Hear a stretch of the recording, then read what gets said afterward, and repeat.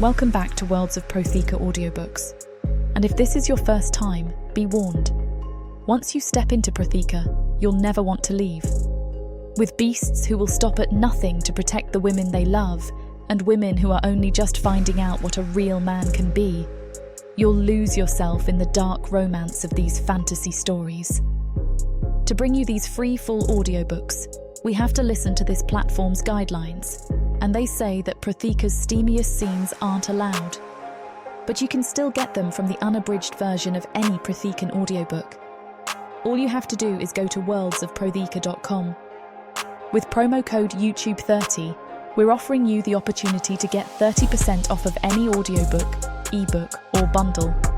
We appreciate you subscribing to the channel, as it makes bringing these free full audiobooks to you possible. Don't forget to like and comment to let us know what you think. Protheka's magic is eternal, and this story is just the beginning.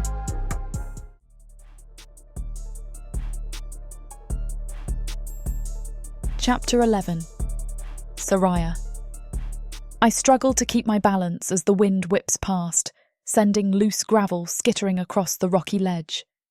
Caliph and I have been travelling non-stop since that harrowing encounter with Narza's apparition, searching for a path through these twisting mountains that might lead us to Snowfall Glen. Our nerves are frayed. Every distant echo in the ravines sets our hearts pounding, and every shadow overhead rouses fear that Narza's warped gargoyles have found us. The days blur, hunger gnaws, the chill stings, and the tension between Caliph and me sometimes flares. We skirt each other in awkward silence at times, weighed down by the memory of Narza's taunts. Yet we share fleeting moments of closeness when the fear overwhelms us, our tether humming with a quiet comfort that reminds me we're in this fight together. Now, as afternoon light slants across the jagged slopes, we pause near a narrow trail twisting upward between two sheer cliffs. Scraggly pines cling to the rocky ground, their roots twisted around boulders in a desperate attempt to survive. Caliph crouches beside me, scanning the path with cautious eyes. His wings remain folded tight, a sign of how tense he feels. My brand itches beneath my glove, that constant dull ache telling me trouble lies close at hand. "Do you sense anything?" I ask softly, trying not to disturb the hush. My voice comes out rough, laced with fatigue. Caliph exhales, the faintest trace of vapour drifting in the cool air. "No illusions, yet," he murmurs. "But something's off. The wind is carrying strange echoes." He tilts his head, listening. A pulse of protective anger flickers through our tether, hinting at how ready he is for a fight. "We should move carefully." I nod, standing. My entire body aches, bruises, half-healed cuts, and the constant anxiety eating at me. But we can't stop. Snowfall Glen, if we're even on the right path, offers our only hope of finding allies to stand against Narza, and maybe gleaning how to break or manage this bond in a way that won't destroy us. We climb the twisting path, boots scraping on loose stone. The sunlight overhead feels weak, as though the day itself has grown exhausted. Caliph paces just ahead, watchful, while I remain a step behind, scanning the cliffs overhead for ambush. Each step takes concentration, the grade steep enough to threaten a tumble if I'm careless. I catch glimpses of Caliph's runes glowing faintly whenever his muscles flex. That subtle glow is strangely reassuring, like a beacon in hostile terrain. We round a jagged bend in the trail, and my breath freezes in my throat. Standing across the path, partially silhouetted by the angled sun, is a figure I've dreaded encountering again. Draveth. He blocks our way with calm arrogance, staff in hand. My heart slams hard against my ribs. He's here. Again.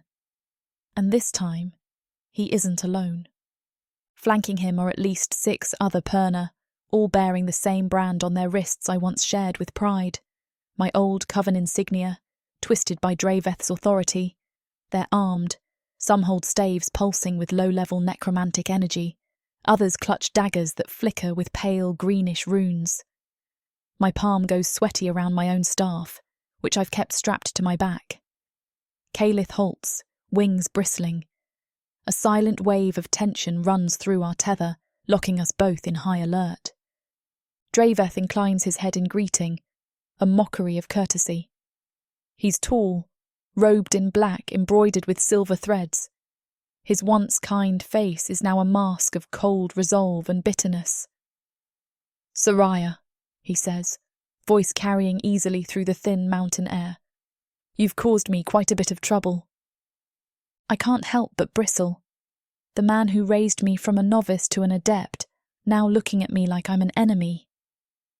"Draveth," I respond, forcing my voice not to tremble. "You won't turn me into Narza, I hope." The quip rings hollow, but I cling to bravado. He snorts, ignoring my jab. "You keep running, Soraya. You left our coven behind for this." His gaze slices toward Caelith, lips twisting in disgust. "A gargoyle of all creatures? Have you truly sunk so low?" Caelith growls softly, tail scraping the rock in warning. I sense the violent urge in him, to lash out and end this confrontation before Draveth can spew more venom. But Draveth's allies stand poised. If we fight now, we might be overrun, and I refuse to see more bloodshed if it can be avoided. My battered limbs twitch with dread. We're outnumbered. "What do you want?" I demand, trying to keep my voice steady. My pulse hammers. Draveth and I share too much history. He was once my mentor, a figure I trusted. Now he hunts me like a rabid hound. He lifts his chin. "I want you to do your duty. Return to the coven. Renounce this gargoyle. Kill him, if you must. You know what rumours swirl, Soraya, that you're dabbling in forbidden magic, doomed to become another Nixari. That brand on your wrist is already tarnished." His eyes gleam with a sharp, dangerous light. "If you come back to us, sever this bond, you might salvage your place among the Purna. But if you persist, we'll be forced to treat you as an abomination." My stomach clenches painfully. He's giving me an ultimatum: return and kill Caelith, or face condemnation as a Nixari. The brand pulses in protest, as though the very notion of turning on Caelith repels me. "I can't..." My voice cracks. "You can't expect me to murder him because you've decided he's unfit for me." A sneer curls Draveth's mouth. "He's a gargoyle, a monstrous relic that once warred with our kind. Don't be naive, Soraya. This alliance you've forged, it's unnatural, proof enough you're walking a dangerous path." From the corner of my eye, I see Caelith's claws tighten, runes glowing more fiercely. Anger flares through our tether. He's insulted, furious. We both are. "My path is my own," I snap. "I left your coven because you tried to control me. Now you want me to kill someone who's fought at my side, saved my life. Number I won't." Draveth exhales, as if dealing with a stubborn child. "You foolish girl. Do you realise how precarious our situation is? Narza is rising. The world stands on the brink, and you're aligning with an ancient threat from the gargoyle tribes. You might as well sign a pact with chaos itself." His staff crackles with a swirl of necromantic energy, a demonstration of power that sends goosebumps skittering down my arms. "We're here to ensure you don't become the next abomination that devours Protheka." I want to protest that Caelith is not an ancient threat, but my voice fails me for a moment. Fear squeezes my lungs. Draveth's Purna allies shift, forming a loose semicircle around us. We're pinned, the rocky slope behind us, Draveth's band in front. My mind races. Can we slip free? If we fight, can we survive? Caelith inches closer to me, wings flaring just enough to show he'll fight if forced. "She's not the next Nixari," he growls. "Narza is out there, Draveth. That's your threat, not Soraya." The rumble in his chest resonates, making the air vibrate. "Focus your efforts on the real enemy, or you'll doom yourselves." Draveth's eyes glint with dark amusement. "Ah, yes, Narza. We know she's awakened, the seal undone. One monstrosity unbound leads to another, it seems. He gestures dismissively. But for all we know, you're in league with her. After all, you were once allied to a powerful Perna who sought to reshape gargoyles. History might be repeating. Perhaps Soraya is your new puppet, or you're her puppet. Does it matter? In either case, you threaten the stability we fight to preserve. Fury sears my chest. That's a lie, I protest, voice echoing. We want to stop Narza, not join her. She nearly destroyed Caleth's people. She's already slaughtering innocent covens. How can you stand here accusing us of being the threat? Draveth's expression hardens. In times of crisis, those who break from the coven must be dealt with. You refuse to submit, Soraya. Your chaotic power is unregulated, your brand tarnished. The coven demands your loyalty, or your end. There's no middle path. His staff glows brighter, and I hear a low chant ripple among his allies. They're preparing to cast something. My heart leaps in my throat. Caleth shifts his stance, runes flaring in response. Don't, he warns, voice a deep rumble that sets my heart pounding. We don't want this fight, but we won't surrender to you. One of Draveth's subordinates, a tall woman with a shaved head, snarls. Soraya, you know what you risk by refusing. If you won't kill the gargoyle, at least bind him. Bring him back in chains. The coven can decide his fate. Then maybe we can spare you from condemnation. The old pang of belonging tugs at me. My memories of training sessions, shared meals, late-night study with these same Perna. Once, they were my family. Now they talk of chaining Caleth like a beast. I glance at him, the tension etched on his face. He meets my eyes, wordless. The tether throbs with our shared anguish. They see him as a monster, but I've grown to see him as... I swallow. As something so much more than a reluctant partner. As someone I trust, someone who, in the darkest moments, gave me reason to hope. I can't, I whisper, voice cracking. I'm not delivering him to you like a sacrifice. Draveth's shoulders slump, a flicker of true sadness crossing his features. For an instant, I almost believe he regrets this confrontation. But then his expression steels. Very well. The coven has issued its mandate. If you won't obey, if you won't renounce this gargoyle, then you leave us no choice. He lifts his staff, and the necromantic aura crackles around him, swirling greenish-black tendrils into the air. By the authority granted to me, I label you a traitor and a potential Nixari. I tremble, tears burning. A potential Nixari. The brand on my wrist aches as though mocking me. My old nightmares swirl, that I'd somehow walk the same path as Narza, that my power would lead me to destruction. Draveth is threatening to make that prophecy real in the eyes of the coven. You can't do this, I plead. I'm not the enemy. Don't force me to... He cuts me off, thrusting his staff forward. The energy crackles. Your actions have chosen your path, Soraya. He glances at Caleth with disdain. If you defend that beast, you side with darkness. Caleth snarls, and I place a hand on his arm, trying to keep him from launching into an unwinnable fight. We're outnumbered, battered, still reeling from Narza's reappearance. We have to be smart. My mind scrambles for a solution. Can we talk them down?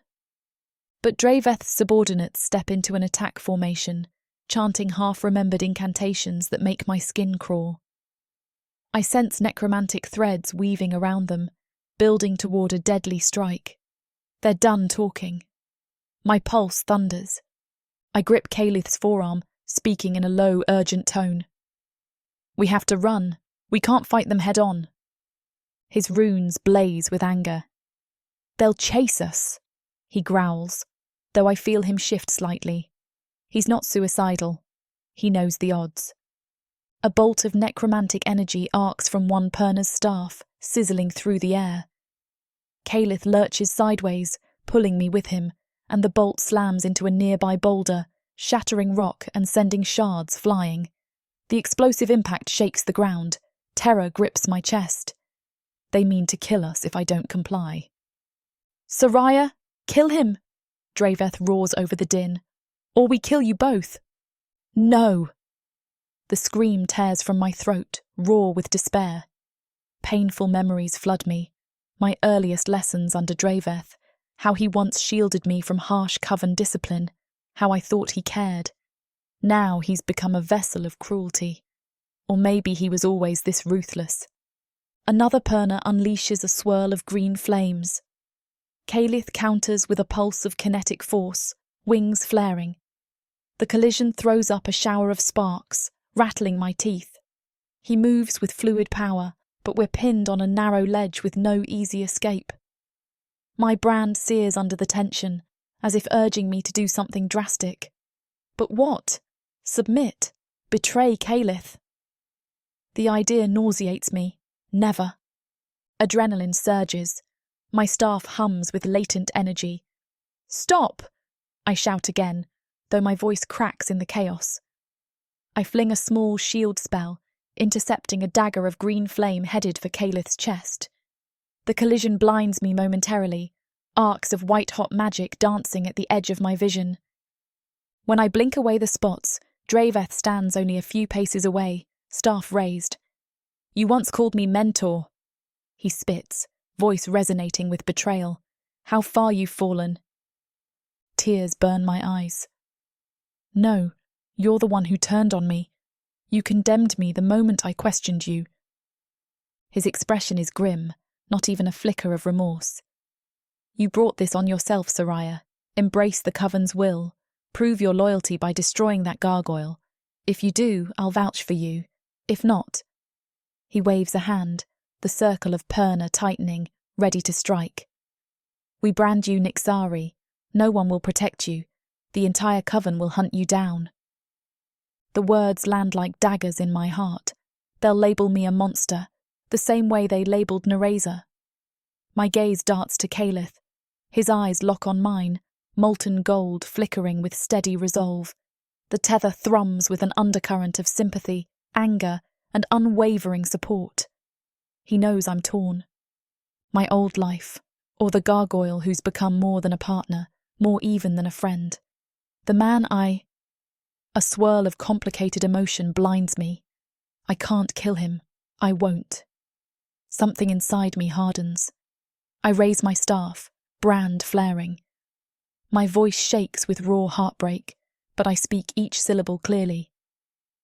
I refuse. He's under my protection. If you label me as an Nixari, so be it. Draveth's lips press tight, sorrow flickering momentarily. "Then you choose death," he says softly. "I tried to give you one last chance." His subordinates unleash a coordinated barrage of necromantic bolts, swirling green flames and crackling illusions that distort the air. My pulse spikes. Calith roars, wings sweeping out to shield me from the brunt of the assault. Stone shards explode around us, rattling my bones.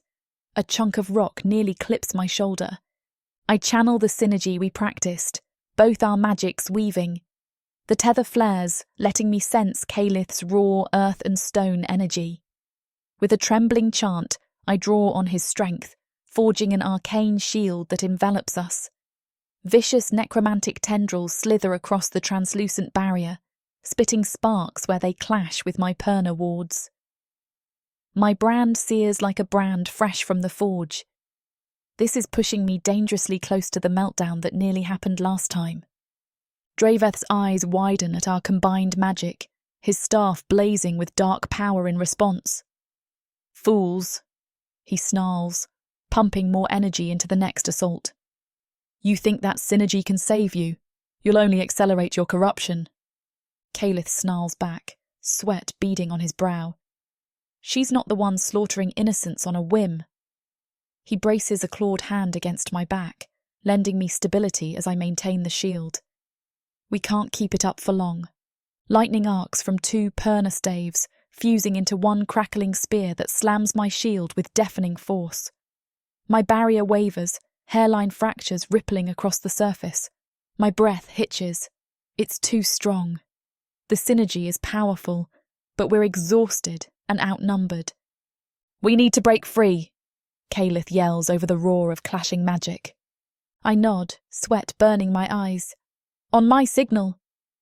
He shifts, runes blazing, preparing a kinetic wave. My entire body thrums with tension, the tether humming at a near-painful pitch. Draveth's allies chant in a furious crescendo, swirling illusions conjuring phantasmal shapes that claw at our shield. My brand pulses, heartbeat stuttering. I won't be labelled Nixari. I won't let them kill him. "Now!" I scream, unleashing the shield's energy outward in a sudden burst. Calith simultaneously channels a kinetic blast, the combined forces slamming into our attackers. There's a thunderous crash. Several Perna are knocked sprawling, spells fizzling mid-air. Draveth himself staggers, staff scraping over the rocky ground. An opening. Calith grasps my uninjured arm, pulling me with him. We dash sideways, diving between two Perna who are still reeling from the shock. One flails at me with a dagger. My staff parries on instinct, and I grunt, twisting away. My brand twinges with each motion, but adrenaline propels me forward.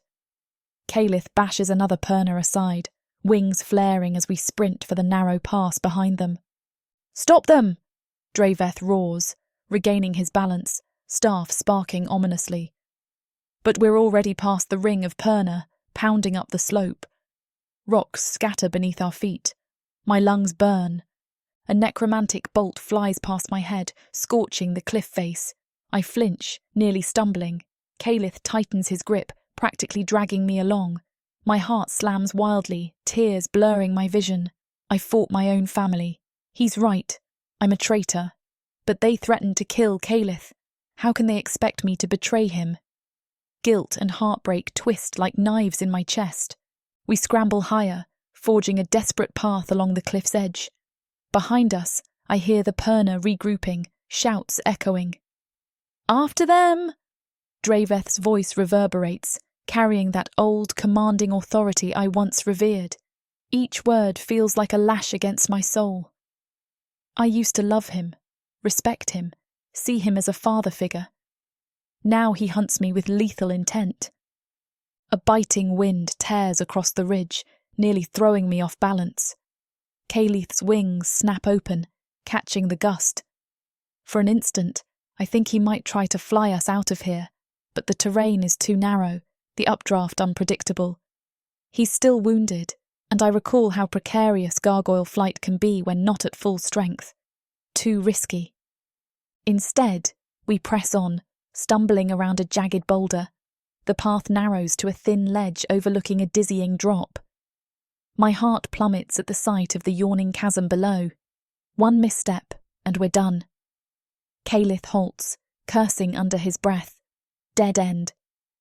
The ledge ends abruptly, the cliff curving away in a sheer fall. Footsteps ring out behind us. Draveth and his Perna appear, fanning across the path. Trapped. My stomach knots, brand throbbing. Nowhere left to run. Calith's tail lashes, runes flaring with grim resolve. We might have to fight to the death. Draveth points his staff at me, voice like ice. "This is your last chance, Soraya. Separate from the gargoyle. Kill him if necessary. Prove your loyalty." I meet his gaze, tears welling anew, voice cracking. "You're asking me to murder the only ally who's ever believed in me without trying to control me. The one who's fought for me against Narza's nightmares. I can't do that." His eyes harden. "Then you are truly lost. The Coven cannot abide a rogue Perna with your potential. By the authority of the High Circle, I name you Nixari. Your life is forfeit." A sob shudders from my chest. He raises his staff, energy coalescing into a lethal swirl. The Perna beside him follow suit, forming a volley of crackling spells ready to reduce Calith and me to ash. My grip on my staff trembles. I can't hold off so many. Even with Calith's synergy, we're battered, exhausted, pinned on a ledge with nowhere else to go. I glance at Calith, tears streaming down my face. He meets my gaze, claws flexing, jaw set with unwavering determination. "I won't let them harm you," he growls, low enough only I hear. The tether resonates with a fierce protectiveness that breaks my heart. We're in this together, to the bitter end. Draveth's expression is blank, as though he's steeled himself for an unpleasant duty. "May the source show you mercy, child," he intones, staff rising. His allies do the same, spells glimmering with finality. My mind spins. Is there no other way? If I hurl an explosive wave, I might bring the cliff down on us all. The brand burns like fire, begging for release. If I tap that power fully, I might kill them or kill us all, or become the monster they claim I am. The tension builds, a heartbeat away from carnage. Then, from somewhere above, a thunderous roar echoes. No, not thunder. A new presence.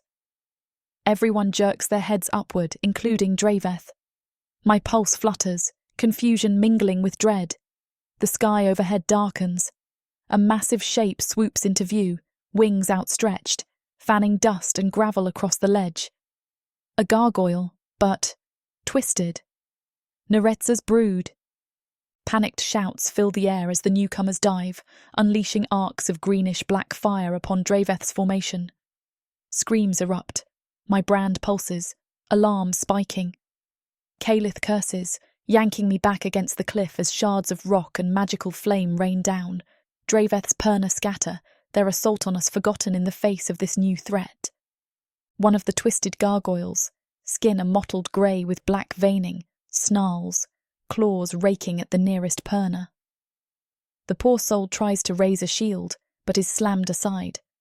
More monstrous shapes swirl overhead, at least 3 or 4, each one enormous and menacing, eyes glowing a sickly yellow. My chest constricts. Narza's brood has found us. "This is bad," Calith mutters, scanning the chaos. Draveth's contingent fights back, hurling necromantic blasts that scorch the stone.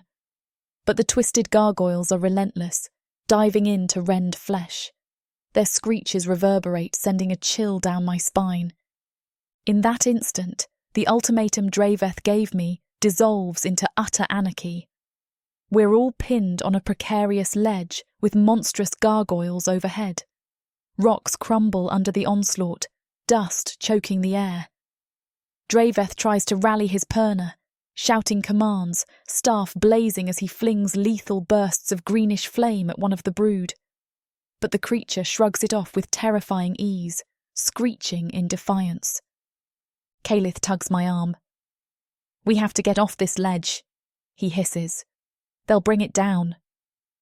Already, cracks run through the cliff face, pebbles tumbling into the abyss below. I hesitate, scanning for Draveth. He's pinned behind a boulder, 2 of his allies covering him while the brood circles for another pass. Part of me hates him for what he's done, but another part still clings to the memory of the mentor who once protected me. My heart twists. I can't leave him to die like this. Calith sees my turmoil. "He tried to kill you," he says, voice taut. "Do you really want to risk your life for him?" Tears line my eyes, but I set my jaw. He's still my family in a twisted way. I can't just watch him get torn apart. Guilt racks me. Is this foolish compassion or the last shred of humanity? The ledge shudders again as one of the twisted gargoyles lands with a thunderous impact, blocking the path we came from. Its sinewy wings fold, claws skittering on rock. It roars, drooling black saliva. My stomach lurches. This is no normal gargoyle. "All right," Calith grinds out, "but we do this fast. If Draveth tries to kill us again, I won't hold back." I nod, heart pounding. Together we lunge forward, weaving between the scattered perna. One tries to strike Calith with a reflexive spell, but I deflect it, shouting, "We're helping you!" The perna gapes at me, confused, but doesn't attack again. We reach Draveth, who crouches behind a boulder, face streaked with dust and raw fear. He looks up, expression slack with shock to see me rushing to him. "Soraya?" He gasps, eyes flicking to Calith. Why would you? A screech overhead interrupts. One of the brood dives, claws extended. Calith roars, meeting the attack with an upward slash of kinetic energy, sending the beast spiralling off course. I seize Draveth's arm, helping him to his feet. We need to get off this ledge. Now. He's trembling, staff shaking in his grip. You're not killing me. His voice cracks. I glare at him. You might be a bastard, but I'm not a murderer. Even as I say it, part of me rages at how close he came to slaughtering Calith. But the ledge quakes under another blow, dust swirling in my throat. No time for righteous fury. One of Draveth's subordinates is pinned by a twisted gargoyle, shrieking as the beast's claws dig into flesh. Before I can react, Draveth hurls a necromantic blast that tears the creature away, freeing the pinned Perna. Fall back! Draveth orders, voice scraping with panic. We can't hold them on this terrain. Shouts ring out, confusion mounting. Some Perna attempt to retreat, but the brood overhead cuts off the escape. Another chunk of the ledge crumbles, falling into the chasm. Pebbles bounce around my boots. My brand pulses with alarm. Calith hisses, wings partially extending as he surveys the sky. We might have to fight our way through them, or risk the cliff's other side. I see a narrow path that might lead down. I follow his gaze, spotting a precarious route snaking along the cliff face. One misstep and we'd plummet, but staying here means certain doom. Let's do it, I say, swallowing my terror. My voice shakes, but I push forward. Draveth, come with us if you want to live. He hesitates, still reeling from the fact I'm offering him any aid at all. But another gargoyle swoops in, forcing the Perna to scatter. Draveth clenches his jaw. Fine, he spits. We regroup on stable ground. Chaos reigns as we dash across the trembling ledge. Calith stays close, deflecting stray attacks from the brood with pulses of his stone-laced magic. Draveth does the same on the other side, staff blazing. I'm caught in the middle, flinging a ward or two to keep necromantic flames from crossing. The other Perna scramble behind us. I can't even see how many remain alive. Screams echo, overshadowed by the brood's shrieks. My heart feels like it might burst. We reach the narrow path Calith spotted. It clings to the cliff face in a hairpin turn. Without hesitation, Calith steps onto it, his wings pressed tight to navigate the cramped space. I follow, gulping at the sheer drop below. Draveth and two of his subordinates come after us. Another Perna lags behind, pinned by debris. She screams for help, but we can't turn back. It kills me to ignore her cry, but the brood descends again, ripping the ledge apart. We have no choice. Tears burn my eyes. The path slopes downward, each step precarious. Draveth's allies cling to the rock, panting. A savage wind tears at us, kicked up by the gargoyle's wings overhead. Dust and small stones rain down. My brand throbs, every nerve fraying. We're alive, for now, but the price is horrifying.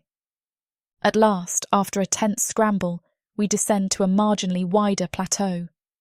The brood above is busy ripping apart the ledge, turning its wrath on whatever remains of Draveth's forces. Screams echo, then fade. My stomach twists. We're cornered still, but the twisted gargoyles might not see us hidden by the cliff overhang. Our group huddles, gasping for air. Calith sets me down gently. I hadn't even realised he was half supporting me. My shoulder throbs, bruises sting, everything spins. Draveth collapses to his knees, staff clattering. The two Perna with him are wide-eyed, trembling. Silence wraps around us, broken by the distant roars above. For a long moment, nobody speaks. Then Draveth lifts his head, eyes pinned on me. Fury and confusion swirl there. Why? He croaks. Why help me after I demanded you kill your gargoyle? My voice trembles. Because no matter what you did, I can't stand by and watch you get torn apart by Narza's brood. We have bigger foes to worry about. He exhales a shaky breath. You remain naive as ever, Soraya. But there's a quiver in his voice that suggests relief. They truly are her spawn, he mutters, shuddering. I've never seen such monstrous gargoyles. Calith rumbles softly. She corrupted many. Now they serve her without question. You'd do well to realise we aren't your true enemy. One of Draveth's subordinates glares at Calith. But you're... She falters, glancing at the wreckage above. Gods, I don't know. Maybe we all die anyway. She buries her face in her hands. I clench my fists. We need to get out of these mountains, or at least find cover from the brood. Snowfall Glen is our aim. They might stand a chance. But if you still want to kill Calith, we'll just part ways here. My voice wobbles, but I force conviction. I can't go back to the coven. That door is slammed shut. They labelled me Nixari. Draveth drags himself upright, leaning heavily on his staff. His face is a mask of turmoil. You truly believe these Pernas will help us? He asks, surprising me with his uncertainty. I shrug, tears burning the corners of my eyes. Better than wandering aimlessly until Narza or her brood picks us off. They might not be allied with our coven, but they despise monstrous threats that devour entire enclaves. I stare him down. Come with us, or don't. But I'm not betraying Calith for you. His jaw works as if he wants to protest. The woman behind him shifts uneasily. Then Draveth bows his head, voice hollow. Perhaps we have no choice. The coven wants your blood, yes, but right now, half our forces are scattered or dead. That brood caught us off guard. He meets my gaze, shame flickering. I can't even muster the energy to condemn you further. We barely escaped. A swirl of conflicting relief and heartbreak courses through me. My mentor, broken and uncertain. I whisper, then you'll let us be. He rubs a trembling hand across his face, lines of exhaustion etched in. Temporarily, he says, bitterness lacing his tone. Until we see what the Pernas propose, or if we can regroup with the coven. If you truly mean to face Narza, maybe we can arrange a truce, or maybe the coven kills us all anyway. His mouth twists. I see no easy path. Calith's wings shift, a sign of uneasy acceptance. We can share the trail for now, he says, voice still thick with distrust. But if you threaten Soraya again, I'll end you. The promise rumbles in his throat like distant thunder. Draveth nods stiffly. If I wanted her dead at all costs, I'd have let the brood tear you both apart. He trails off, a flash of raw emotion passing over his face. For an instant, he looks like the mentor I once knew, the man who guided my initial steps in magic. Then the moment is gone, replaced by a grim warrior who's lost too many allies. I exhale, tears slipping down my cheeks. My brand aches, but for the first time, the pain feels overshadowed by the grief of my sundered ties. He was my family, but that's shattered beyond repair. All right, I manage. We find a safe route down the mountain, then figure out the next step. Draveth glances at the battered Perna flanking him, who nod uncertainly. The woman with a shaved scalp is bruised, blood staining her sleeve, but she scowls. I still don't trust the gargoyle, she mutters. Calith snorts, tail flicking in irritation. I grab his arm in silent request for calm. We're all battered. No need to escalate. Together, we limp away from the crumbling ledge, forging a path deeper into the rocky gullies below. Our progress is slow, every step echoing with tension. The sun slips lower, painting the sky in muted oranges and pinks. Shadows lengthen, but we press on until we find a sheltered nook among the boulders where we can at least rest and nurse our wounds. Silence reigns, broken only by ragged breaths, a hush of shared exhaustion. Calith helps me settle against a slope of rock, while Draveth's subordinates huddle at the opposite end, glaring warily at Calith. Draveth stands a short distance away, staff propped at his side, face lost in thought. Once upon a time, he'd kneel by my side, check my injuries, talk me through the fear. Now, the gulf between us is immeasurable. Darkness creeps across the mountain, and we light a small fire with the scraps we carried.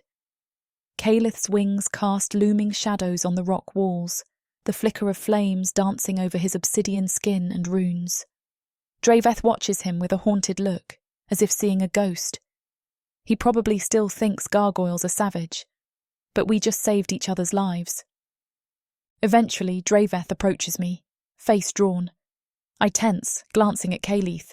He shifts, ready to intervene, but Draveth lifts a placating hand. "I'm not here to fight," he says quietly. Then he kneels, voice so low only I can hear. "Soraya, I was harsh. I threatened to kill you. But you must understand, the Coven sees you as a threat, your raw potential. The taboo with a gargoyle. They fear another Nixari like Narza. I had to obey their edict." My throat constricts, tears pricking. "And you personally? You want me dead too?" My voice is soft, laced with heartbreak. He exhales, gaze slipping toward the fire. "I don't want you dead. I want you safe. From yourself, from that gargoyle, from Narza's corruption. But I see now, maybe I was wrong to push so hard. I don't know. I only know the Coven demands your loyalty, or your blood." His eyes flick up. "You saved me from the brood. That means something." My heart aches. "You'd still label me Nixari?" I murmur, tears slipping. "Even after everything?" He lowers his head, voice heavy. "I have no choice but to report to the High Circle, but you've earned a stay of execution at least. If this Snowfall Glen can provide a solution, some vow that you won't topple into darkness, maybe the Coven can be swayed." He scoffs bitterly. "Or maybe Narza devours us all first." I wrap my arms around myself, brand throbbing. If the Coven tries to force me to kill Calith again, I'll resist. I won't do that. I'd rather be called Nixari than betray him. He studies me for a long moment, reading the naked emotion on my face. "He means that much to you?" Draveth asks, voice barely above a whisper. Heat floods my cheeks. I recall nights spent huddled together in the cold, the bond forging an unexpected closeness. The memory of that storm-lashed cave, of his arms around me, flares. "Yes," I say quietly, not shying away. "He does." A flicker of sadness crosses Draveth's features. "Then I see how far we've drifted," he murmurs, a note of finality. He stands, staff tapping the ground. "Rest, Soraya. We'll discuss next steps tomorrow." He moves away, returning to his subordinates. My entire body sags, tears slipping free. Calith appears at my side, silent. I sense his protective aura, the tether's gentle hum. Without words, he sits down next to me, close enough that our shoulders brush. The contact soothes the raw edge in my heart. After a moment, I lean my head against his arm, tears dampening his worn leathers. He sets a clawed hand on mine, tension easing. We stare at the small fire, glowing embers casting dancing lights on the stony ground. My brand's ache subsides slightly, replaced by a quiet sorrow for what we've lost, and a grim acceptance of the precarious future we face. "Are you all right?" Calith asks eventually, voice hushed. The tether resonates with concern. "I'm alive," I whisper, voice trembling. "He gave me an ultimatum, kill you or become Nixari, and now we're forced into some uneasy truce because we're all hunted by Narza's brood." A humorless laugh escapes. "It's a sick joke, isn't it?" His runes flicker softly. "It is," he concedes, tail curling around his ankles. "I'm sorry you had to face that choice." I exhale a shaky breath, turning to meet his eyes. In the firelight they gleam a warm gold, filled with unspoken compassion. "I couldn't choose them over you," I say, throat tight. "I refuse. no matter how they threaten me. Something in his expression softens. He moves his hand to gently brush a stray tear from my cheek. The tether therms with resolve. No matter the cost, we won't turn on each other. A wave of warmth floods my weary limbs, reminding me there is still a bond stronger than Draveth's condemnation. Behind us, Draveth and his subordinates converse in hushed tones, too far for me to catch the words. I sense hostility, but also exhaustion. The brood's attack shattered their confidence, forcing them to realise Calith and I aren't the only threat. Perhaps this reprieve will last long enough for us to reach the Pernas. Night drapes the sky, the moon rising in a pale arc over the cliff. Our small group remains in uneasy proximity, pinned by the knowledge that venturing out in darkness with the brood overhead is suicidal. We huddle by the fire, each lost in thought. The tension between Draveth's Perna and Calith remains thick, but no one dares reignite hostilities after barely escaping those twisted gargoyles. With the night deep, we sleep in shifts. I doze against the warm bulk of Calith's body, wings half folded around me, the tether offering a faint comfort. I'm labelled Nixari by the Coven, a brand of exile and condemnation. But I also feel a paradoxical sense of liberation. I've chosen my path, chosen my loyalty, no matter how dire the consequences. My heart remains heavy, thinking of those Perna who once stood as my friends.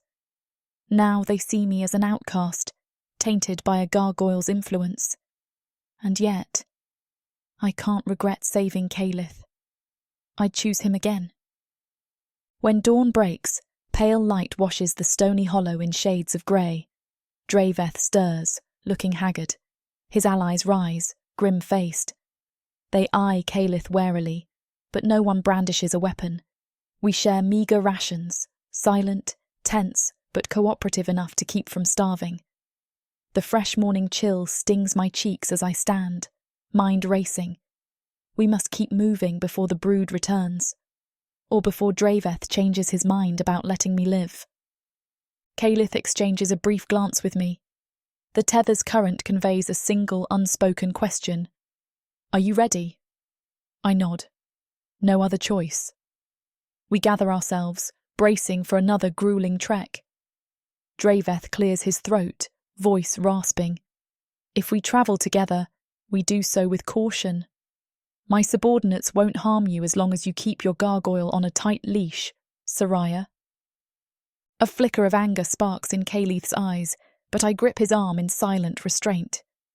He's not on anyone's leash, I say, voice sharper than I intend. But we'll keep the peace if you do. Draveth's lips press together, but he doesn't argue. He's out of options. The looming threat of Narza's brood overshadows our personal vendettas. For now, a fragile truce stands. We set off, forging a tenuous alliance of necessity. Bad guys close in indeed, except now we're forced to partner with some of them to survive the bigger evil. My soul aches at the irony. As we wind down the rocky trail, the day's light growing stronger, I cast one last look at Draveth. Our gazes lock, thick with unspoken pain. I'm torn between the family I once knew and the gargoyle who's become more than a reluctant companion.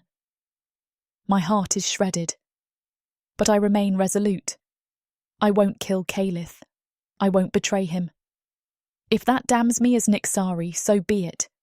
Better to stand with a gargoyle who has shown me genuine care and respect than a coven that demands I betray my conscience.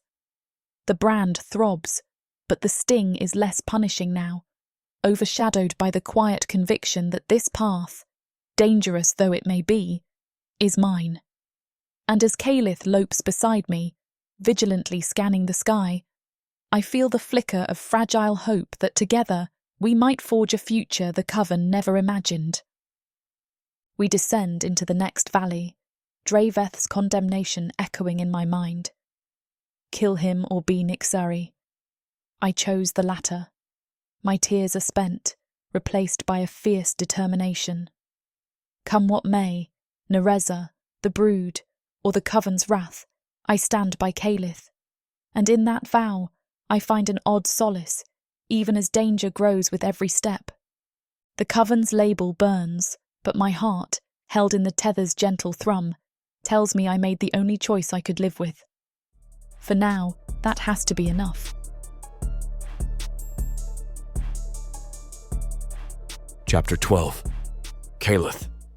The chill wind biting at my face offers no comfort, but I welcome it anyway, letting the sting anchor me in the present. I need any reminder that I'm alive, not drowning in ghosts from centuries ago. The mountains stretch before us in a rough silhouette of jagged peaks and treacherous ravines, dimly lit by the dying embers of sunset. We're halfway between daylight and darkness, as if caught in some vast cosmic pause before the night begins in earnest. Behind me, I hear the faint shuffle of Soraya's boots on gravel. The tether thrums in my chest, a muted, steady beat that marks her presence, though I refuse to lean into it. I must keep my distance, I tell myself, for her sake, because every time I let her slip close, every time I let the bond flourish, I see echoes of Narza's downfall, an all-too-familiar pattern that might lead Soraya down the same spiral. I pick my way over a rocky rise, scouting ahead. The tension in my muscles never eases. Ever since that clash with Draveth and the arrival of Narza's twisted brood, I've been on edge, half expecting more gargoyles to dive from the sky, or more of Draveth's Perna to ambush us. My tail flicks in short, agitated arcs, betraying my turmoil.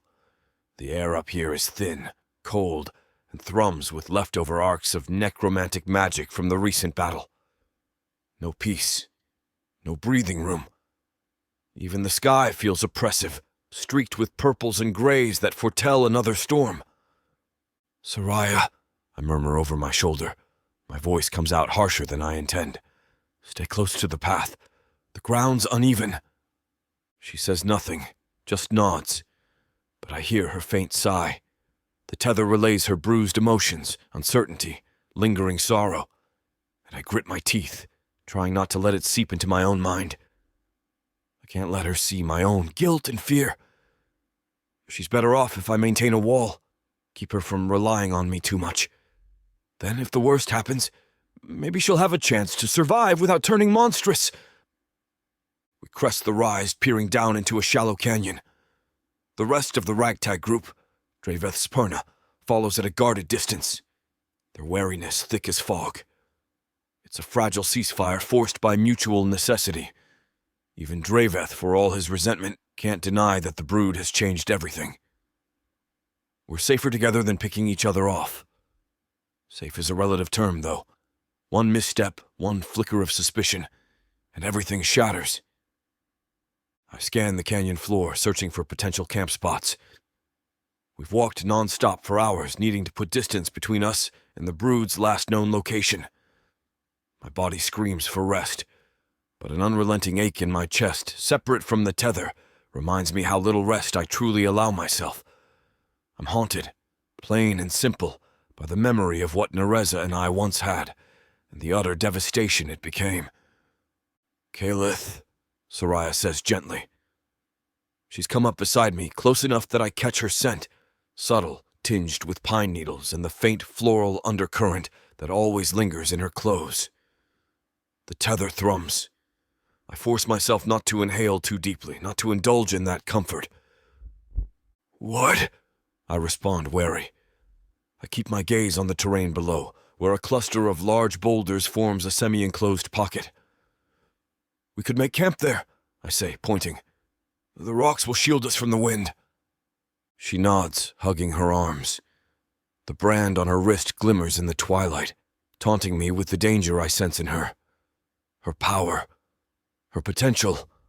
The place in my mind that once welcomed partnership now recoils, imagining how easily she could tip into darkness if pressed. I recall Narza's mocking words. She's on the same path. My runes flicker with suppressed agitation. Wordlessly, we descend. Each step demands focus. The ground slips under my boots. Soraya stumbles on loose gravel, and without thinking I reach out, grasping her elbow to steady her. Our gazes collide, her eyes flicker with gratitude, and for an instant, the tether pulses warm. This is the closeness that both sustains and damns us. My heart twists. I release her arm quickly, stepping away. Careful, I mutter, trying to sound impersonal. She pulls back, shoulders tight with hurt. But she says nothing, only nods and continues downward. My chest aches at the distance I'm putting between us. I'm doing this to protect her, I remind myself. If we grow too close, if we entangle our fates, what if I fail her again? We reach the boulders. Draveth and his two subordinates trail behind, breath ragged from exhaustion and tension. The moment we pause, the Perna disperse in a defensive half-circle, staves at the ready, eyes darting warily at me. I pretend not to care. Let them be suspicious. I might share a temporary alliance, but I have no reason to want their acceptance. Soraya finds a level patch of ground sheltered from the worst of the wind. She places her pack down with a weary sigh. I sense the swirl of her exhaustion through the tether. Let me help her. A voice inside me begs. But I remain silent, forcing myself to keep that emotional distance. Better if she doesn't rely on me for comfort. Because when I fail again, she'll be better off unentangled. We set up a small perimeter. Draveth murmurs about taking turns on watch. His voice is subdued, no longer laced with the raw hostility of our last confrontation. But the resentment remains. I can see it in his eyes whenever he glances at me. A flicker of disgust, suspicion, maybe even jealousy. He senses something more than camaraderie between Soraya and me. The knowledge tightens my gut. All the more reason to keep my distance. For her safety. Dusk settles in full, cloaking the canyon in deep blues and grays. A meager fire crackles at the center of our rocky enclosure, its heat a meager balm against the mounting cold. Soraya kneels by the flames, her face painted in flickering orange light. Draveth lingers on the opposite side, huddled with his subordinates. I stand a short distance away, leaning against a boulder, arms folded, trying not to let my gaze wander to Soraya. But I can't stop it. She's the only warmth I see in this bleak place. The group shares a miserable meal of dried rations. No one speaks much. We're all too aware that the twisted gargoyles could find us, or that the tenuous alliance might crack. I sense Draveth's glare on me, but I ignore it. Let him scowl. My runes flicker in the dark, an ever-present glow that betrays my tension. When the last scraps are eaten, Draveth and his subordinates claim they'll rest. Soraya offers to take first watch. I open my mouth to object. She's exhausted, but I bite back the words. We're not alone in this. She doesn't need me hovering, especially after the distance I've maintained. Draveth's people hunker down, weapons at their side. In minutes, they drift into restless half-sleep. I remain standing, scanning the dark canyon. The tether pulses softly, alerting me that Soraya lingers nearby. She steps over, voice hushed. "Kaleth," she says, heartbreak threaded in her tone. "Why won't you even look at me? Did I do something wrong?" My jaw clenches. She's the last person who's at fault. "No," I force out, still not meeting her gaze. It's complicated. "Everything about us is complicated," she murmurs, taking a cautious step closer. The tether hums, beckoning me to turn, but I fight the urge. If I see her face, I might break. "Please talk to me. Don't shut me out." A raw ache pulses in my chest. I can't explain the swirl of guilt. "Go rest," I say, voice harsher than intended. "You're tired." She inhales, frustration coloring her words. "I offered to stand watch, remember? I'm wide awake." She folds her arms, defiant. "And I'm not leaving until you tell me what's going on." Tension coils in my muscles. She's persistent. Finally, I exhale, forcing myself to glance at her.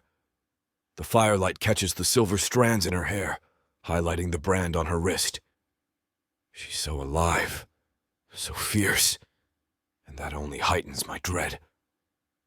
I recall Narza's transformation, how her eyes glowed with that same intensity once, before it warped into something monstrous. Could Soraya meet a similar fate? Fine, I say through gritted teeth, stepping away from the boulder to a quieter alcove behind it. Talk, but keep your voice down. The others are trying to rest. And I can't bear their scrutiny. Soraya follows me, concern etched in her features. Once we're out of earshot, I let out a long breath. The starlight overhead glimmers faintly, the moon partially veiled by clouds. The tether pulses in my chest, reminding me how intimately we share space. I cross my arms, wings shifting behind me in restless agitation. She waits, letting the silence fill up. Her eyes gleam with unshed tears. "Whatever's haunting you," she says quietly, "I want to help. We survived Draveth's ultimatum, we survived the brood. But you act like you'd rather face them alone than let me stand by you." Her voice catches. "Why?" 1,000 answers churn in my mind, all of them leading back to one core truth. I fear losing her to the same darkness that claimed Narza. But how do I articulate that without sounding paranoid or insulting her strength? My wings droop slightly. "You saw what Narza said," I finally manage, voice low. "She planted seeds of doubt about you, about us. She wants to tear us apart from within. I can't pretend it didn't work. She reopened wounds I thought I'd buried." Soraya's lips part in pained understanding. "Kaleth, she's trying to manipulate you, me, both of us." "I know," I snap more harshly than intended.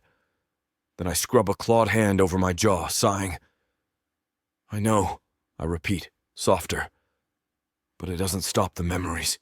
She was once like you. Passionate, determined, convinced she could harness any magic for the greater good. Then it twisted her, made her something horrifying. I see parallels, Soraya, and it terrifies me." She takes a deep breath, tears threatening. "I'm not her," she says, trembling. "Don't you trust me enough to see that?" My gut twists with guilt. "I do trust you," I say, voice rough. "But I didn't see Narza's corruption until it was too late. What if I'm blind again? What if, by letting you rely on my magic, I'm steering you down the same path?" My runes pulse, the tether tugging painfully. She stares at me, heartbreak shining in her eyes. "I won't become her. I won't let that happen. You've seen me fight, seen me resist Draveth's demands that I kill you. I don't want unchecked power. I just want to be free, to stand against Narza." She swallows hard, lips trembling. "And I want to stand with you." My heart clenches. She wants me. The knowledge cuts deep. Yet the old guilt roars inside, reminding me how I once let love blind me to the cracks in Narza's soul. "It was partially my fault," I rasp, the confession slipping out unbidden. "Narza wanted to save my people, the gargoyles, from extinction. I never realized how far she'd go. I didn't stop her early enough. I failed her. I failed everyone." My wings sag in remembered grief. She became the monster because I was too late to see her fall. Soraya's expression softens with pained sympathy. "You can't blame yourself for her choices. You said she was messing with chaos magic, forging pacts that no one could have foreseen. You did what you had to, eventually, by sealing her away." "Too late," I mutter, voice hollow. "Thousands died first. My kin twisted, entire enclaves leveled. If I'd acted sooner, none of that might have happened. I bear that sin, Soraya. Every day it gnaws at me." She reaches out slowly, placing a hand on my arm. The tether quivers in recognition. "I'm sorry," she whispers. "Truly. But punishing yourself forever won't bring them back." I stiffen at her gentle touch. My reflex is to pull away. I don't deserve comfort. but the tether's warmth seeps into my chest, loosening some of my rigidity. I know, I admit, voice tight. Yet I can't shake the fear that if I let you in too close, I'll repeat the same mistake. Or worse, that I'll watch you become a new Nixari and be forced to seal you away too. She flinches, tears slipping free. So you'd rather push me away preemptively? Let me stumble alone, risking my life and sanity, because you're afraid you'll fail me? Her words strike like a blade to the gut. My claws curl into my palms, drawing faint crescents of pain. It's not that simple. But I can't deny she's partly correct. I'm trying to protect her by distancing myself. If you rely on me too much, on our synergy, the tether grows stronger. That power can be addictive. She exhales shakily. Kaleth, we're already bound. Running from it doesn't make the bond disappear. It just leaves me confused and alone, unsure if I can count on you when Draveth or Narza corners me. Her tears glisten in the moonlight. I need you with me, not half-heartedly hovering. My throat tightens.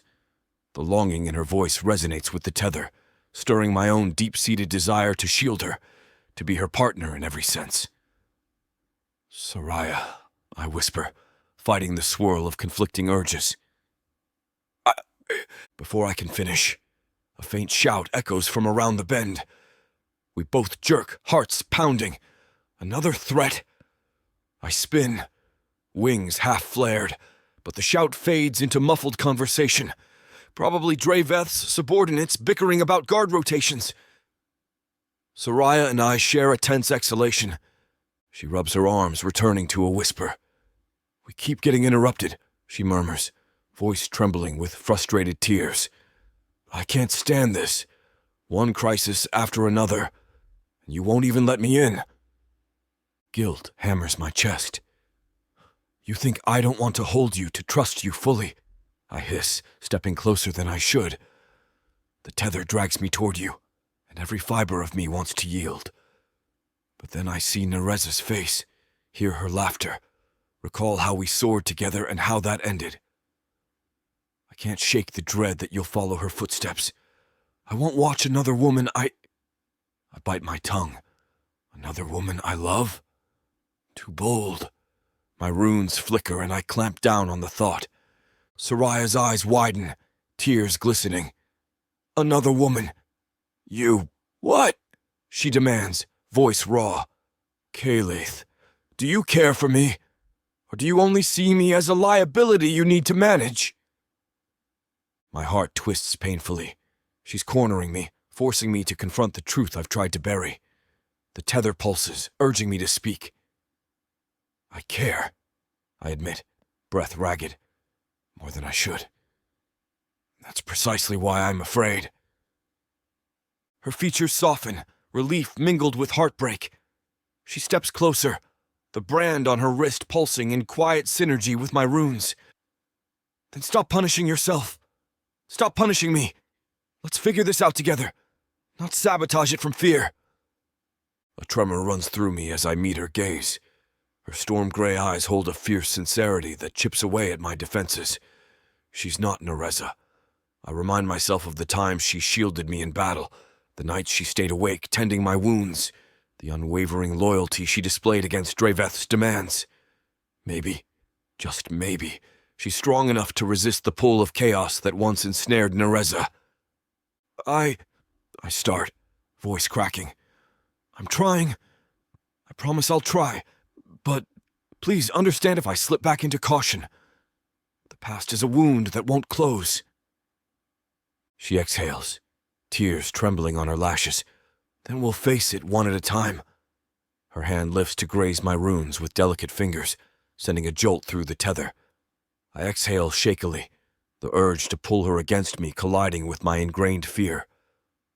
Thank you, she whispers, eyes full of sorrow and relief. Slowly, she draws me into a brief, tentative embrace. Her arms wind around my waist, and my wings stiffen in surprise. After a heartbeat, I allow myself to circle her shoulders, pressing my face into her hair.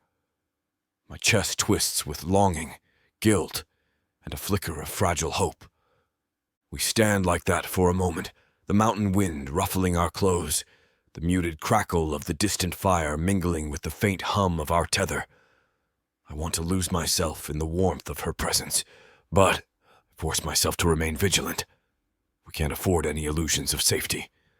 At last we break apart, breath mingling in the cold air. She runs a trembling hand across her cheek, blinking away the last tears. "Let's go back," she says softly. "Try to get some rest before the next crisis." I nod, swallowing the lump in my throat.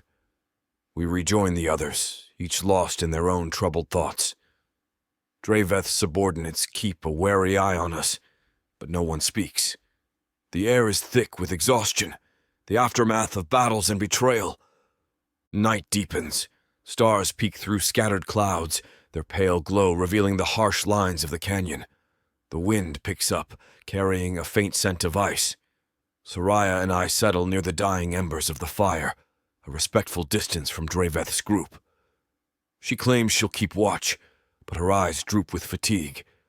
Without a word, I step in, offering to take over. She tries to protest, but her exhaustion is evident. Reluctantly, she slumps against a boulder. I see the bruises on her arms, the strain in her posture. My chest aches. I want to cradle her, let her rest against me. But I maintain a careful space, recalling the vow I just made to try without smothering her. It's a delicate line. When the others drift into restless slumber, Draveth included, though he sleeps with his staff in hand, I remain awake. My wings partially unfurl for better balance, tail coiled around my ankles, scanning the dark perimeter.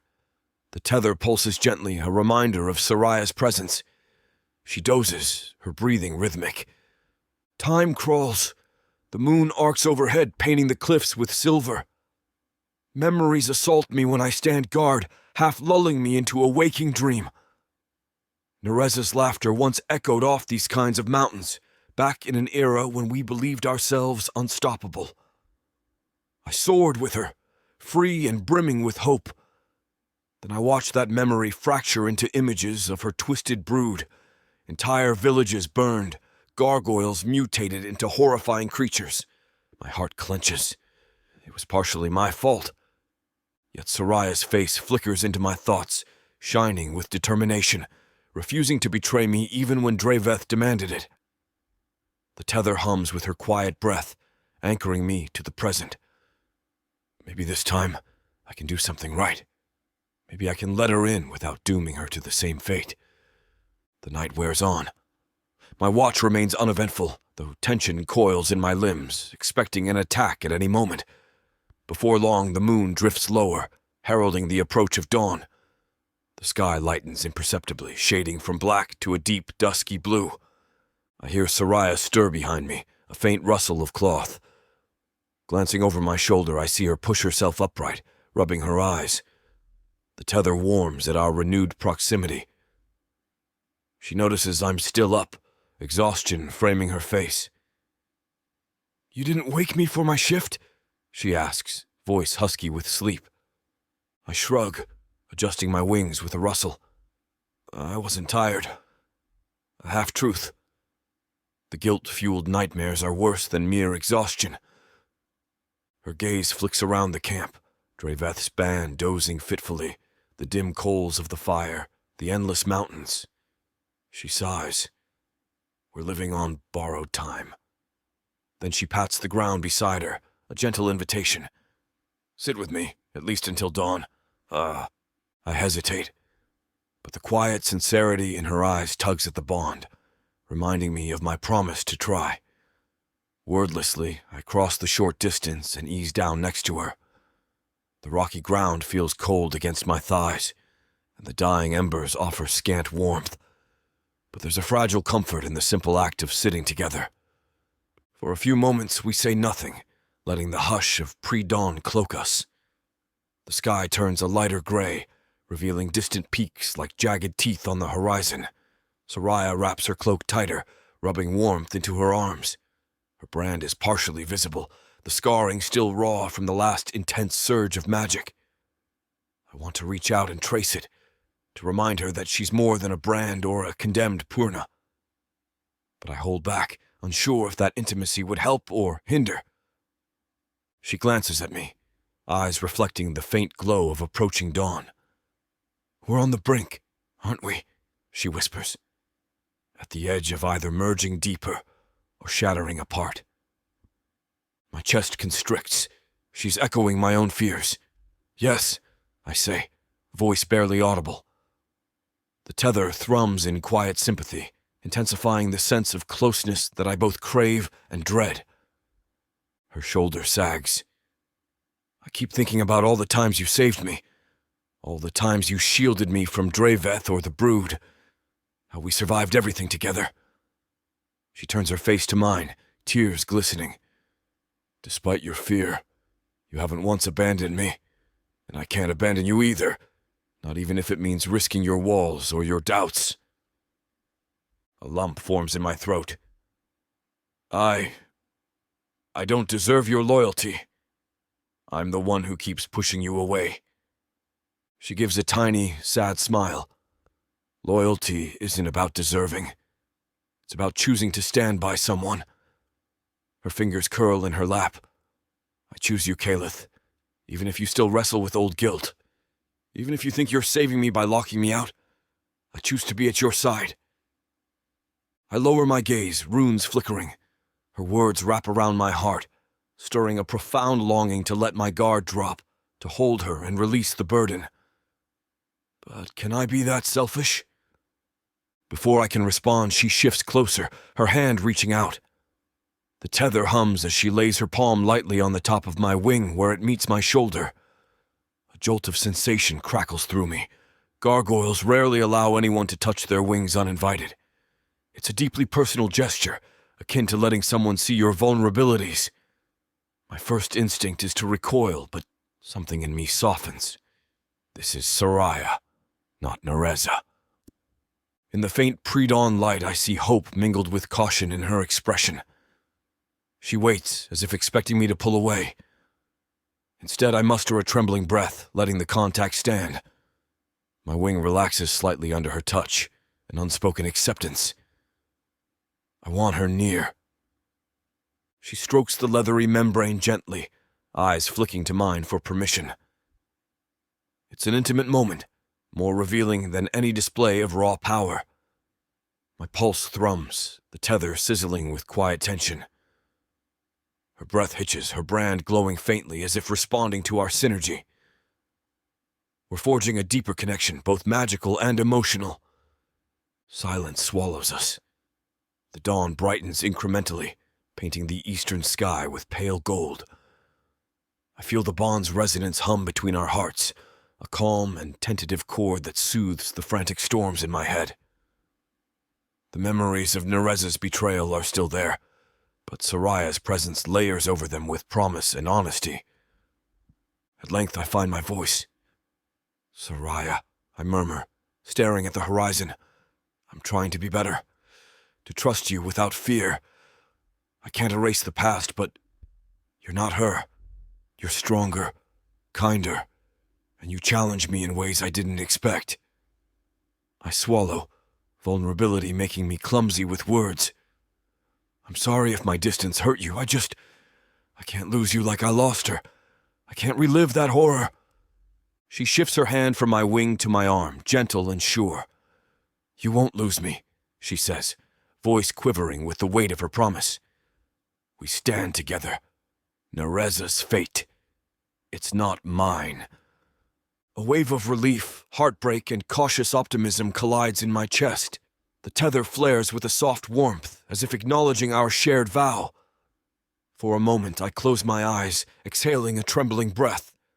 We remain like that, perched on the edge of camp, while the sky transitions from gray to soft pink. Gradually, the others stir. Draveth's subordinates, still bruised and wary, gather their staves. Draveth himself emerges from restless sleep, eyes bloodshot. The brief moment of calm between Soraya and me feels like the first truly peaceful watch we've shared in days, perhaps weeks. "I guess we should prepare to move," Soraya whispers, pulling her hand away reluctantly. My wing tingles where her touch lingers. I nod, though my heart aches at the loss of contact. "Yes," I say, voice steadier. "We still have a long way to Snowfall Glen." She rubs her arms, brand flickering under her glove. "We'll face it together," she murmurs once more, a quiet reassurance. I bow my head in agreement, turning to stir the dying embers of our modest fire.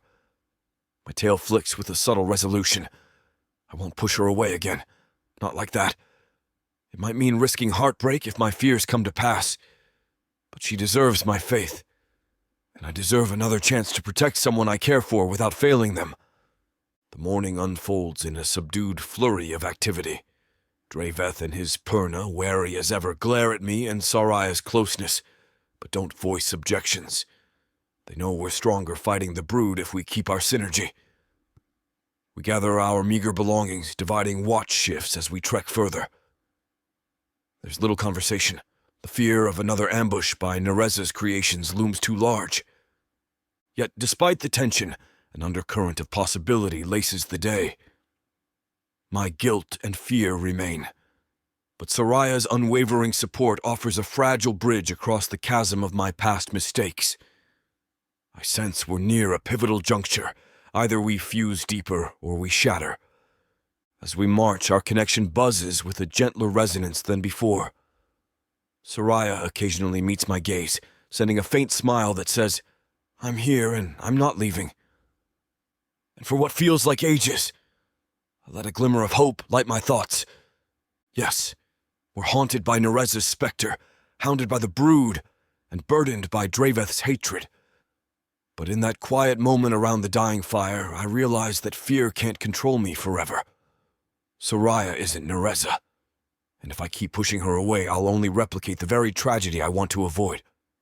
I must do better. We climb another ridge, the sun rising overhead, casting long shadows across the mountain trails. Draveth leads his subordinates with muted authority, occasionally pausing to consult with Saraya about magical reading of the terrain. I hang back, content to let them talk tactics, though I keep a watchful eye on them.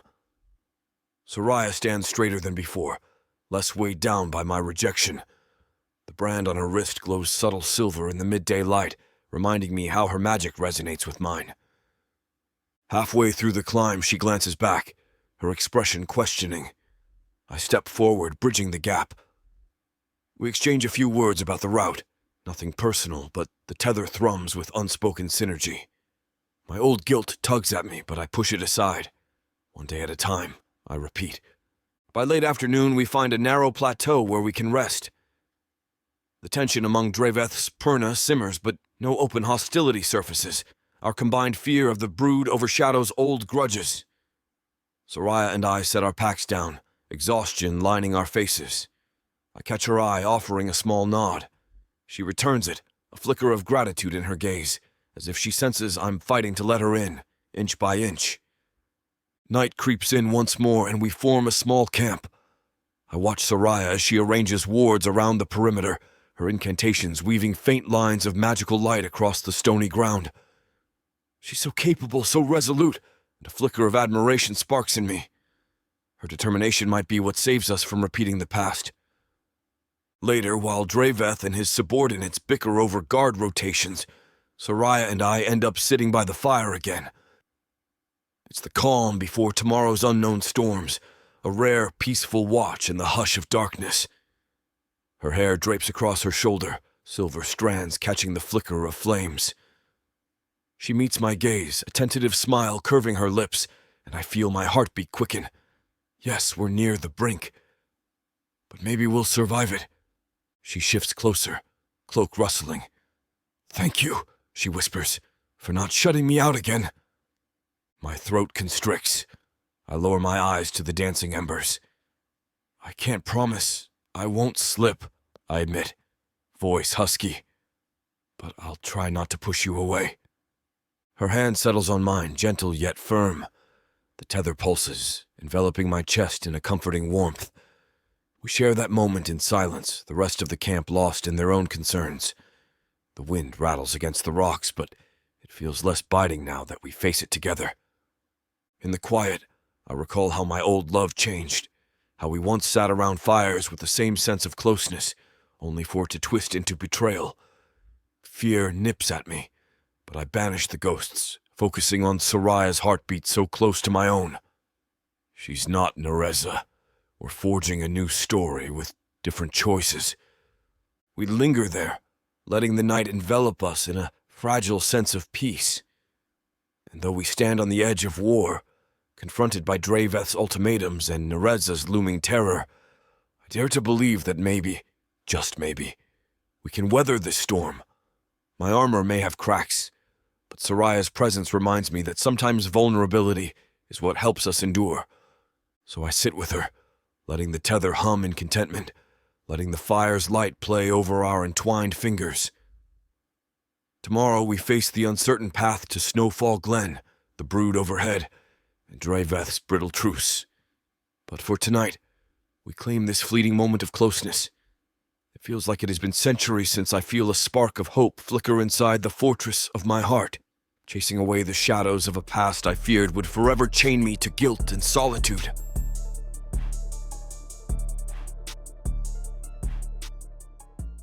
Earth is pretty much a desolate wasteland since the orcs came over from Protheka, and being a woman, the best you can hope is to be someone's property. Now, after my curvy body catches Korthar's eye, he'll claim me, and I'll serve him, in any way he pleases. You're mine now. Listen to this story and more when you get the complete Orc Warriors of Protheka audiobook and ebook bundle. 40 books, 19 audiobooks, 19 ebooks. You even get 1 free novella and 1 free audiobook. All for a shocking 90% off. Protheka's magic is eternal, and the complete Orc Warriors of Protheka bundle will bring over 100 hours of that magic to you.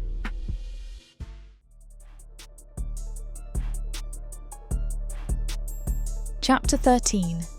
Soraya. I taste blood on my lips as I scramble over fractured rock, lungs burning from the uphill sprint. Dusk bleeds across the sky in violent shades of crimson and purple, painting the rugged terrain in ominous hues. Cold wind whips past, carrying the stench of something foul, rotting flesh and the sharp tang of alien magic. Every nerve in my body screams that we're out of time. Behind me, Calith's ragged breathing hitches, telling me he's in pain. I feel it too through the tether, a dull throb echoing in my core, intensifying with every jarring footstep. Fear flares. He's hurt, badly. My brand pulses on my wrist, fueling a surge of desperate adrenaline that keeps me moving.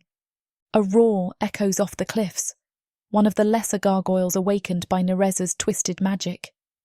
So far, these new spawn aren't as powerful as the brood that attacked Draveth's group, but they're numerous and vicious, driven by a gnawing hunger and an unnatural devotion to the Nixari.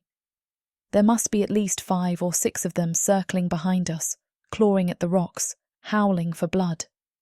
I'm not certain how many we've already fought off, and I'm terrified to discover how many more lurk out here. Soraya! Calith growls my name, voice breaking. He lags a step, wings half extended as though he considered taking flight, but thought better of it. His onyx skin gleams in the waning light, runes flickering erratically. A deep gash slashes across his right thigh, crusted with dark blood, and his breathing is ragged in a way that scares me more than the gargoyles. He's not regenerating fast enough. Just a little further, I say, heart pounding. We crest another rise in the barren slope and find ourselves gazing down at a narrow gorge. Low, twisted trees cling to the rocky sides, branches heavy with an early, bitter frost. Beyond, a partial cave opening appears, just large enough for us to shelter. My spirits lift. If we can reach that hollow, we might stand a chance of regrouping, or at least catching our breath before we face them again. Calith's tail lashes, scattering loose gravel. I sense them closing in. He mutters, golden eyes scanning the gloom. My own senses prickle, the brand on my wrist stinging with each step. A half-dozen monstrous silhouettes scurry over the boulders behind us, shrieking in that guttural, unnatural language. The entire slope quakes with their approach. My stomach churns. "Run!" I yell, grabbing Calith's arm to haul him forward. He lets out a pained grunt but manages to match my stumbling pace. Together, we half slide, half jump down the ravine, dislodging small avalanches of stone that cascade after us. One slip, and we'll be easy prey for the lesser gargoyles. Goddess, please, no more missteps. Lightning arcs overhead. No, not lightning. It's a bolt of corrupted magic from one of the gargoyles. They shouldn't have the ability to cast spells, but Narza's influence has apparently gifted them rudimentary chaos power. The searing red bolt blasts a chunk of rock behind us, throwing up a shower of debris that pings off my staff and sends Calith reeling. A scream lodges in my throat as we both hit the ground in a painful tumble, dust choking our lungs. I scramble up first, coughing, reaching for him. He's half propped on an elbow, runes flaring in disarray. "Calith!" I gasp, voice raw. He groans, wings twitching, face contorted in pain. My brand practically throbs with alarm, mirroring his agony. "No, no, no. Don't you dare die on me now." The gargoyles shriek again, bounding closer. I can hear the scrape of their claws on stone. My heart roars in my ears. We have to move. Summoning the last dregs of strength, I hook my arm under Calith's, ignoring the burning protest in my battered shoulder. He's huge, easily capable of pressing 3 times my weight overhead when uninjured. But now he's nearly dead weight, leaning heavily on me. The tether hums in frantic alarm at our combined distress. I half-drag him down the last stretch of slope, stumbling across the scree. The cave mouth is no more than a dozen strides away. "Just hold on," I choke out, tears stinging my eyes. "We're nearly there." We lurch the final distance, collapsing through the narrow opening. Inside, the cavern narrows into a small chamber, walls slick with moisture. A trickle of water drips from stalactites overhead. Dim light filters through an overhead fissure, barely enough to see by. But it's cover, and maybe it'll conceal us. If the gargoyles follow. "Get back," Calith rasps. He twists, forcing me behind him as if preparing to shield me from any immediate onslaught. My brand flares with frustration. He's in no condition to fight, and I'm half spent from days of running and fighting. A thunderous shriek echoes outside, accompanied by the scrape of claws. I tense, gripping my staff, ready to hurl the last of my magic if they appear. For a moment, I imagine fangs and claws tearing through the darkness, but the lesser gargoyles halt at the cave mouth, sniffing. Maybe they sense the wards or the weird geometry of the cavern that makes it difficult for them to squeeze inside in large numbers. A hiss slices through the air, then recedes. We wait, panting, for what feels like an eternity. My entire body trembles from adrenaline. My brand's ache pulses with every laboured breath. At last, the hissing and scrabbling fade. They've slunk away, perhaps waiting outside for an easier chance. We're trapped, but at least we've gained a fleeting reprieve. "Saria." Calith groans, voice dropping. His entire torso sags against the cold stone. My panic spikes. In the thin, gloomy light, I see blood pooling from his thigh wound, dripping a steady trickle onto the cavern floor. Another slash carves across his side, staining his leathers dark. My heart clenches. He's losing too much blood. I kneel beside him, staff forgotten. "Calith, hey, stay with me." My voice trembles. I press a hand to the gash on his thigh, trying to stem the bleeding. He shudders, runes flickering weakly. This is bad. He exhales, eyes fluttering. "Stone sleep. I need it." He manages. Gargoyles can slip into stone sleep to heal, but that process makes them vulnerable, essentially immobile rock. If those lesser gargoyles break in while he's petrified, they'll tear him apart. Or if his injuries are too severe, even stone sleep might fail. My brand stings, as if echoing the threat. Fear surges, tears pricking my eyes. We can't risk full stone sleep with them out there. My mind races. Unless I recall that synergy we've discovered. If I feed him perna-magic while he's partially sleeping, maybe we can accelerate his healing. My brand pulses, hinting at a more intimate approach. The memory of our last desperate union floods my mind, how merging our bodies and magic stabilized him for a while. It's dangerous, but what choice do we have? I swallow, adrenaline spiking. We can do the synergy, like before, skin to skin. I can funnel my power into you, help your stone sleep regenerate faster. My cheeks burn, recalling the last time we tried anything like that, when we ended up crossing the boundary into fierce, overwhelming intimacy. This time, he's far more gravely wounded. The magnitude of what we need might be double, and the tether has grown stronger. He grimaces, eyes half-lidded with pain. That might kill you, he warns, voice slurred, or twist your magic too far. But a tremor racks him. I'm dying anyway. Better we try. A sob threatens to choke me. I can't lose him. We'll be careful, I promise, though my insides quake with uncertainty. The tether hums, urging me to save him, no matter the cost. If things get too intense, I'll pull back. He nods faintly, fresh blood leaking from the wound on his side. Do it, he breathes. I force my panic down, focusing on what must be done. My brand stings like it's been seared with hot iron. It's now or never.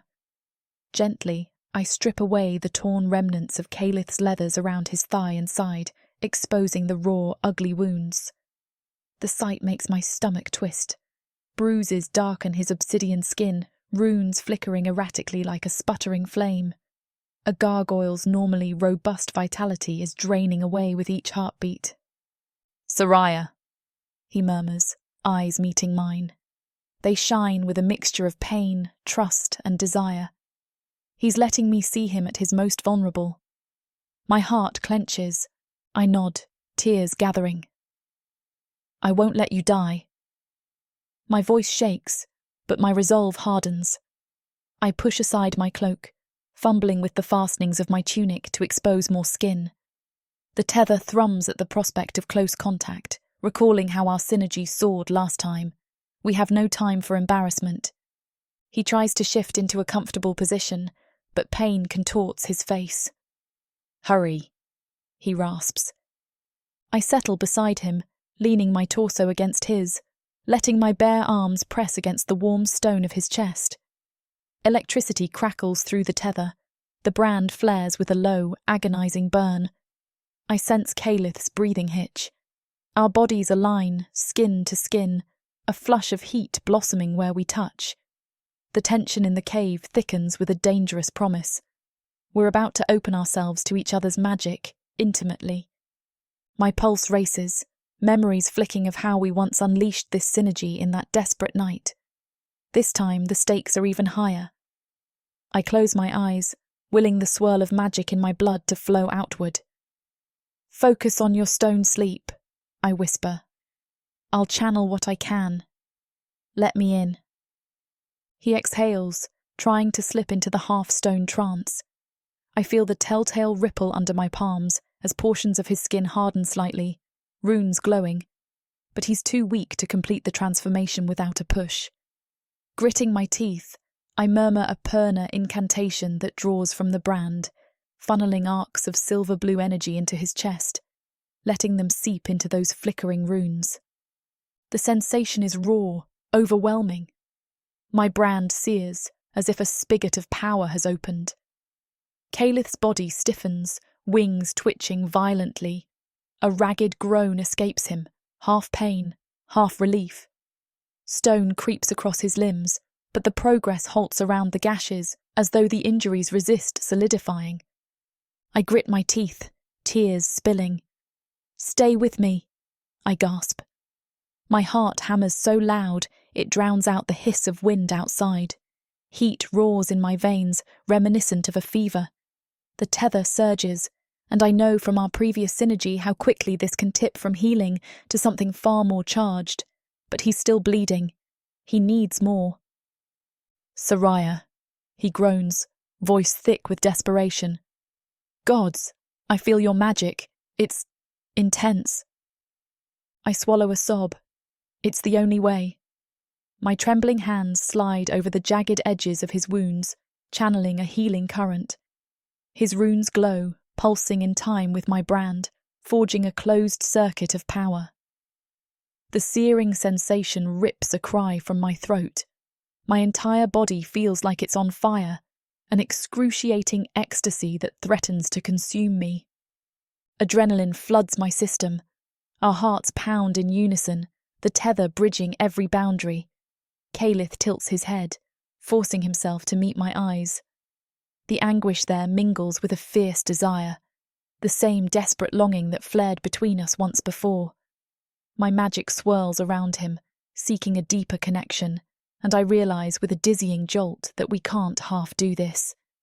To heal him, I must embrace him fully.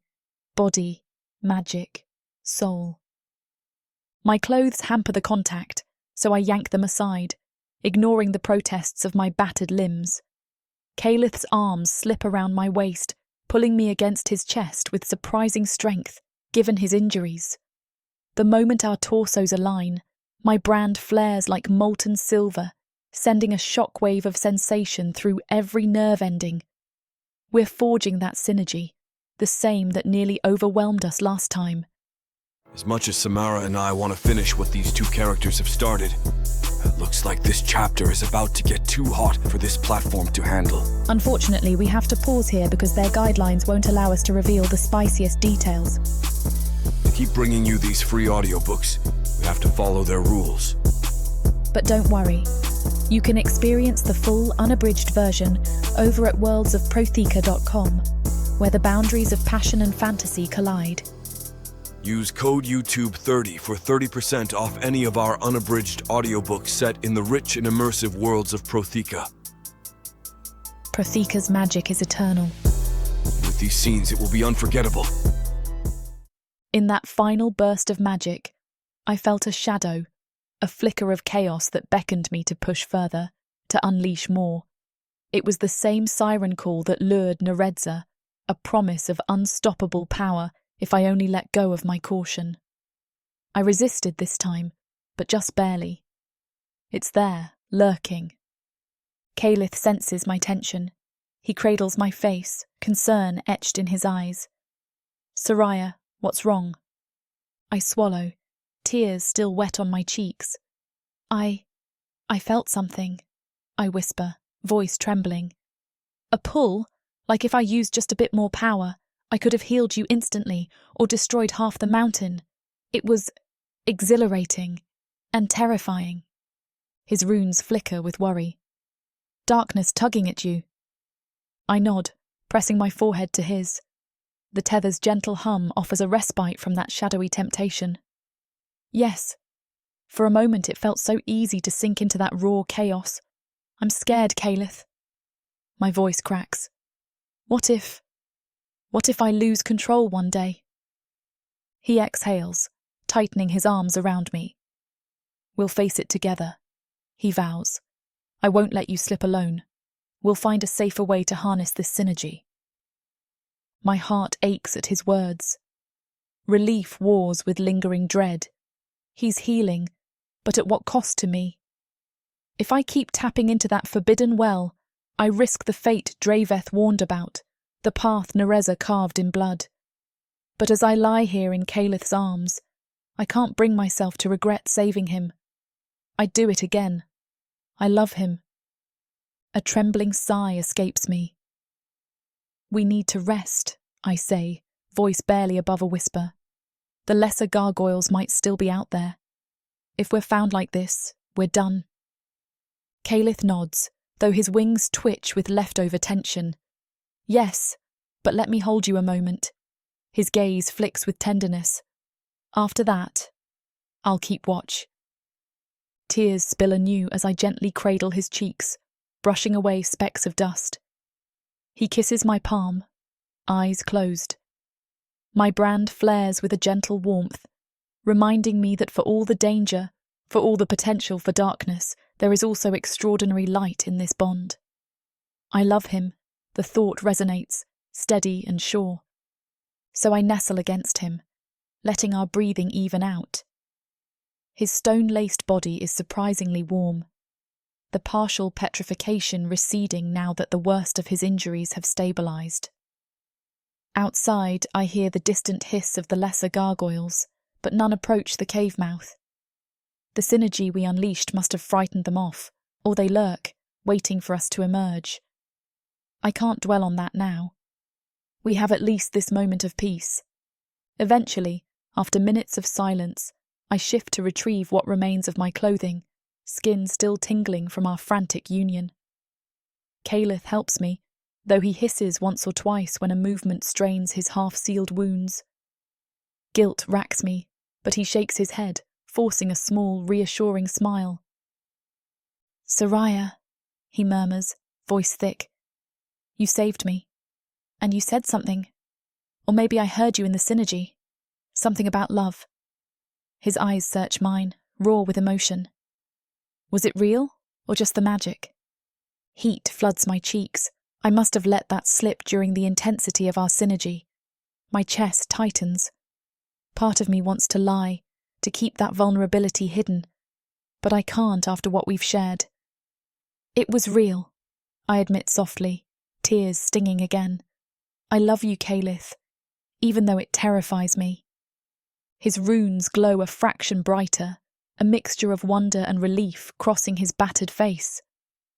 Then we share that terror. Because, Soraya, I can't deny I love you in return, despite everything. My heart soars painfully in my chest, tears finally flowing unchecked. We hold each other again, a gentler embrace this time. The rotting smell from outside and the damp chill of the cave fade from my awareness, replaced by the heady rush of hearing him confess a love I never expected. But overshadowing our confessions is the knowledge that I nearly tapped into a well of chaos to heal him fully. Darkness tugs at me, a whisper in my mind. If I keep using synergy this way, if I keep forging deeper bonds with Caleth, am I summoning the same demons that claimed Narza? The thought casts a shadow over my raw joy. Caleth must sense my lingering unease, because he presses his forehead to mine, voice sombre. "We'll figure it out," he whispers, runes dimming to a steady glow. "We won't let the darkness claim us." I nod, tears slipping in silent agreement. We remain there, tangled in each other's warmth, half-dressed, half-injured, hearts pounding with an uncertain future. Outside, the lesser gargoyles might still roam. Draveth's condemnation waits, and Narza's shadow looms. But for this fragile moment, we've chosen each other, clung to love in a world determined to tear us apart. Time slides past in a haze. Eventually I coax Caleth into a shallow rest, letting him slip into a partial stone doze while I stand watch near the cave entrance. The brand on my wrist flickers with residual magic, and I fight off the lingering echoes of that dark temptation. I won't let it claim me, I vow, repeating his words. We love each other enough to stand on the brink without falling. As the night deepens, I hold a battered staff, scanning the silent mountain pass. No gargoyle silhouettes appear, no shrieks echo. Only the quiet drip of water and the distant moan of a high wind. My body aches in every muscle, but an ember of fierce determination glows in my chest. If we can survive this, if we can hold on to the tenuous alliance with Draveth's group, or find new allies in Snowfall Glen, maybe we stand a chance against Narza, and maybe I can harness my magic for good, not darkness. Tears glimmer in my eyes as I replay Caleth's confession. He loves me too. The tether pulses in comforting manner, as though to confirm that for the first time, we openly embrace the bond. My brand stings, but it no longer feels like condemnation. Instead, it's a symbol of the power I wield and the responsibility I must carry. I can do this, I tell myself, knuckles whitening around my staff. We can do this, together. I glance over my shoulder, seeing Calith's stone-laced form resting on the cavern floor, his breathing calmer now, runes steady. A wave of tender warmth floods me. He's safe. For the moment. Outside, the stars twinkle over the rugged peaks, indifferent to the mortals below.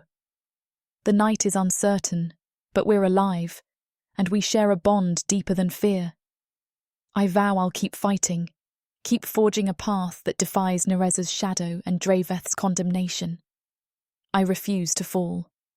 Because love tethers us, even in a world on the brink of darkness. And though I glimpse the pull of chaos in my peripheral vision, for now, that love anchors me enough to push forward.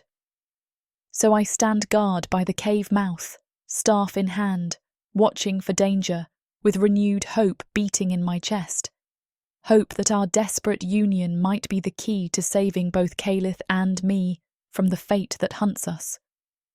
By the time dawn's first pale light filters through the cavern fissure, Calith stirs from his partial stone doze. His injuries still look brutal, but the edges are sealed by petrified flesh that gradually recedes as he regains consciousness. I hurry to his side, brand tingling with relief. He blinks at me, runes glowing softly, voice groggy. We made it. I brush dust from his hair, nodding, tears of exhaustion flooding me. For now, I whisper. The gargoyles didn't return. We're safe for the moment. He presses a clawed hand over mine, a gentle squeeze. Thank you. Emotions swirl in his gaze. Gratitude, love, the leftover anguish from nearly dying. I can walk. He tests his legs, flinching slightly, but the gaping hole in his thigh is now a ragged scar. My chest floods with gratitude. Careful, I urge, sliding an arm around his waist. He leans on me, though far less than last night. The tether hums at our proximity, reminding me how intimately we fused our powers.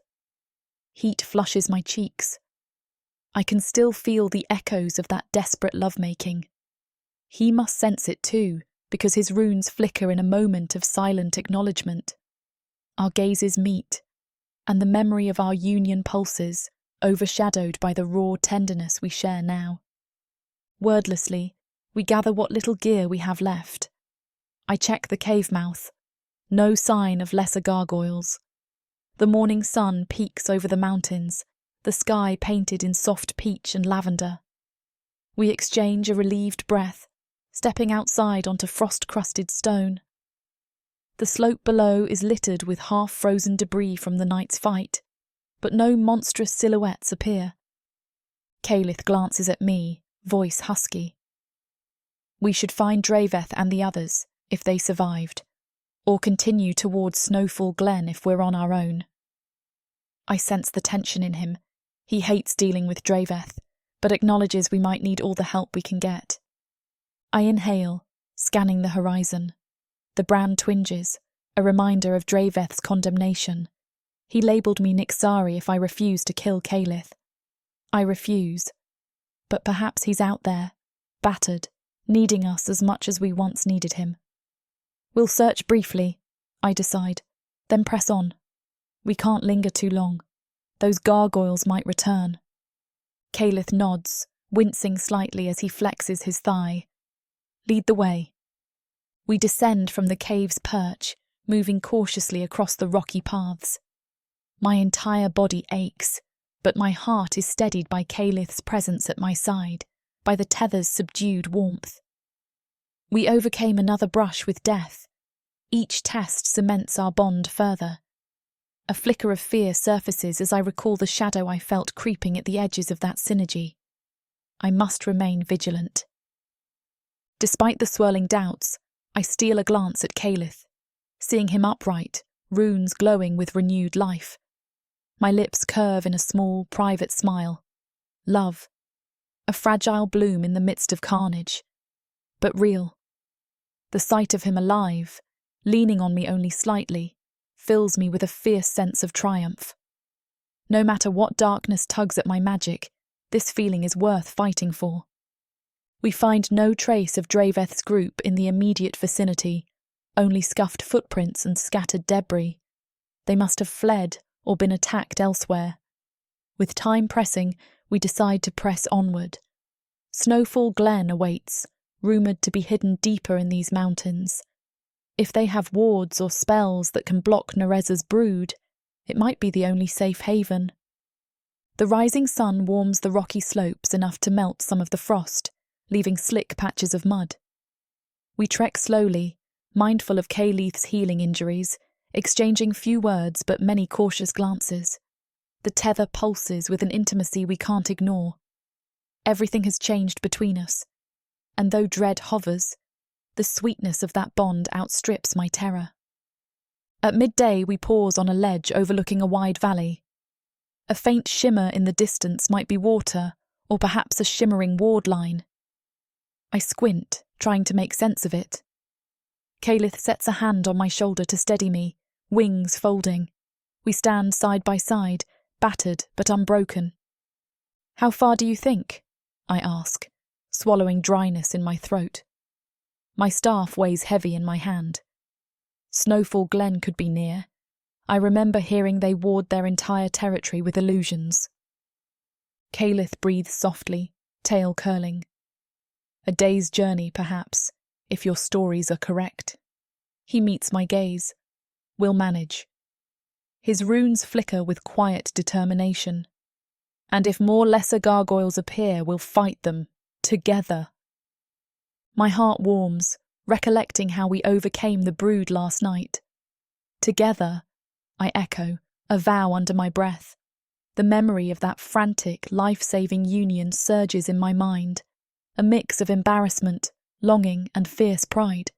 We did it. We survived. Still, I can't banish the flicker of worry about the darkness I felt. Love or not, synergy or not, a part of me wonders if each time we fuse magic, we chip away at my boundaries, letting chaos seep in. A silent vow forms. I must stand guard against that temptation. Caleth must sense my tension because he brushes a gentle knuckle across my brand. The tether warms, reassuring. "We've come this far," he murmurs. "We'll see it through." Tears prick my eyes, but I blink them away, offering a faint, determined smile. "Yes, we will." I lean into his touch, allowing a moment of closeness that no longer feels taboo.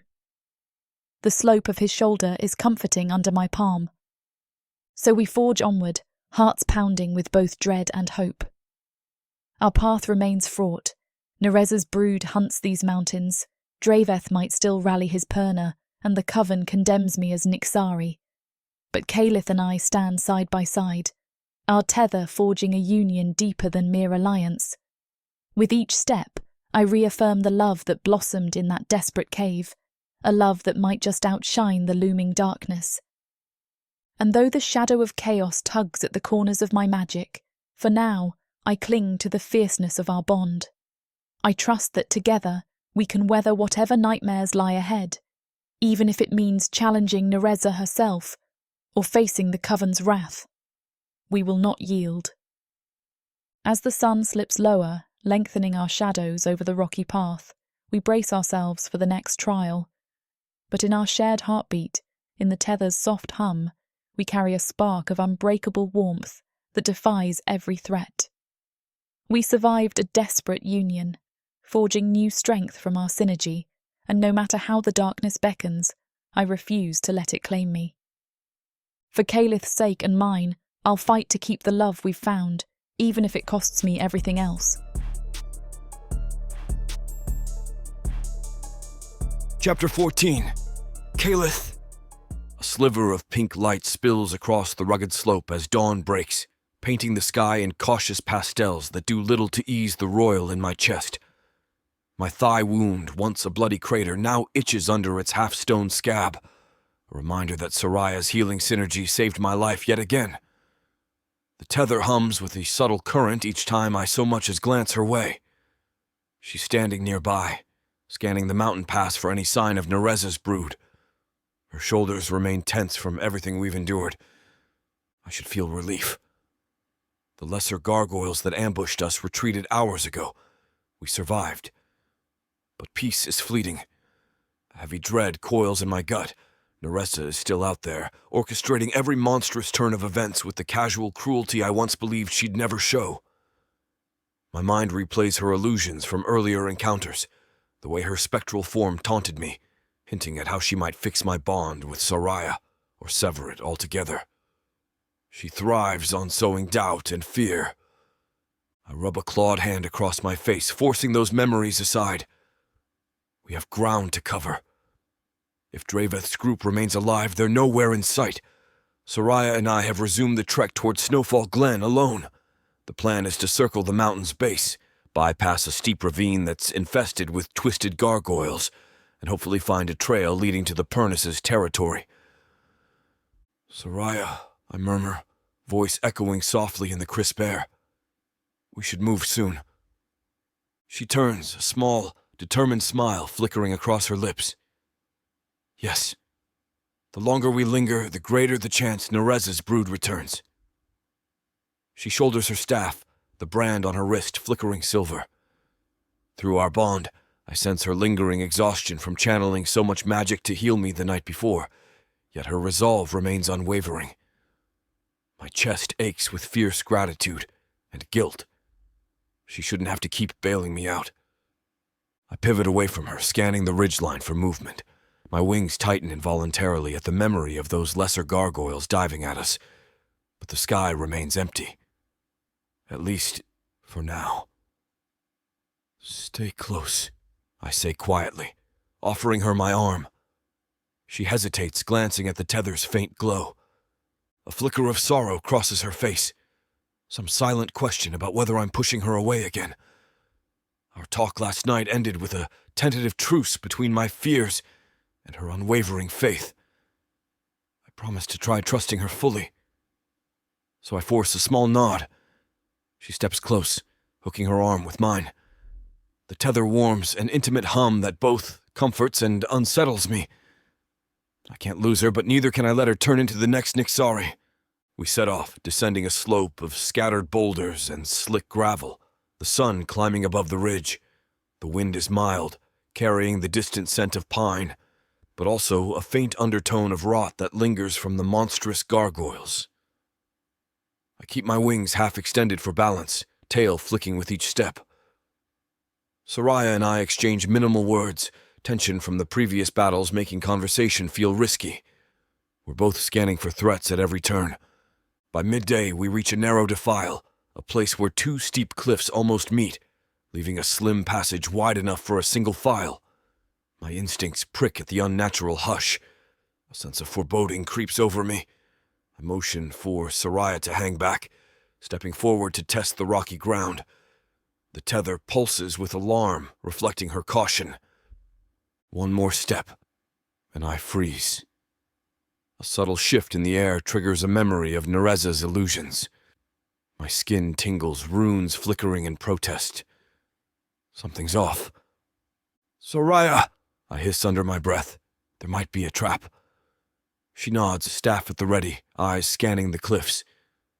We stand poised, waiting for gargoyles to swoop down. But the sky remains empty. The path, though narrow, appears deserted. We inch forward another few strides, hugging the rock walls. The ground slopes downward, and then broadens into a small plateau. Boulders form a ring-like shape, reminiscent of some ancient gathering site. A tangle of shriveled shrubs clings to the cracks. I swallow, runes flickering faster. I know this clearing. My heart pounds as recognition dawns. This place. It looks eerily similar to a memory from centuries past, back when Narza and I traveled together, forging alliances between gargoyles and Perna. My wings tremble. Is this real, or another illusion? Soraya, I whisper, voice taut. We should leave. She blinks, surprise coloring her features. Why? It's just a clearing. Might be a decent campsite if it's safe. Safe? The word tears at me. My claws dig into my palms. I sense Narza's presence, I manage. We can't. The air shimmers, cutting me off. My runes blaze in warning. Soraya gasps, brand flaring silver. Reality warps around us, and the ring of boulders flickers like a mirage in desert heat. My throat tightens. Too late. A swirl of darkness expands in the center of the clearing, morphing into the regal figure that haunts my every nightmare. Narza, or her projection, stands tall in swirling black robes that drift around her ankles like living shadows. Her eyes glow a deep crimson, hair floating in an ethereal breeze that ruffles her illusions. My entire body goes rigid. She's here. Soraya chokes back a cry, staff raised. I brace myself, wings half-flared, tail lashing the dust. Narza, I snarl, voice echoing in the hush. No illusions of greeting or subtlety this time. She's brazen in her trap. She smiles, that same seductive, mocking curve of her lips that once made me weak. Ah, Caleth. Dearest gargoyle, we meet again. Her gaze flicks to Soraya, dismissive, then returns to me with a predatory gleam. You've recovered from our little fiasco with the brood, I see. Soraya steps forward, trembling with anger. Leave us alone, she demands, brand sizzling faint arcs of light. We know you're orchestrating these attacks, driving gargoyles to slaughter innocents. Narza laughs, the sound echoing off the stone walls. You flatter me. The lesser gargoyles do require encouragement to follow my commands, but they're so eager to please. She eyes Soraya with mild contempt. And you, little Purna, continue to amuse me, clinging to a gargoyle once beloved by me. Do you truly think you can keep him safe? My runes flare at her words. I step protectively between them. You're not the same being I once admired, I growl. Whatever love we had died centuries ago with your cruelty. Her face flickers with momentary pain, then hardens to cold fury. You speak of cruelty, Caleth.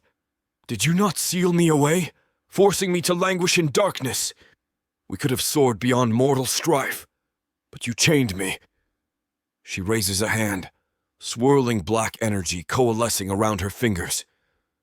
I've forgiven you, but my generosity has limits. Soraya's brand pulses in alarm. She grips her staff, lips peeled back in a silent snarl. If you think we'll kneel to you... Narza cuts her off with a disdainful wave. Kneel? Hardly. I offer you both a chance to transcend mortal shackles. Her scarlet gaze settles on me again. Especially you, Caleth. Do you truly want to spend your time fawning over a lesser Purna, watching her totter along, flirting with darkness she can't hope to master? Why not join me? I can sever that inconvenient tether, restore you to the apex of gargoyle power. We'll rule together as we once dreamed.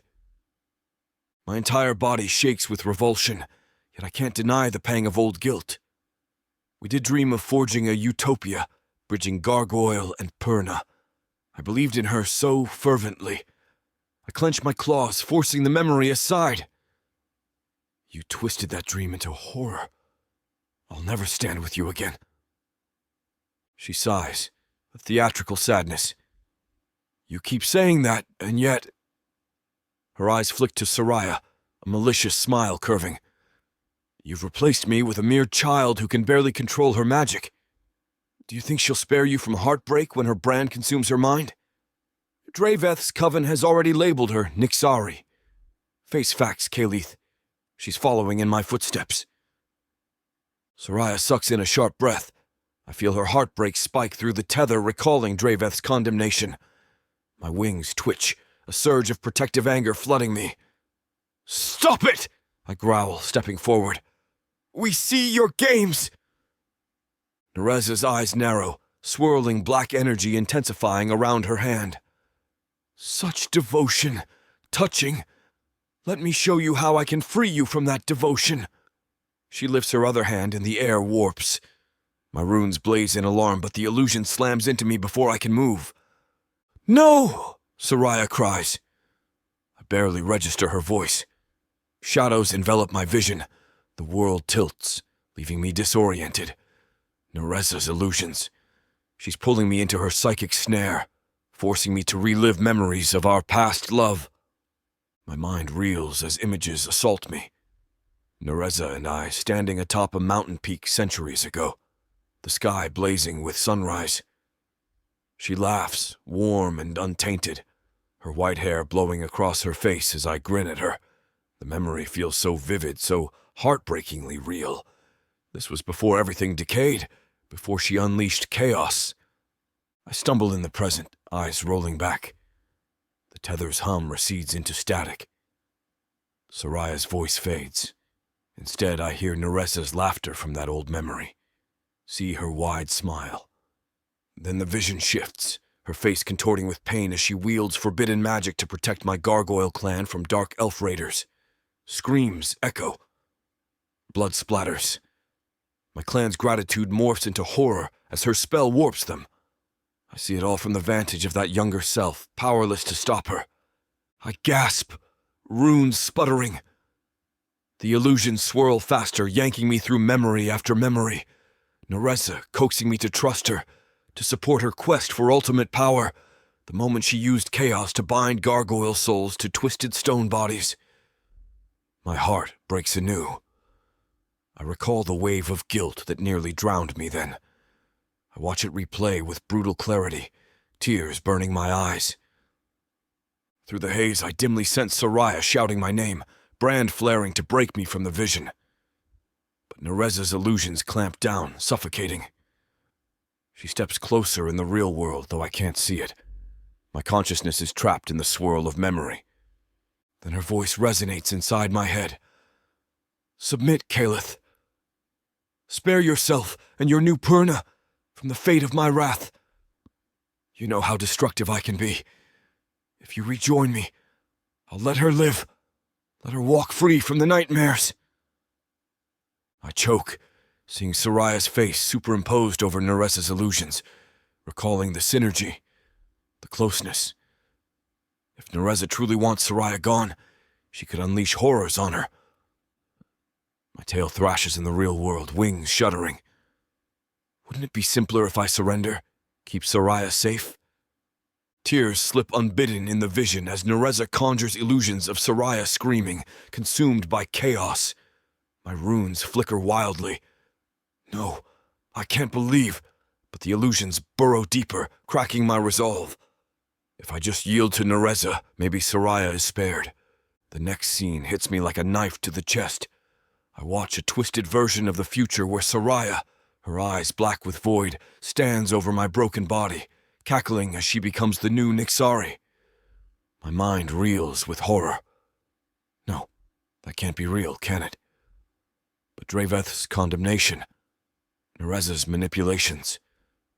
The fear I've harbored all along rears up, strangling me. Soraya, I whisper, voice choked. I don't want this for you. The illusions swirl around me, forcing me to witness unstoppable chaos if she succumbs. If I spare her that by returning to Narza, is it worth it? My heart cracks under the weight. Narza's voice purrs in my mind. Yes, Caleth, yield. I can seal the darkness away from her. Let me harness your synergy for the greater good. Isn't it kinder to protect her from the path of another Nixari?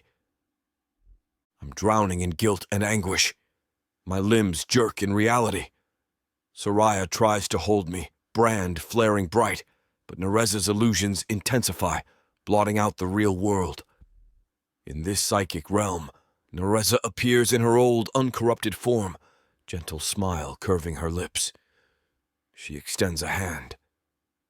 Choose me again, she whispers. My chest heaves with ragged sobs. I can't watch Soraya become a monster. The illusions feed on that fear, bombarding me with twisted images of Soraya's brand, oozing black venom, of gargoyle bodies strewn about. If I do nothing, is that the fate awaiting us? My resolve cracks. In the vision, I find myself trembling, stepping toward Narza's outstretched hand. Better I sacrifice myself than lose Soraya to this horror. A flicker of betrayal ignites in me, but I cling to the desperate notion that maybe Narza will truly spare Soraya if I obey. Suddenly, the illusions shift and I'm back in the present, gasping for air. Narza's eyes blaze with triumph. I realize I've physically moved closer to her, stumbling out of Soraya's reach. Soraya's voice crackles in my ear, frantic. "Kalith! Don't! Please, listen to me!" I catch the anguish in her cry, but my mind reels with the memory of that horrifying vision. I must protect her. Narza smirks, her illusions still swirling around us. She lifts a hand, conjuring a barrier of shadow that divides me from Soraya. My wings snap open, but I can't muster the strength to resist. My head throbs. Narza's mental assault left me disoriented, heart pounding with panic for Soraya's future. I turn to Soraya, hating what I'm about to say, but believing it might be the only way to keep her safe. "Soraya, I have to go. If I leave with her, she'll spare you." My voice breaks, shame coursing through me. Her eyes widen in horror, tears brimming. "No, that's exactly what she wants! Don't do this!" She slams her staff against the shadowy barrier, arcs of silver magic sparking. But Narza's illusions are potent, and Soraya's exhausted from healing me. The barrier holds. Narza laughs, stepping close to me, brushing her ephemeral fingers along my runes. Her touch makes my skin crawl, yet the illusions tangle my mind, reminding me of simpler times. A lie. Still, I can't shake the dread that if I resist, Soraya will suffer a monstrous fate. My chest aches. "Soraya," I murmur, voice ragged. I can't watch you turn into her. If siding with Narza spares you from that path, it's a price I'll pay." My heart wails at the betrayal in her eyes. She slams the barrier again, voice cracking with desperation. "Kalith, you're letting her illusions trick you. She wants you enthralled or dead. This won't protect me. Please, don't leave me."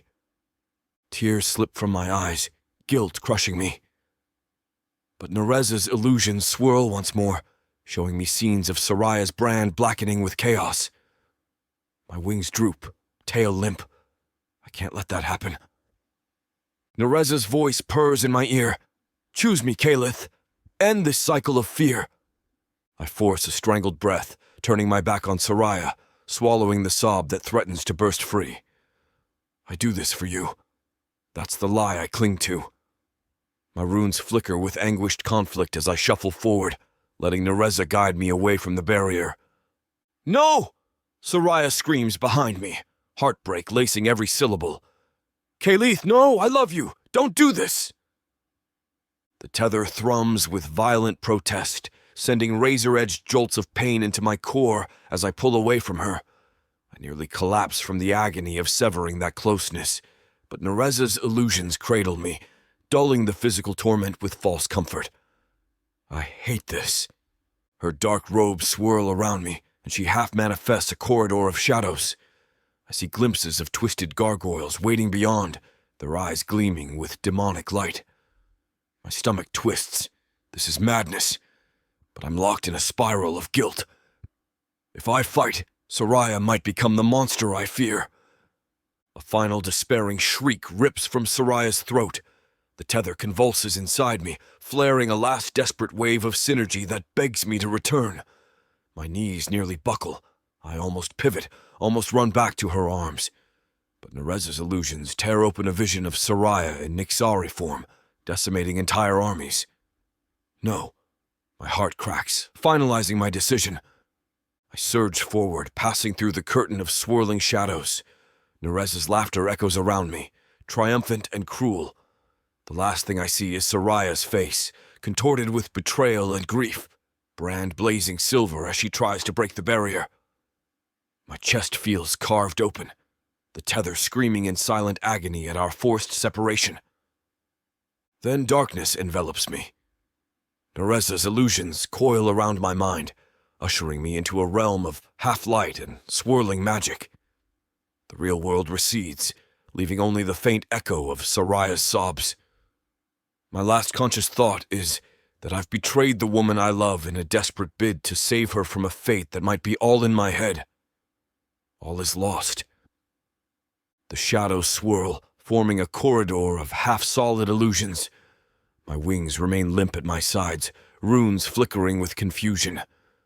Narza's presence drifts around me like a noxious perfume. She leads me deeper, humming a soft tune that resonates with ancient sorrow. My mind reels with each step, old memories tangling with the present. I'm succumbing. "Kalith," she purrs, voice echoing. "You've chosen well. Together we'll ensure that foolish Purna never becomes another Nixari. I'll keep her safe, provided you remain at my side." I want to retch at the hypocrisy of her words, but the illusions weigh me down. My heart throbs with the tether's pain. Soraya is still out there, alone, thinking I abandoned her. My lungs tighten. I did abandon her. Narza's illusory corridor opens into a grand chamber that can't possibly exist in these mountains. Pillars of black obsidian rise from a marble floor, swirling with smoky wisps of chaos.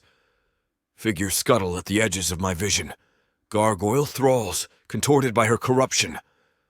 My stomach twists at the sight of my kin so twisted, but I can't muster the strength to fight.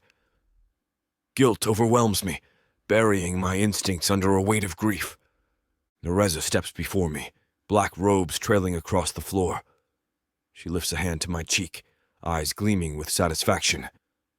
"No tears," she murmurs, her voice sweetly cruel. "You're doing what's best for the one you claim to love, after all." A trembling hiss escapes my lips. "If you harm her, I'll—" She laughs, placing a finger on my runes to hush me. "Relax. Why would I destroy my leverage?" Her expression flickers with a twisted semblance of affection. "My goal is to see you by my side willingly, without these pesky illusions. But you do enjoy illusions, don't you?" My wings quake, tail scraping the marble. "Stop toying with me," I snarl, though it lacks conviction. "Spare her, or kill me now." Her lips quirk in a faint smile. "Kalith, always so dramatic. I have bigger plans than petty murder. You're the key to stabilizing my brood fully, bridging gargoyle resilience with my chaos. We almost had that centuries ago, if not for your meddling. Now we can rectify past mistakes." I recall the tragedy that erupted when she first tried to fuse chaos with gargoyle life force. My soul recoils. "You turned them into mindless monsters," I spit, voice trembling. "They were never free." She sighs. "Freedom is relative. Their bodies endured. They soared higher than normal gargoyles, unstoppable in war. We could have saved them from extinction, but you sealed me. Now that I'm awake, I'll finish what I started, this time with or without your cooperation." Her eyes gleam. "But I'm glad you chose me. It spares me from ripping you to pieces." Revulsion churns in my stomach. I didn't choose you. I forced myself to yield for Soraya's sake. A pang of longing hits me as I think of Soraya. She's out there, probably devastated. "All is lost," the phrase echoes. "What do you want from me?" I croak, voice hollow. She smiles, brushing a tendril of magic across my runes. The sensation makes me shudder. "Your power. It resonates with that little Purna, but I can redirect it to strengthen my brood, to refine my chaos spells. In time, you'll forget about your mortal fling. Or maybe you won't, but it won't matter once you're woven into my domain fully." A wave of despair threatens to crush me. I walked into this, hoping to spare Soraya from the illusion's prophecy. Now I see how Narza plans to bend my synergy to her twisted aims, fueling further atrocities. I have to resist, but each breath feels heavier, illusions pressing on my mind, making me question whether Soraya is truly safer if I remain here. And if I fight back, what monstrous illusions might Narza unleash on Soraya? Narza's hand drifts to my chest, touching the place where my runes center. I recoil, but she grabs me with surprising force. My claws twitch, unsure whether to lash out. Would I break the illusions if I strike her? Is she even physically here, or is this another mental realm? My head spins. She leans in, voice sweetly poisonous. "Take my power once more. Let me strip away your tether to that girl. Then we can channel your synergy fully. You won't risk your heart, and she'll live, hidden away from my wrath. Everyone wins. The illusions swirl, giving me a flash of Soraya safe, somewhere far away, living a quiet life. My heart clenches. She'd hate that, being forced to hide. But the image of her brand blackening, becoming another Nixari, also ravages my mind. My will cracks further, the illusions gnawing at every vulnerability. I sink to my knees in the illusory chamber, head bowed, wings drooping. Narza stands over me, dark magic shimmering around her like an unholy halo.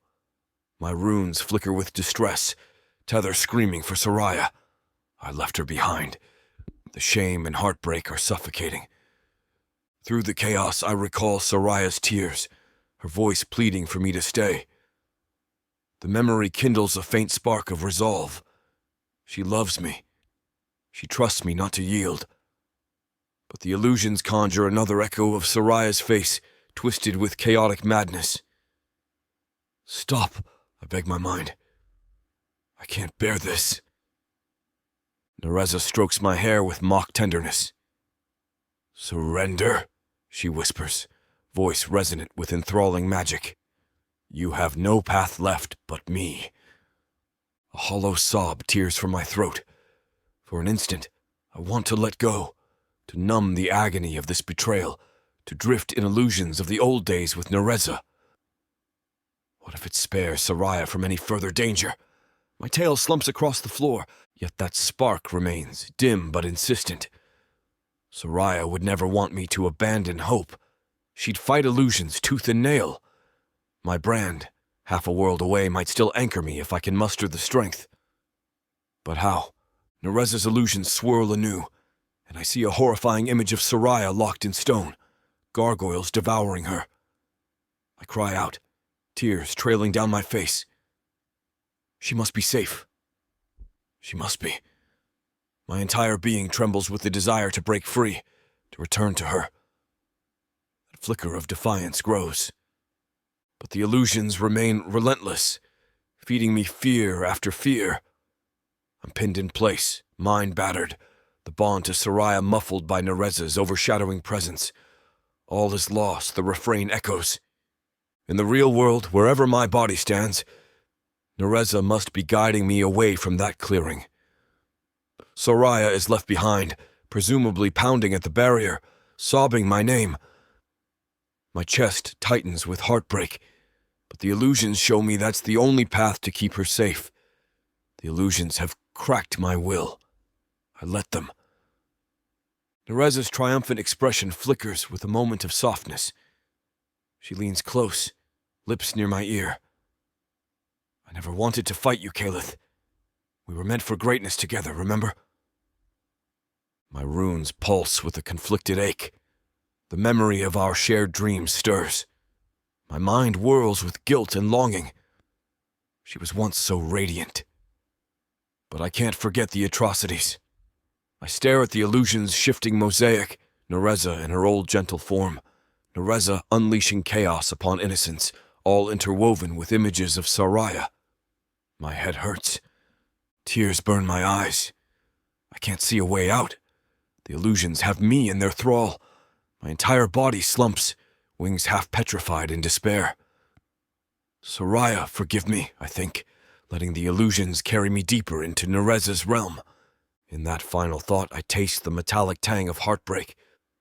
The tether's resonance dims to a faint echo, overshadowed by the swirling darkness. My soul feels tethered no longer to Soraya, but to a swirling void of illusions, courtesy of the woman who once claimed to love me. All is lost. Darkness encloses me, illusions pressing in from every side. My eyes close, tears sliding down my cheeks. Narza's illusions hold me captive, drawing me away from Soraya's side with the twisted promise that this betrayal might save her from the fate I most fear. But the cost is unimaginable. My heart twists in regret as I let the illusions lead me further. I have no more fight left. Thus I fall into Narza's hands, leaving Soraya behind to face whatever nightmares remain, convinced my sacrifice might spare her from damnation. All is lost. And in the echoing chambers of illusions, Narza's laughter reigns, triumphant over the last shred of hope I carried. Chapter 15. Soraya. I jerk awake, heart hammering so fiercely it rattles my ribs. My breath rasps through my raw throat. For a moment I think I'm in the cave where Calith and I huddled together last night. Or was it days ago? But the surroundings blur, shifting into stark reality. I'm alone, sprawled on hard ground near the remnants of a cold fire. The sky overhead has just begun to lighten, grey streaks of dawn creeping across the bare cliffs. Instantly, panic seizes me. My gaze flicks around the makeshift camp, searching for the hulking silhouette of the gargoyle who's become my partner, my anchor. Calith. But there's no sign of him. No broad-shouldered figure in chipped armour, no faint glow of runes. Only empty space and scattered footprints in the dust. My chest constricts. Where is he? Calith! My voice echoes, ragged and small in the hush. A cold wind rustles over the rocks, offering no answer. I scramble to my feet, nearly tripping over a fallen branch. My staff lies within arm's reach, but that's the only comfort. The tether inside my chest, our connection that has guided me through so many perils, simmers with a dull throb, as if subdued by distance. He's gone. The realization slams into me, stealing my breath. For a few heartbeats, I stand rooted in shock. My brand on my wrist itches painfully, reminding me of the synergy we shared, the battles we survived side by side. He wouldn't just leave me, would he? Not after everything. My heart stutters. Unless Narza forced him, or twisted illusions so potent he believed he had no choice. Anger, laced with heartbreak, flares. Or maybe he went willingly, convinced it would protect me. The possibilities churn in my mind. My vision blurs with tears as I rake my gaze across the empty camp. My entire body throbs with leftover exhaustion from the frantic synergy that nearly broke us. Devastation seeps in, heavier than any physical wound. He's truly gone. I want to scream, but my throat seizes, no sound escaping except a choked whimper. The man I love has disappeared, leaving me with only the echo of the tether's weakened beat. Coward, I whisper, tears slipping down my cheeks. It's not fair to label him that, but fury coils in my belly, fueled by betrayal and fear. He might have abandoned me for Narza. He said he feared I'd become her, but he's the one who vanished without a word. A sob bubbles in my chest. How could he? Before I can fully collapse into despair, the crunch of footsteps behind me jolts me from my misery. I spin, staff raised, adrenaline surging. My brand flares, half expecting Narza's brood or Draveth's Perna to pounce. Instead, Draveth himself emerges from behind a jagged boulder, his expression guarded. Two of his subordinates linger behind him, both sporting fresh bruises and wary stares. I bristle, hatred and heartbreak mingling in my veins. My battered relationship with Draveth teeters between truce and condemnation. He once threatened to brand me a Nixari if I didn't kill Calith. My pulse spikes. What does he want now? Soraya, he says evenly, voice carrying across the rocky expanse. The wind buffets his dark cloak. We heard shouting. His gaze sweeps around the camp, lingering on the empty bedroll Calith used. A flicker of understanding crosses his face. Your gargoyle is gone, isn't he? The question drives salt into my fresh wound. My gargoyle. I want to lash out, but I clamp my jaws shut, tears still burning my eyes. Yes, I manage, voice taut. He left, or was taken. I don't know. My anger surges again, twisting with grief. Why do you care? He exhales, staff shifting in his hand. You saved me from Narza's brood. I owe you at least civility. A faint note of regret weaves through his tone. Then he glances at his subordinates, who remain a few paces behind, scanning for threats. We saw tracks leading away from here, fresh, gargoyle footprints, accompanied by something else. Possibly illusions. We suspect Narza drew him out. My heart lurches. She must have enthralled him again. I recall the illusions she conjured last time we saw her, how she nearly trapped Caleth's mind. But is that the entire story? A darker voice hisses. What if he went willingly, believing Narza's promises?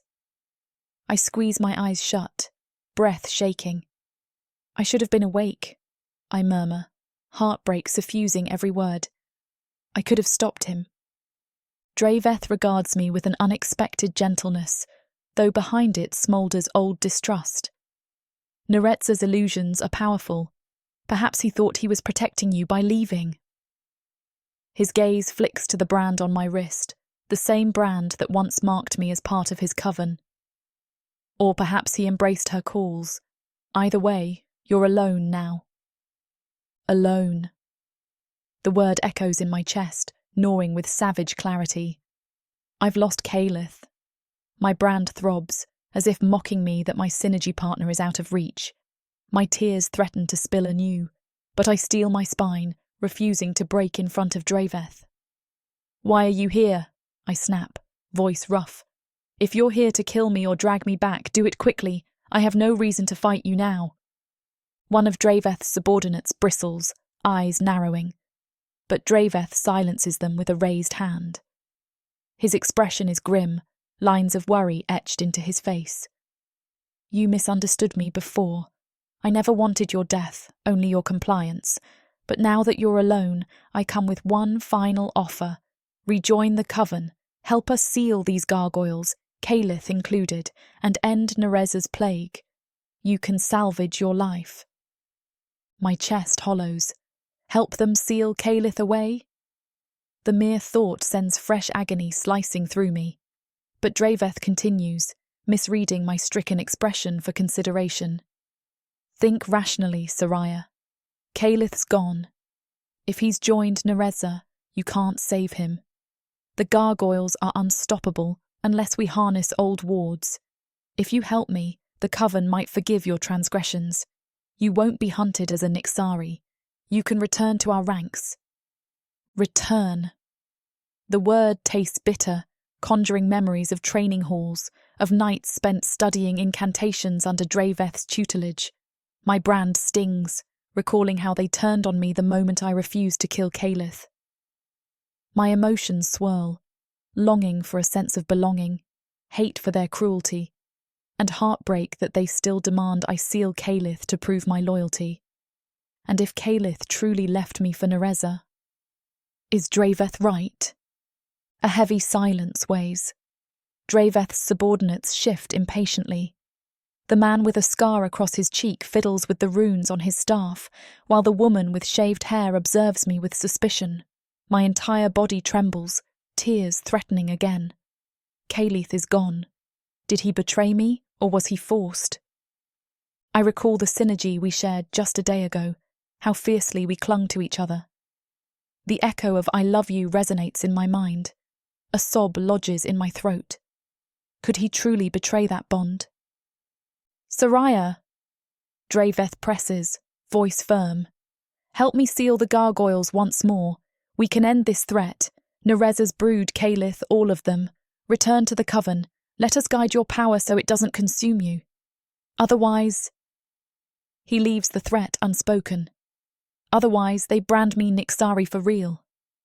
I clench my staff, the polished wood slick in my sweaty grip. My brand itches fiercely, as though urging me not to turn away from the love I found, no matter how broken it seems now. But the despair inside me roars. Caleth left. Maybe the love was a lie. My tears overflow, sliding down my cheeks. I can't. I breathe, barely above a whisper. Even if he's gone, I won't betray him. One of Draveth's subordinates curses under her breath. Then you're a fool, she spits, stepping forward with menace. He abandoned you, or worse, he's joined Narza. You owe him nothing. Pain flares in my chest. I owe him everything. The tears intensify, but a fierce anger rises as well. You don't understand, I snap, voice shaking. He risked his life for me so many times. He was the only one who believed I wasn't some toy or soldier to be manipulated. I won't let your coven twist me into a gargoyle killer. Draveth's eyes narrow, a flicker of frustration crossing his brow. You'd condemn this world to Narza's chaos for one gargoyle? Is that truly what you're saying? I recoil, shame and fury mingling. I'm not condemning the world. Calith and I both wanted to stop Narza, but Draveth's condemnation warps everything. I can't find the words to explain. My brand pulses in confusion, tears scalding my cheeks. He exhales, shoulders slumping as if in pity. We're out of time, Soraya. The Coven is preparing wards to contain the gargoyles. If you help, we can reinforce the ancient seals. If not... He lifts his staff, the runes etched into it glowing menacingly. We mark you Nixari in truth. No second chances, no illusions of mercy. For a heartbeat, the temptation to yield washes over me. What if Calith truly joined Narza, enthralled by illusions or old guilt? Maybe there's no redemption. My tears blur the bleak mountain scenery. If that's the case, could I rejoin the Coven? Stop living under threat? I'd be safe.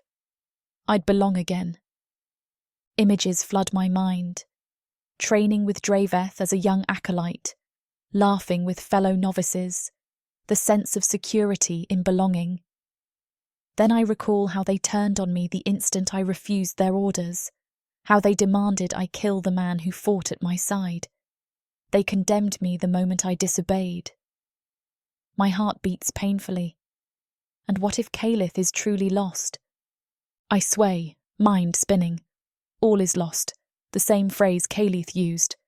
But is it truly? A flicker of memory surfaces, the moment we last merged our magic to save his life, the love in his eyes. Could that be false? Draveth steps closer, staff pulsing with quiet authority. Decide, Soraya.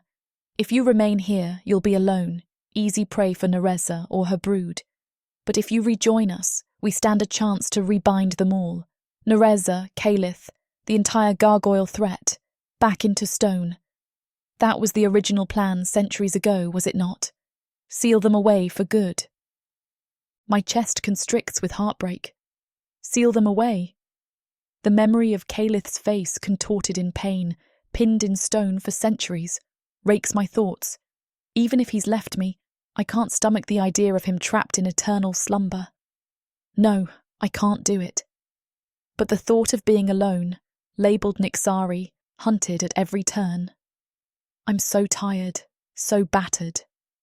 My brand sears, fueling my swirling emotions. Tears drip onto the dusty ground. I squeeze my eyes shut, battling the voice urging me to accept Draveth's offer and end my torment. Calith left you? He left you? It rings in my mind, a savage echo. My fists clench around the staff, nails digging into my palms. Soraya, Draveth repeats, impatience edging his tone. Time is short. I nearly nod. My mind lurches at the prospect of safety, acceptance. But a voice, my own voice, whispers, no, you can't betray Calith, even if he betrayed you. You're better than that. My tears intensify, a sob ripping through me. I can't do it. Because deep down, I don't believe Calith willingly turned on me. And even if he did, my love for him can't vanish so easily. Shuddering, I lift my gaze to meet Draveth's. No, I whisper, voice cracking. I can't help you seal him. I can't rejoin a coven that demands I murder or imprison someone who saved me repeatedly. Even if Calith did leave me, I can't cast him aside. Draveth's mouth hardens, and behind him, his subordinates shift with anger. Then you're truly lost, one hisses. You'd throw your life away for a monster. My lips press tight, tears streaming. He's not a monster, but I can't form the words. Draveth lifts his staff, runes flaring. Then the Coven's edict stands, your Nixari in their eyes. We'll no longer attempt to spare you if we cross paths again. I nod, the brand's sting intensifying as if it can sense the final break with my old life. My entire body trembles, heart pounding so violently I fear it might burst. Go then, I rasp, stepping back. Do what you must. I'm done with your demands. Draveth's brow furrows, a flash of sorrow in his eyes. Maybe he regrets it. But he says nothing more. He turns, motioning for his subordinates to follow. They glare at me with contempt or pity, maybe both, before trudging away. Within moments they vanish into the boulders, leaving me truly alone. My tears redouble, hot and unrelenting. I grip my staff as though it's the last anchor in a world crumbling around me. Caelith is gone. Draveth has forsaken me. The Coven condemns me as Nixari. Sobs rack my body, stealing my breath. For a time I can't move. I collapse onto a rock, burying my face in my palms, shoulders shaking with silent grief. The brand's ache pulses in irregular surges, as if lamenting the absence of Caelith's synergy. My mind whirls with images, his molten gold eyes flicking to me with fierce devotion, the warmth of his stone-laced body pressed close, our synergy blazing with unstoppable power. All illusions, if he walked away so easily, or if Narza forced him. The not knowing tears me apart. Darkness seeps into my thoughts, threatening to devour me. This is the end. I've lost everything. The air feels stifling, every breath laced with heartbreak. No coven, no gargoyle partner, no allies. I can't do this alone. My tears drip onto the rocky ground, leaving tiny damp spots. The morning sun climbs overhead, mocking me with its golden light. A new day dawns, but my world feels black. Seconds or hours pass. I can't tell.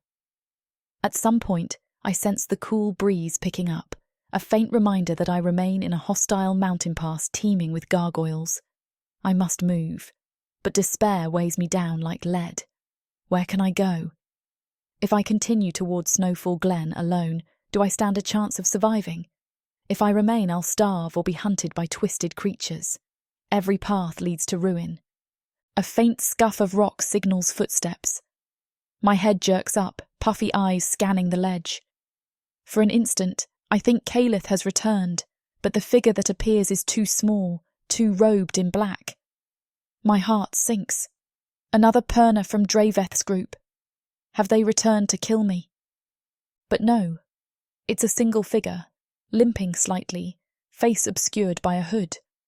The brand on their wrist is partially visible, though battered. My panic flares. I lurch upright, staff raised, tears still wet on my cheeks. Stay back, I snap, voice raw. The figure lifts empty hands, palm outward. A weak voice emerges, female, trembling. I'm not here to fight. I was left behind by Draveth's retinue. I disagree with his verdict about you. I wanted to see if you needed help. Her tone is hesitant, as though she half expects me to blast her with a lethal spell.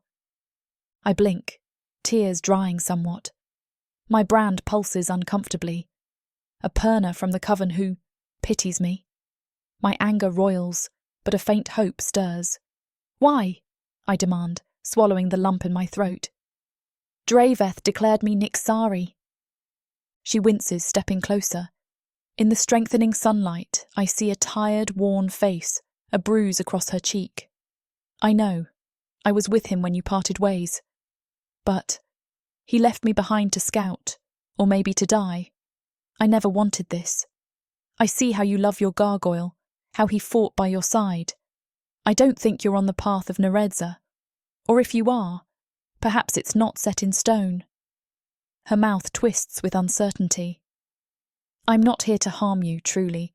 I can't speak for the entire Coven, but I can offer you supplies, a bit of magic if you need healing. My chest wrenches. a shred of kindness from an unexpected source, but it's too late. The idea of rejoining them is impossible, and my heartbreak is too raw to accept pity. I shake my head, voice trembling. You can't fix this, I whisper. My partner, my gargoyle, left. Draveth demands I seal him. I refuse. Tears threaten again. Now I'm alone with no path.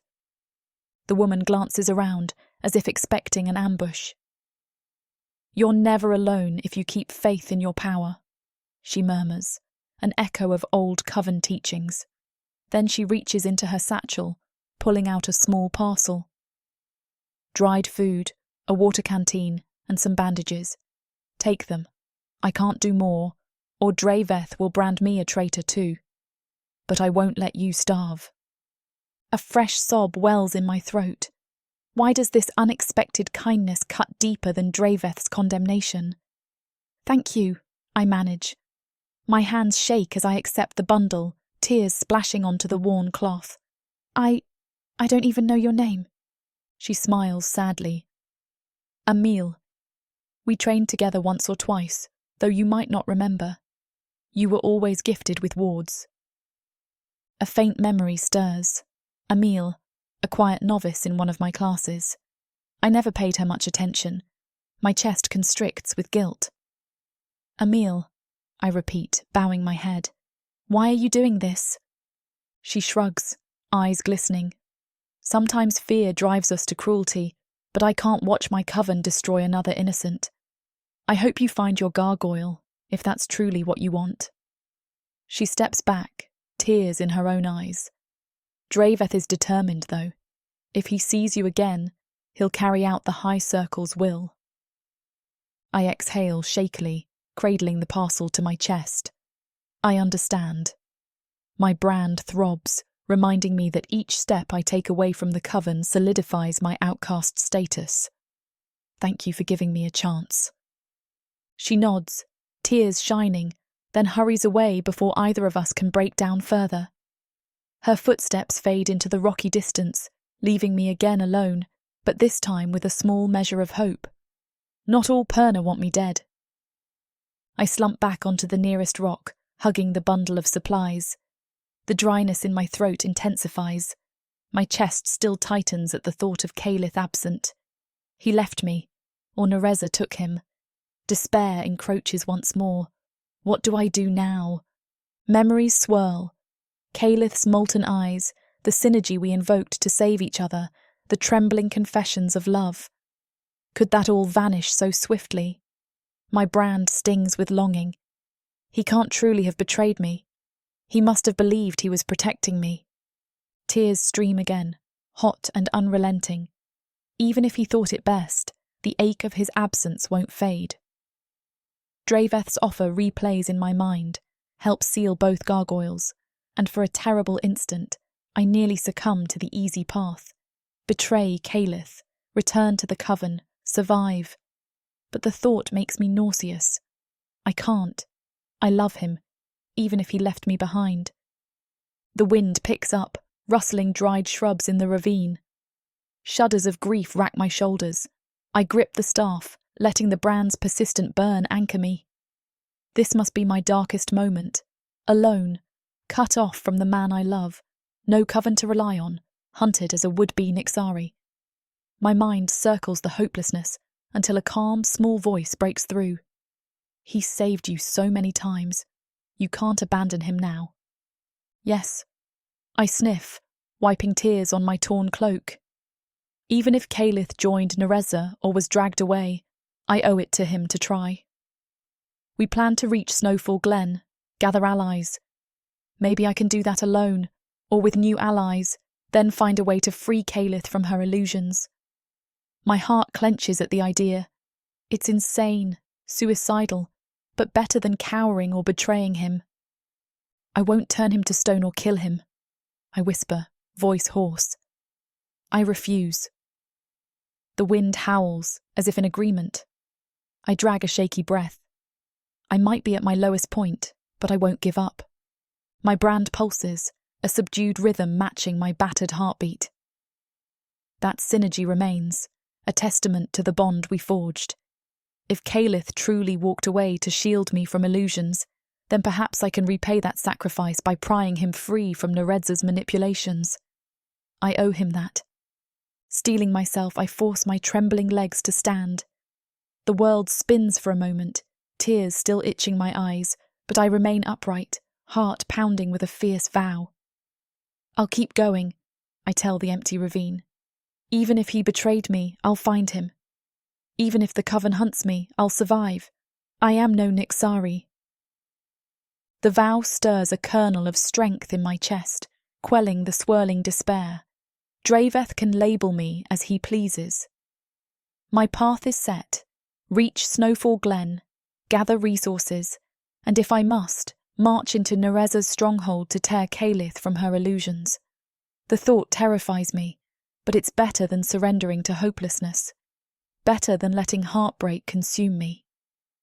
Clutching Amila's bundle, I rummage for the water canteen. My lips are cracked from tears and dehydration. I gulp the stale water, each swallow a small lifeline. Then I nibble a piece of dried fruit, forcing my appetite to obey. My brand throbs less, as if the physical nourishment bolsters my resolve. I'll need strength for what's to come. Once I've steadied my breath, I gather my battered cloak around me, staff in hand, and set off down the slope. The entire mountain range yawns before me, silent witness to my solitary path. My feet ache, shoulders scream in protest, but I can't stop. Caleth might be in grave danger, or Narza's illusions might have convinced him to remain by her side. The possibilities swirl, but none of them absolve me from trying to help. Hours stretch into endless trudging. The sun arcs overhead, beating down on the exposed ridges. I scale rocky inclines, slip down scree slopes, all the while scanning for twisted gargoyle shapes overhead. None appear, though the sense of being watched lingers. My staff grows heavy, my brand scalding. I keep going. My heartbreak simmers just below the surface, fueling my determination to prove Draveth wrong. He thinks me broken or lost. I'm not. Not yet. As the day wanes, the sky overhead bleeds into gold and pink. My limbs drag, each step a monumental effort. My tears have dried, leaving a hollow ache behind my eyes. Caleth's absence gnaws like an open wound, yet I cling to the spark of defiance that flared when Draveth demanded I seal both gargoyles. I can't. I won't. Finally, I reach a broad plateau where the air is cooler, the wind biting. Pine trees stand scattered, clinging to the rocky soil. The faint scent of resin comforts me in a way I can't explain. Nature's calm. Searching for shelter, I spot a cluster of boulders forming a partial windbreak. My knees quake with exhaustion. I must rest. I limp toward that nook, dropping onto the ground with a weary sigh. The brand throbs in the hush, a constant reminder that the synergy I once shared is incomplete. My mind conjures the memory of Caleth's molten eyes. My chest twists with renewed longing and anger. He left me, or he was forced. The ambiguity crushes me. But anger sparks again, fueling a vow not to yield to despair. I'll find him, one way or another. Draveth's final words echo. We brand you Nixari. Let them come. If I'm strong enough to stand against Narza, perhaps I'm strong enough to face the Coven's condemnation. I'll be unstoppable if I harness my power responsibly, not letting it tip into chaos. Night falls swiftly over the mountains, the temperature plunging. I wrap my cloak tight, teeth chattering.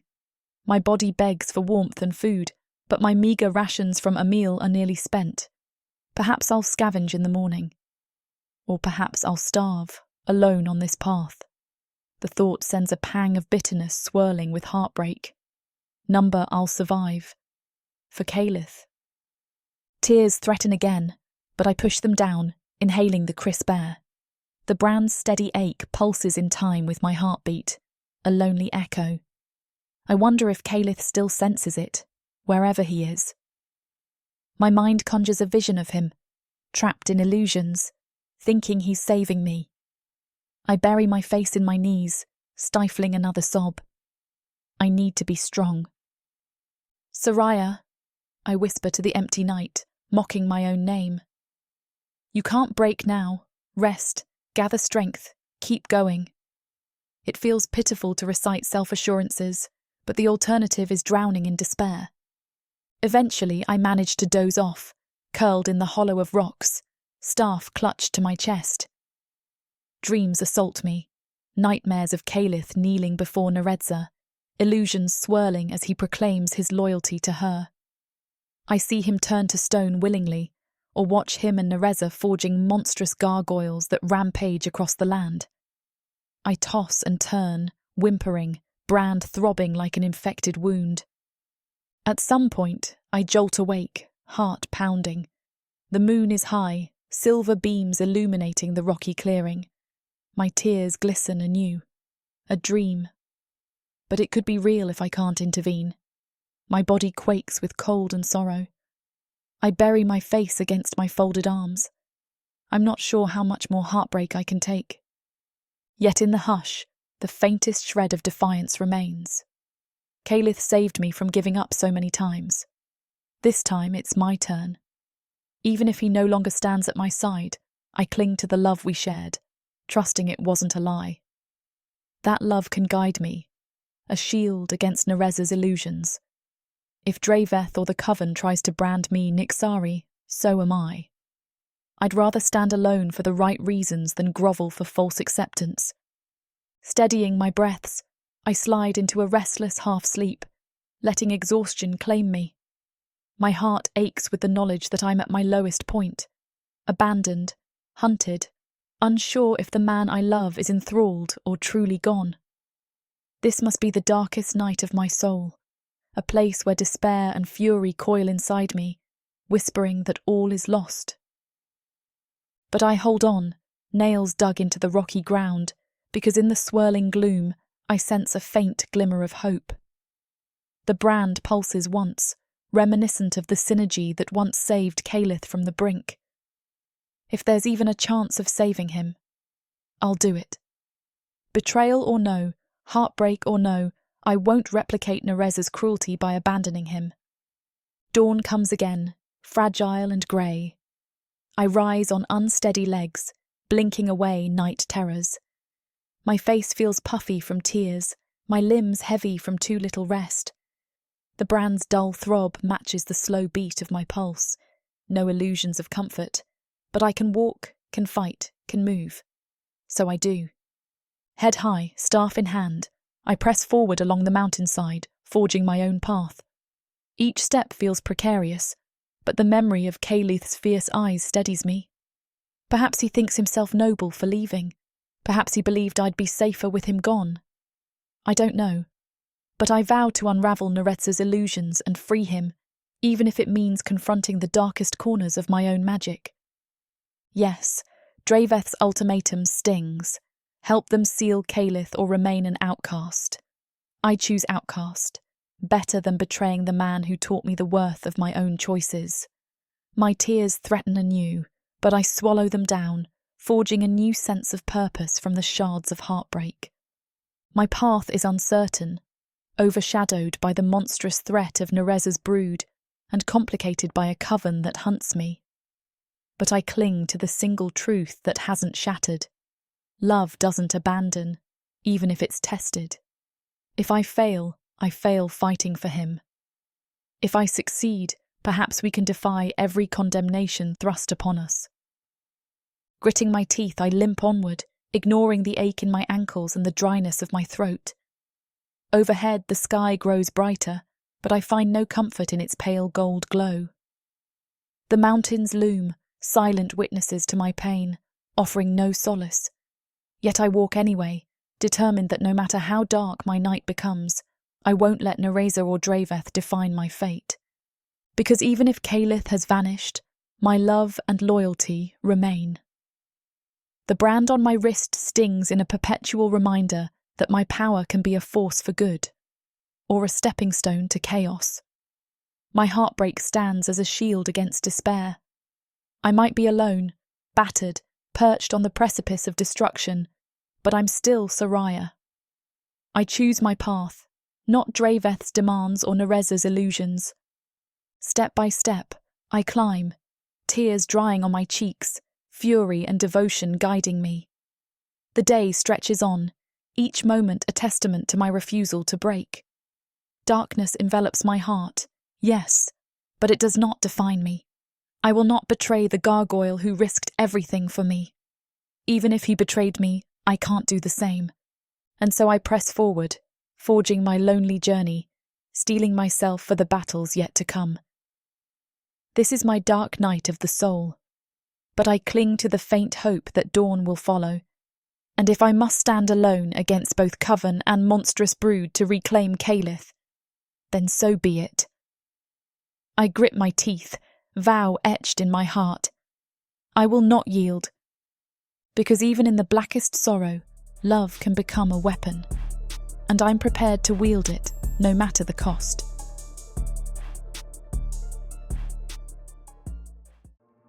There isn't much left of the world after the orcs came. Savage. Brutal. Merciless. If you're a woman, you're property, even to other humans. What happens when an orc stakes his claim on a human woman? Who would dare to stop him? Me.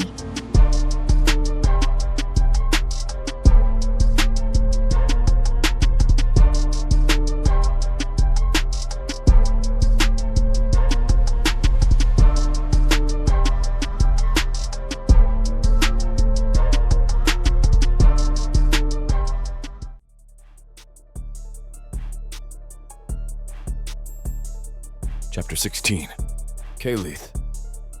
I stand at the threshold of a chamber carved from black stone, every nerve in my body frayed with tension. This place can't possibly be real. It's too perfect, too reminiscent of the grand halls Narza and I once imagined together. Yet the polished obsidian floors gleam under torchlight, throwing back shifting reflections. Pillars rise toward a vaulted ceiling etched with twisting glyphs. I can feel the pulse of unnatural power in each carved symbol, taste the tang of chaos in the air. The illusions cling to me, a half-formed haze that gnaws at my senses. My runes flicker over my arms and torso, caught between wanting to petrify me for defense and sensing that no amount of stone can shield me from her. Deep in my gut, I recognize I'm trapped in the heart of Narza's domain, whether it's a physical fortress or a labyrinth of illusions, I can't tell. My limbs remain too heavy to move freely. She has me pinned, body and mind. At the far end of this hall, seated on a raised dais of obsidian, Narza reclines as though she's empress of the universe. Her dark hair drifts around her shoulders, shimmering with an eerie luster that defies natural light. A crown of black spires circles her head, crackling with faint arcs of magic. Those red eyes burn with an ancient hunger. My heart thuds painfully, recalling the warm spark that once lived in those same eyes centuries ago. She's changed so much, and yet I see whispers of the woman I used to know. Two twisted gargoyles flank her throne, their monstrous bodies a grotesque parody of my own race. Their scaly skin is laced with throbbing veins of greenish energy, and their eyes glow with vacant malevolence. One hisses at my approach, bearing fangs that drip with black saliva. I swallow, forcing myself not to recoil. This is what Narza calls her brood, broken creatures enthralled to her chaos. "Calith," Narza greets, her voice reverberating across the chamber. The moment I hear that familiar purr, my runes twinge with conflicting emotions, part revulsion, part sorrow. She used to speak my name so lovingly. Now, there's an undercurrent of triumph in her tone. A predator who's cornered her prey. Slowly I approach the dais, each step echoing on the polished floor. My wings remain partially furled, tail dragging. She's forced me here, illusions chipping away at my will. Or perhaps I allowed myself to be led, believing I might spare Soraya. The memory of Soraya's tear-streaked face slashes through my mind. A fresh wave of guilt floods me. I left her to Narza's cruelty, all because I thought it would keep her safe. Ridiculous. But at the time, illusions hammered me with visions of Soraya's downfall, and I caved beneath the weight of my old guilt. I stop at the foot of the dais. The oppressive aura of chaos hangs like a suffocating miasma. My runes spark, as if trying to protect me from some unseen onslaught. I grit my teeth, forcing my voice not to shake. You've brought me here. Now what? Narza's crimson lips curl in a slow smile, revealing just a hint of fang. She leans forward, resting her chin on her hand. Now we talk, beloved gargoyle. Her robes rustle, shimmering with oily darkness. I've waited centuries for you to stand willingly at my side. Our bond was never truly broken, only deferred. I flinch. Our bond? We had a bond once, yes, but I shattered it by sealing us both away. My chest constricts with memory. The day I laid down my arms, forging a stone tomb to entrap her and myself, believing the world safer with us. Both gone. That bond died the moment you twisted my kin into abominations, I manage, voice rough. I stand before you only because you forced illusions upon me. She arcs one delicate brow. Forced illusions? Hardly. I merely showed you the truth. How your little Purna might follow my path. How Draveth condemns her as the next Nixari. Weren't you desperate to protect her from such a fate? Didn't you come here willingly to ensure her safety? Her eyes gleam with cunning triumph. My wings tense, tail flicking in agitation. She's partially right. I recall how I stumbled from Soraya's side, illusions whispering that I could save her by yielding. Heat prickles my cheeks with shame. My runes flare, betraying my internal conflict. She's safer if I stand between you and her, that's all. Narza laughs, a musical yet hollow sound. Stand between us? Such hubris. I can end your Purna with a flick of my magic. Or I can let her live in peace, so long as you serve me. She drapes an arm across the throne's armrest, exuding a languid dominance. You are the deciding factor, Caleth, the pivot upon which her fate rests. So let's abandon false hostility. Join me. Let's reclaim the dream we once shared. My mind reels. The dream. We envisioned a future where gargoyles and Purna coexisted in harmony, forging alliances stronger than any dark elf tyranny. But she found chaos, used it, and turned it into a weapon of unimaginable devastation. My chest twists with sorrow. This is not the woman I loved. She's become a parody of that bright young Purna, devoured by her own lust for power. But illusions swirl around me still, making me doubt. Could there be a shred of her old self in that voice?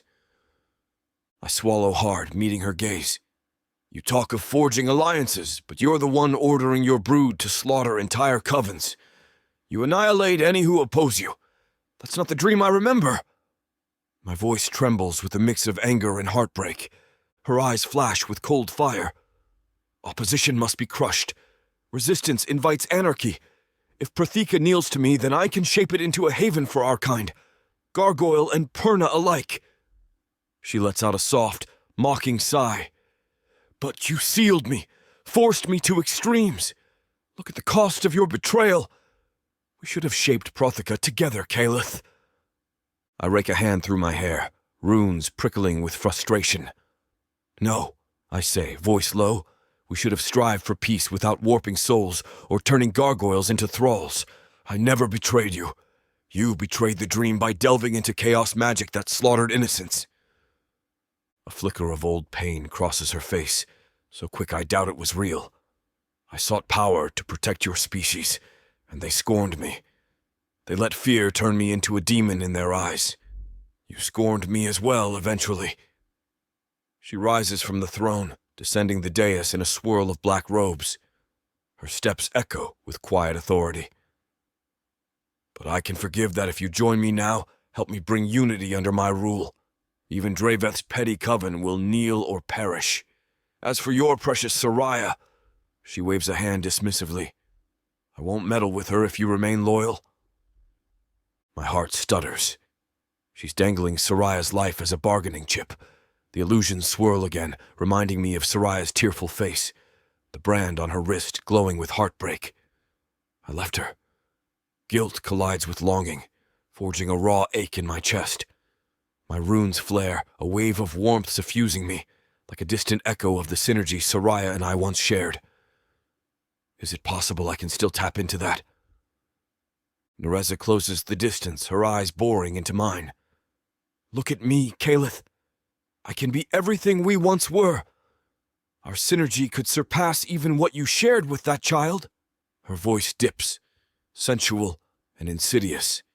She raises a hand, trailing it across my jaw. The contact feels like a live wire, half revulsion, half memory of gentler times. My wings twitch in confusion. A momentary longing surges. I remember how I adored her laughter, the promises we made. But a deeper truth slams into me. That woman is gone. The illusions in her presence flicker, revealing glints of monstrous cunning beneath her once radiant features. My stomach churns. I see flashes of the brood, of scorched villages, of gargoyles twisted in her thrall. This is not the woman I once loved. She's a phantom wearing the face of a memory, a shadow that perverted our dream.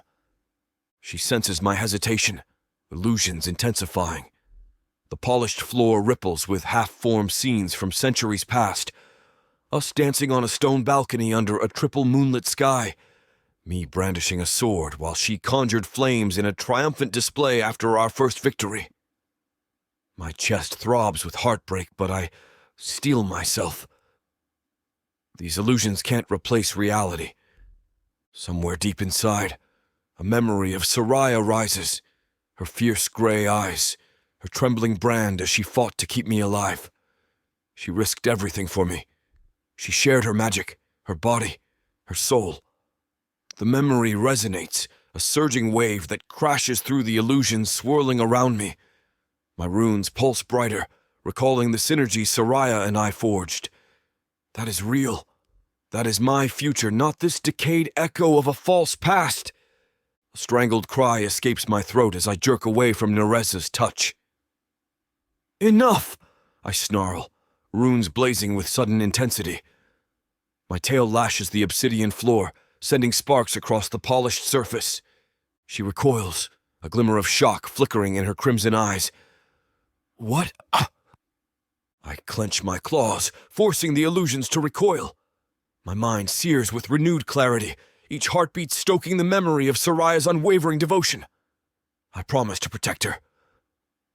Instead, I fled, letting illusions dictate my choices. No more.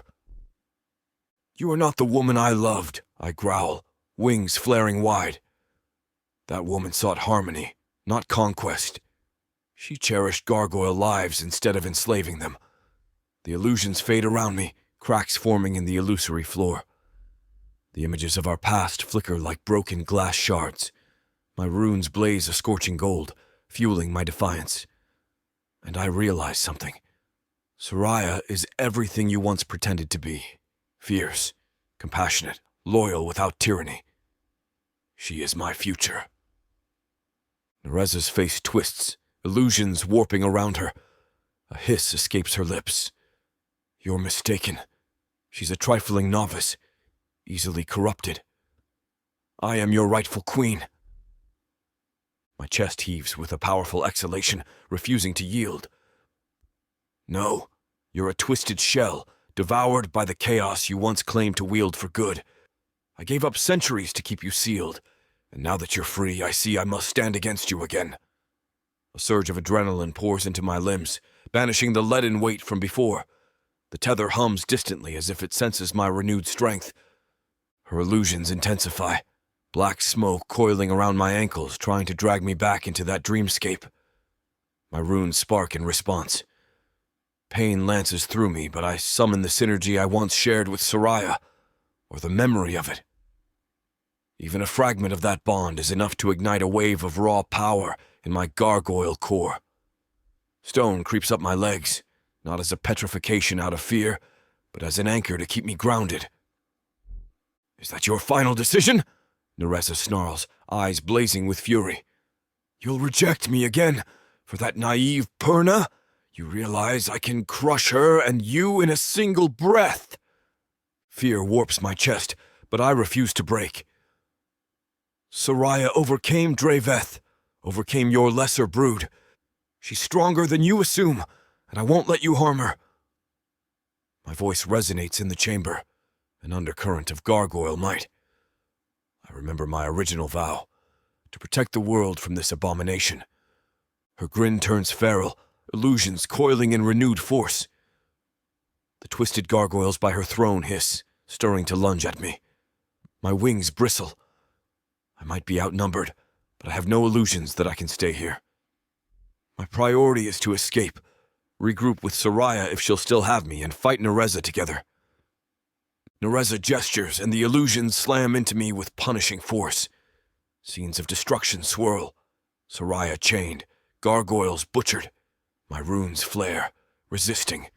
My entire body trembles. I nearly fell for this once, but I see beyond the illusions now, fueled by the epiphany that my future doesn't lie in this hall of black stone. It lies with Soraya. I let out a thunderous roar, wings snapping open to their fullest span. The marble beneath me cracks from the force of my gravitational surge. My tail whips around, lashing illusions to ribbons. The runes along my arms and chest glow hot, channeling the leftover synergy I once shared with Soraya. Even if she's not here, the memory of her magic spurs me onward. "No more illusions," I bellow. "You don't own me, Narza. I'm done cowering in guilt." The illusions waver, fracturing. For a heartbeat, her face flickers with genuine hurt, replaced by rage. "You dare?" she hisses, stepping back. "You sealed me once, and you think you can do it again? Alone?" I grind my teeth, sweat beading on my brow from the exertion of throwing off her mental chains. "I won't be alone," I growl. Soraya stands with me, whether physically or in spirit.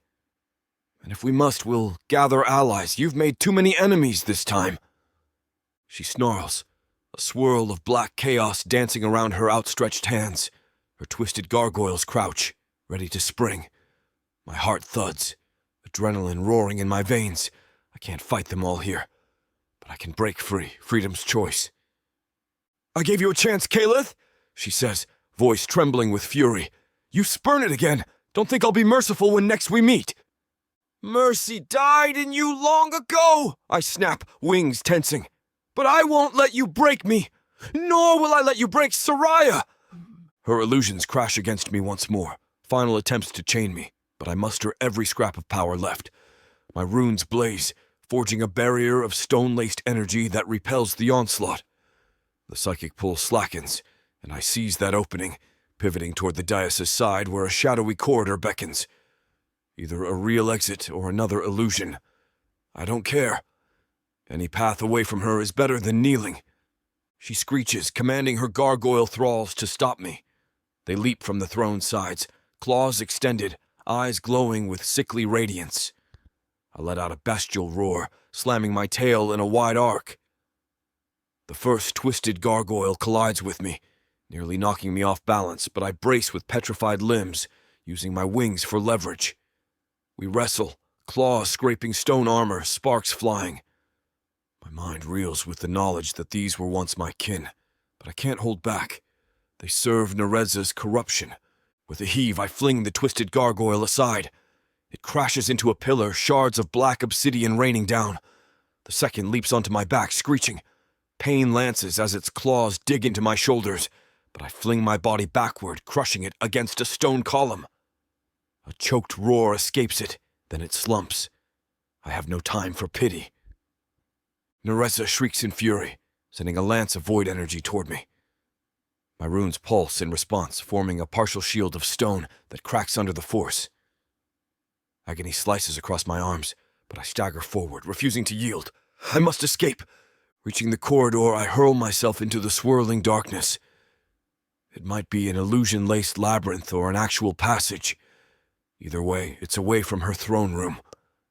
My breath comes in ragged gasps, chest tight from the confrontation. I sense the illusions trying to reclaim me, but my renewed purpose, my vow to fight for Soraya, bolsters my resistance. I won't let Narza enthrall me again. Behind me, her enraged cries echo. She calls out my name, hurling threats of what she'll do to me and Soraya. My wings shudder at each vow of vengeance, but I press on, forging blindly through the labyrinth. The floor lurches, reality distorting. She's still trying to contort my senses. But each time illusions surge, I recall Soraya's tearful courage, the unwavering love in her eyes. That memory is like a torch in the gloom, scattering illusions. I crash through corridor after corridor, stumbling over illusions of swirling images. One moment, I see a meadow from my past with Narza laughing in the sunshine. Another moment, I'm traversing a pitch-black hall with flickering torches. My wings keep me balanced despite the chaos. I'll find a real exit if I keep going. At last, the illusions fade enough for me to see a rough stone archway that leads outside. Wind blasts through with the scent of pine and ice. Fresh air. I lunge forward, ignoring the searing pain in my limbs. My runes flicker, half spent from the struggle. Bursting into open air, I find myself perched on the edge of a mountain ledge under a darkening sky. The sun has slipped low, painting the horizon in purple and orange. How long was I trapped inside those illusions? My chest heaves, tears threatening again. I abandoned Soraya. I let illusions convince me it was the only way. Now I see the truth. Narza twisted my fears, using them to manipulate me. I must find Soraya. I linger on the ledge, wind raking my hair, heart pounding. Will Soraya ever forgive me? My wings droop as I recall her anguished cry. I can't think of that now. I have to at least try. My runes glow with a weaker, but still determined light. Swallowing my fear, I vow softly, I will fight for you, Soraya. Even if you despise me now, I won't let Narza's illusions decide our fate. My tail flicks, stirring pebbles over the edge. The brand of synergy we share still thrums faintly in my chest. She might not realize I've broken free. I cling to the faint hope that we can meet again. The sky dims, a few stars twinkling. If Narza's illusions still linger, they no longer hold me in thrall. I can sense her presence behind me, raging in her fortress or labyrinth, but I no longer feel the psychic chains binding me. I'm free, physically and mentally. Exhaustion weighs on me, but my heart sings with renewed clarity. Freedom's choice has been made. Raising my gaze to the distant peaks, I wonder where Soraya might be. She might be miles away by now, or she might still be near the old camp, devastated. Guilt spears my chest. I'll search every crag if I have to.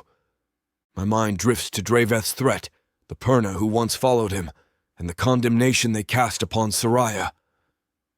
If I return to her side, we face them all, plus the brood. But I can't do otherwise. She risked everything to stand by me, to show me love beyond illusions. I won't let that be twisted into tragedy. Clenching my claws, I summon what remains of my gargoyle strength, forcing my battered wings to spread. The wound on my thigh stings, half healed from that synergy session, but I can manage short flights. I must be cautious. The cold mountain wind buffets me, reminding me how precarious flight can be. Yet a flicker of determination courses through me. I have to at least try, to cover ground faster. Stepping to the edge of the ledge, I let out a measured breath, scanning for updrafts that might aid me. The glow of sunset outlines the ridges in deep purple. My runes flicker in synergy with my internal magic, granting me a measure of lift. I leap from the edge, wings catching the wind with a jolt of pain that radiates from my thigh. Gritting my teeth, I press onward, gliding in a shallow arc down the slope. Better than being stuck in illusions. As I soar, albeit painfully, over the crags, my mind returns to Narza's final expression, shock that I defied her illusions a second time. Part of me wonders if she feels heartbreak, or if chaos consumed all traces of genuine emotion. No matter. She's the enemy. The illusion she conjured awakened me to the reality that I have someone far better waiting for me. Soraya, with her unwavering heart and raw power, she's determined to use for good. That is the future I choose. Wind tears at my hair, the cold biting through my battered leathers. My wings protest each shift, but I force them to comply, scanning the terrain below for any sign of a campsite or footprints. The day's light wanes, casting the land in deep shadow. Flying at night is risky, especially wounded. But the tether tugs faintly in my chest, urging me to keep going. I can't rest until I find her. Minutes or hours pass, I lose track, half delirious with fatigue and guilt. At last, the ache in my muscles becomes too severe. My vision blurs. I spot a wide ledge near a rocky outcrop and angle my wings to land. The impact jars my injured leg, nearly toppling me. I suck in a hiss of pain, wings folding awkwardly as I slump against a boulder. Panting, I press a clawed hand to my chest, feeling the faint echo of our bond. It's diminished but not severed. She's alive. The relief surges through me, a lifeline in the gloom. My runes glimmer in the twilight, reminding me I still have some fight left. But I need to rest if I'm to be of any use. Night unfurls across the mountains, stars winking into existence. My mind whirs with the last remnants of illusions, the memory of Narza's voice, the final vow I made. I will fight for Soraya, no matter how dire the path. I can't let my guilt overshadow that promise again. I rummage for minimal provisions, discovering half of them were lost in the illusions or my frantic flight. My mouth twists with frustration, but I make do with a handful of dried meat. The slight nourishment steadies me, giving me enough energy to conjure a tiny flicker of gargoyle flame, a trick using magnetic friction in the stone. The meager heat soothes the chill in my bones. As the night deepens, I stay awake, leaning against the boulder, letting my wings rest. The moon rises, casting pale silver over the rugged slopes. Despite my exhaustion, I can't fully relax. My mind replays Soraya's tearful face, the heartbreak that shadowed her eyes when I turned away. She likely thinks I betrayed her. A fresh wave of agony spears me. I must show her otherwise. In the silence, I recall the tender moments we shared. Her defiant grin in the face of Draveth's demands, her warm body pressed against mine when we fused our magic to heal, the fierce declaration of love that spilled from her lips. A lump forms in my throat, tears pricking my eyes. She gave me everything, and I left, but no more. My heart tightens, forging a vow stronger than stone. I'm coming back to you, Soraya, I whisper to the night, voice trembling. I won't let illusions or fear dictate my choices again. Narza cannot hold me. The wind rustles, carrying the faint scent of pine. In that moment, the brand of synergy in my chest flutters, as if responding to my conviction. My runes flicker, brightening briefly. I sense a faint echo. Soraya is out there, forging on alone. I hope she feels a glimmer of my determination. Hope she hasn't drowned in despair. A part of me wishes I had the strength to fly all night, scouring the valleys until I find her. But I'm too battered. Illusions drained me, and I risk crashing. Better to rest a few hours, regain my power, then resume the search at first light. So I settle, wings curved protectively around me as I slip into a shallow, watchful doze. My mind stirs with half-formed nightmares, images of Narza's sneer, of Soraya lying in anguish. Yet each time I startle awake, I remind myself, I broke free. The illusions can't reclaim me unless I let them. I choose Soraya. When dawn finally streaks the horizon with pale gold, I rise on unsteady legs, wincing at the dull ache in my thigh. My runes glimmer in the early light. The brand in my chest hums softly with longing, urging me onward. Yes, I'll push forward. Soraya, wait for me. I spread my wings again, ignoring the pain. Each flap churns the crisp air, stinging my battered muscles. But the memory of Soraya's tearful goodbye, the heartbreak I sensed in her, drives me. I ascend into the skies, scanning the land below. I vow to keep searching until I find some hint of her presence. Footprints, a camp, anything. My tail lashes, resolving that if Narza tries illusions again, I'll fight them off with the knowledge that Soraya's fierce spirit matters more than any guilt from my past. Yes, Narza is not my love anymore. She's a reflection twisted by chaos, and I won't let her illusions chain me any longer. My epiphany stands firm. The future I want is with Soraya. I can't change the centuries of mistakes behind me, but I can shape the battles ahead. And so I fly, battered but unbroken, carrying the memory of Soraya's unwavering devotion like a flame in the darkness. I refuse to believe all is lost. The illusions are shattered, replaced by a single, burning mission: to reunite with Soraya, pledge my loyalty to her once again, and stand against Narza's tyranny with a heart unclouded by doubt. No illusions can change that choice now. I gather my power, each wingbeat a testament to my renewed conviction. Soraya, I'm coming back for you. My vow echoes in my mind, lighting a path through the swirling storms that still loom over these mountains. If Narza dares to stand in our way again, she'll face a gargoyle who's no longer crippled by guilt, but fueled by a love that defies the darkest illusions. The sun crests the ridge, washing the peaks in gold. My runes blaze in the light, carrying me onward. Freedom's choice has been made. I choose hope, I choose Soraya, and I choose to shatter Narza's hold once and for all. Chapter 17. Soraya. I brace my hands against the shattered remains of a once grand pillar, breath hitching in the freezing air. This place reeks of memories, raw, unyielding recollections of the day Calith first awakened and saved my life. The old temple courtyard sprawls around me in crumbling stones and dislodged arches, its tumbled walls and mosaic fragments reminding me how fragile everything can be. The last time I stood on these pitted flagstones, Calith and I faced a legion of lesser gargoyles, illusions swirling around us like a dark promise.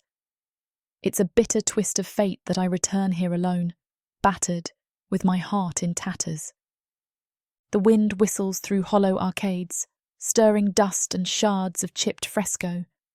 Twilight bleeds across the sky in streaks of navy and violet, painting the ruins with sombre shadows. My cloak flutters around my legs, torn from countless battles, its edges stiff with dried blood. I ignore the chill, blood pounding in my ears. Draveth was right about one thing. This place is cursed with significance. Possibly it's the perfect stage for another confrontation. For days, I've roamed these mountains in a haze of heartbreak, refusing to believe Calith truly abandoned me. Each morning I forced myself onward, hoping to pick up a clue. Footprints, a torn scrap of his leathers, anything to prove he might have come back. And each night, I bedded down under frigid skies, tears in my eyes, cursing the illusions that tore us apart. But now, as I stand in these old ruins, an inexplicable tension hums in my chest. My brand on my wrist aches with more intensity than it has since we parted, as if a tethered presence draws near. I swallow, pressing trembling fingers against the throbbing brand. Calith, I whisper into the restless wind, voice catching. Even the thought of him hits me like a knife. I see his molten eyes, that stoic half-smile, the protective curve of his wings. Then the memory of him walking away, illusions swirling, tears streaming from my eyes, rips into me. Where are you now? A scuff on the broken flagstones snaps me out of my spiral. I tense, staff in hand, magic sparking along my brand. Footsteps echo from behind a crumbled arch, faint but approaching. My pulse kicks, hope battling fear. Could it be him? Or more gargoyles? Or Draveth's Perna? My entire body coils, ready for anything. The figure steps into view, wings half furled, runes glowing faintly in the dim light. My heart slams into my ribs. It's him, battered and weary, but unmistakably Calith. His obsidian-hued skin and carved runes catch the dying sun's rays, each luminescent marking telling a story of scars, illusions, and battles. He halts a dozen strides away, tail flicking in agitation. My brand sears, an echo that resonates through me. He's truly here, not an illusion. For a breathless second, we simply stare. My eyes burn with tears, relief warring with anger. He left me, but also he's returned. The tether hums in my core, brightening like an ember stoked to life, though distrust gnaws at me. I can't help wanting to fling myself into his arms or lash out in fury. The intensity of the moment almost destroys me. "Soraya," Calith murmurs, voice low enough to break my heart. He looks haunted, golden gaze shimmering with regret. "You're alive." I bark a harsh laugh, blinking away tears. "You thought I wouldn't be?" My staff trembles in my grip, my entire body shakes. "After you left, My voice cracks, pain surges. "I was alone. I didn't know if you betrayed me or if illusions forced you. I can't speak around the lump in my throat." He lifts a clawed hand, half reaching toward me. "I'm sorry," he breathes, wings trembling. "Narza twisted my mind. I thought I was protecting you by yielding. I see now how wrong I was." His runes flicker painfully, as if each word costs him. "Please, let me explain." My tears spill down my cheeks, heart pounding. Relief floods me. He didn't betray me by choice. Yet the sting of heartbreak lingers, fueling a bitterness I can't fully repress. "Explain," I demand, knuckles whitening around the staff. "And it better be good." He exhales, stepping closer, each movement cautious. "She showed me visions, nightmares where you became the next Nixari, with Draveth condemning you. My old guilt made me believe I could spare you by surrendering." He clenches his fists, tail lashing. "But illusions are illusions. I broke free eventually. All I want now is to stand by you, if you'll have me." The raw anguish in his tone batters my defences. My brand thrums with longing. He returned for me. My chest constricts with a swirl of fury, relief, and unstoppable love. "You left me in the worst moment," I whisper, voice ragged. "I cried your name, but you walked away. Do you have any idea how much it hurt?" His jaw tightens, runes flickering in agony. "I know," he murmurs, taking another step. "I failed you.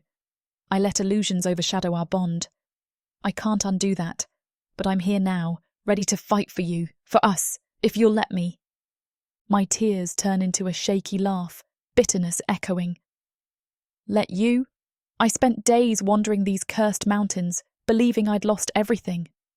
Meanwhile, you wrestled illusions and decided to come back only after you realised your mistake." He flinches, wings drooping in shame.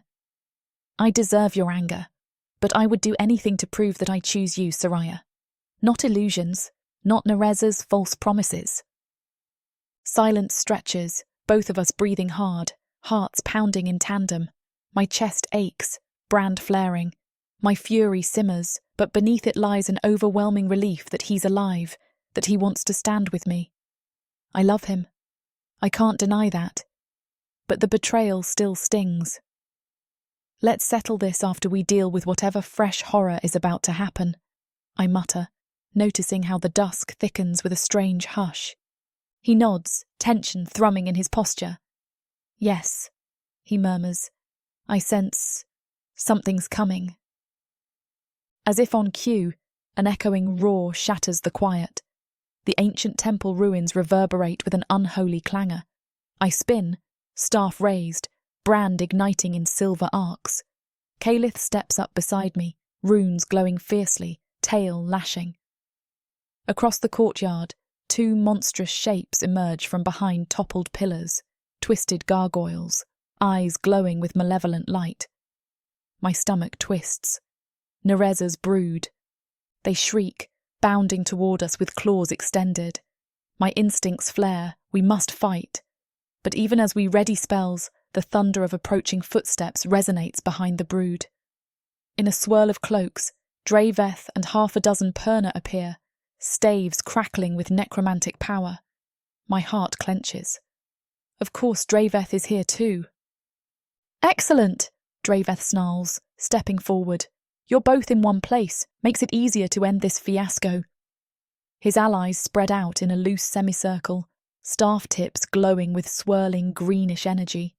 Their eyes flick with malice between Calith and me, as if deciding who to strike first. My jaw sets. We're caught in a vice. Narza's brood on one side, Draveth's Perna on the other. Tension spikes, the brand pulsing in alarm. Calith's wings bristle, runes flaring. "This is madness," he rumbles, voice echoing. "We have a common enemy. Why do you insist on labelling Soraya and Ixari instead of helping us stop Narza?" Draveth lifts his chin, gaze cold. "Because the Coven demands it. Your illusions threaten to unleash more chaos than we can tolerate. Soraya refused to renounce you, so she's condemned. And you, Gargoyle, are a threat from the moment you drew breath. The brood is merely a symptom of the disease that you represent." Anger blazes in my chest. I open my mouth to retort, but the brood screeches, leaping forward. Their scaly bodies slam into Draveth's front line, sending two Perna sprawling. Chaos explodes. Bolts of necromantic power light the gloom, scorching columns and rubble. The twisted gargoyles swipe at the Perna, rending staves in half. One Perna screams, pinned under a clawed foot. Soraya curses, raising her staff. She hurls a wave of shimmering silver magic that knocks one gargoyle off the pinned Perna. The tension in her face breaks my heart. She tries to save Draveth's people despite their condemnation. My runes hum in admiration. She's so damned good. I lunge at the second gargoyle, wings snapping. My tail cracks across its flank, throwing it away from the cluster of Perna. The creature snarls, eyes blazing. Pain rips through me as it rakes my shoulder with serrated claws, but I roar, stone creeping over the wound. I sense Soraya channeling her brand again, a faint swirl of synergy bridging us. My limbs surge with renewed force, enough to fling the gargoyle across the courtyard. It smashes into broken columns with a sickening crunch. One down. A fresh wave of shrieking echoes. The brood's reinforcements appear from behind the temple's half-collapsed wall. 5 more monstrous gargoyles, each howling for blood. My stomach drops. We're badly outnumbered. Draveth's Perna recoil, forming a defensive ring. Soraya and I pivot, meeting each other's gaze in the flicker of chaotic light. We must unite, or we all die. She sucks in a breath, tears glimmering in her eyes, brand blazing. "I can't let them kill you," she whispers fiercely, "even if I hate that you left." Her vulnerability slashes my heart, but I nod, stepping shoulder to shoulder with her. Draveth snarls across the courtyard, staff raised. "Stand aside, Soraya. If you keep protecting that gargoyle, you're no better than Narza's brood." "Stop!" Soraya snaps, silver arcs dancing around her staff. "We have bigger threats than your vendetta.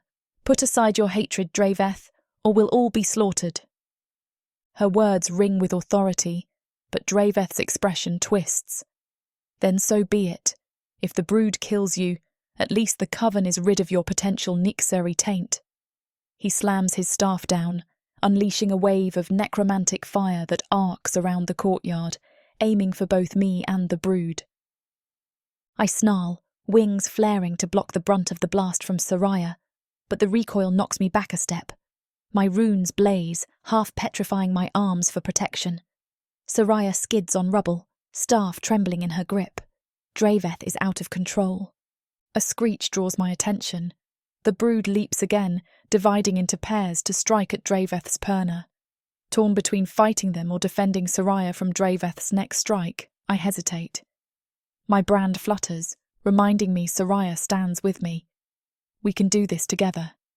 Soraya, I shout, voice rumbling with gargoyle power. Lend me your synergy. We must push them back, Draveth and the brood both. My words tumble out, half an order, half a plea. She might still be furious at me. This is the moment to test our bond. She meets my gaze, heartbreak mingled with fierce devotion. Without hesitation she nods, raising her staff.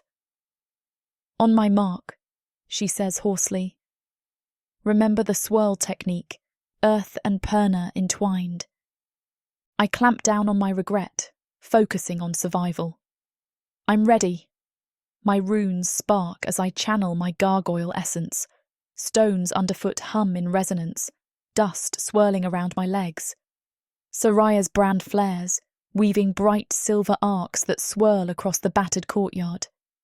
Together we step forward, side by side, forging a ring of combined power that glitters with potential.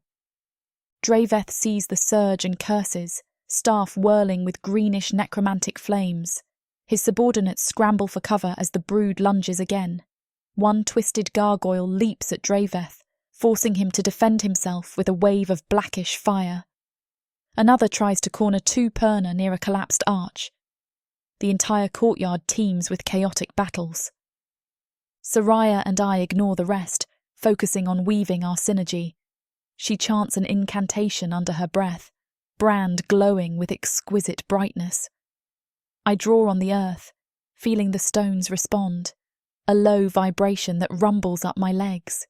Our magics intermingle, swirling around us in a funnel of luminous dust. Now, she whispers, tears glistening in her eyes. Push them back. We release the synergy in a single burst. The courtyard shudders, flagstones cracking as a rippling wave of silver and earthen gold radiates outward from our joined stance. The twisted gargoyles screech, flung aside by the force. Draveth's necromantic flames flicker, his staff wobbling as he's hammered by the shockwave. Debris showers the ruins, columns toppling. The brood roars in pain, some leaping away into the shadows. One attempts to resist, claws scraping the ground, but Soraya angles her staff, intensifying the synergy's wave. My runes glow hot, arms half petrified, grit pressing into my palm. Together we repel the monstrous creatures, driving them from the courtyard's centre. I sense them slinking around the perimeter, uncertain. Their howls continue, but they can't breach our circle of combined might. Draveth staggers, cursing. Another wave of synergy pulses, rocking him again. His subordinates scatter, battered by the same flood of power. "Stop!" he yells, voice cracking with rage. "You dare strike me?" Soraya trembles at my side, tears streaming. "You left me no choice," she cries, voice echoing in the broken temple. "I told you to stand aside. I don't want more bloodshed, but I will not let you kill Calith or me." Draveth's eyes flick with hatred. He might lash out again, but the synergy swirling around us crackles, an unspoken warning. My tail sweeps the ground, stone-laced claws gripping my staff. One more wrong move, and will forcibly drive him out. A strangled shriek rises from the brood as a new presence enters the courtyard, a tall, regal figure in swirling black. My heart leaps in recognition. Narza. Her robes glide over the broken stones, dark hair fanning out behind her. The entire battlefield hushes, illusions flickering at the edge of perception. The brood cowers, drawn to her presence. Draveth's perna recoil, staves crackling in alarm. Soraya stiffens, brand flaring in immediate reaction. Narza's crimson gaze sweeps over the carnage, landing on me and Soraya locked in synergy. A dark sneer forms on her lips. "How touching," she drawls, voice dripping with contempt. The runaway gargoyle found his Perna again. Shall I bury you both together this time? Soraya braces, tears drying into fierce resolve. You twisted Calith's mind, but he broke free, she says, brand shining. Your illusions don't hold him. Now we stand united against you. Narza tilts her head, illusions swirling around her ankles like serpents. Do you think your paltry synergy can match me? She lifts a hand, conjuring a vortex of obsidian smoke that crackles with chaotic lightning. I gave gargoyles their might, and I can reclaim it at will. I snarl, runes flaring with defiance. What you gave was corruption, not might. We don't need your chaos. She smirks, illusions intensifying behind her. A half-formed squad of twisted gargoyles emerges from the shadows, eyes glowing with lethal purpose. Draveth curses, forcibly reforming his ranks, though several Perna remain on the ground, wounded or unconscious. The entire courtyard teeters on the edge of absolute destruction. We might be forced to fight Narza with Draveth's grudging help or risk annihilation. But Draveth's face twists with undisguised hatred. He points his staff at us, ignoring Narza's brood. If you two stand in my way, I'll remove you first. The coven forbids your union. His necromantic flames swirl, forcing the brood back momentarily, but also aimed at us. Narza laughs, stepping aside as if amused by Draveth's rashness. Yes, kill them for me, puppet, she mocks. I have bigger conquests awaiting. My chest tightens. We must act quickly. Another wave of synergy tremors through Soraya and me, a whispered promise of power. We share a look, fear, heartbreak and love in her gaze. We have no choice. Soraya, I murmur, voice raw. We unite. Let's purge this madness. She nods, exhaling. Let's finish it. Without further hesitation, we raise our joined magic once more. Earthy might surges up my limbs, meeting Soraya's Perna brilliance. The brand on her wrist blazes silver white, my runes golden red, weaving a radiant vortex around us. Dust flies, shattered columns rattle. The brood hisses in alarm, illusions flickering in protest. Draveth's staff crackles, but his eyes widen at the raw magnitude of our combined power. Narza stands at the edge of the chaos, illusions swirling around her. She narrows her gaze. Foolish, she hisses. I taught you once, Calith, that raw synergy can burn your mind. Her chaos-laced lightning crackles in her palms, ready to strike. A pang of fear lances me. We risk losing control. But I sense Soraya's calm presence, her unwavering faith that our synergy can be harnessed for good. My heart steadies. We're not the same as we were centuries ago, I say, wings lifting in defiance. We choose each other, not illusions. Soraya's staff pulses with shimmering arcs. We drive you back, Narza, and anyone who stands with you. Her eyes flick to Draveth, brand flaring, including you if you keep trying to kill us. Draveth roars, hurling his necromantic flames at us.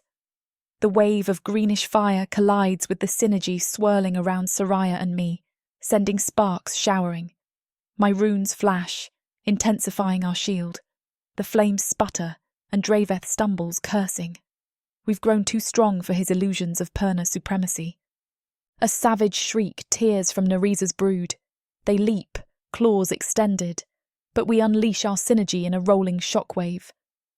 The gargoyles slam into the force field, howling in pain as it sears them with combined earth and arcane energies. Several careen backward, crashing into broken walls. Another tries to scramble up a collapsed arch, only to be hammered by a second pulse from Soraya's staff. Narza hisses, illusions roiling. She flings chaos-laden bolts at us, but our swirling synergy deflects them, though not easily. Sparks rain down, scorching rubble. Each impact jars my limbs, sweat beading on my brow. Soraya clenches her jaw, eyes blazing with unstoppable conviction. Draveth's subordinates retreat, dragging wounded comrades away. Draveth himself, face twisted with hatred, attempts one last incantation, maybe a necromantic snare. But Soraya, tears streaming from the strain, whirls her staff and unleashes a concentrated arc that blasts him off his feet. He crashes into a toppled column, staff flying. Blood stains the broken stones where he lands. A rasping cough escapes him. For a moment, our synergy flares bright enough to illuminate the entire courtyard like dawn. Narza shields her eyes, illusions faltering. "Impossible," she snarls, voice trembling with rage. "You can't surpass me. I am the first Nixari." "Wrong," Soraya grits out, trembling with the effort to maintain the synergy. "I'm not a Nixari, and Calith is no thrall. We stand for each other, not for chaos."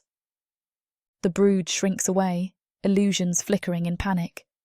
Soraya's arcs intensify, and I channel earthen might to reinforce them. The temple courtyard shakes, old columns toppling in a cacophony of stone. Dust plumes swirl like thunderheads. In the confusion, Narza curses, illusions swirling around her. She must realize she can't hold this ground.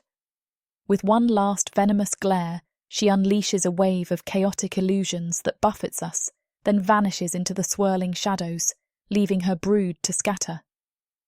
A shriek echoes as she retreats, fury burning in every note. She'll be back, but for now we stand victorious.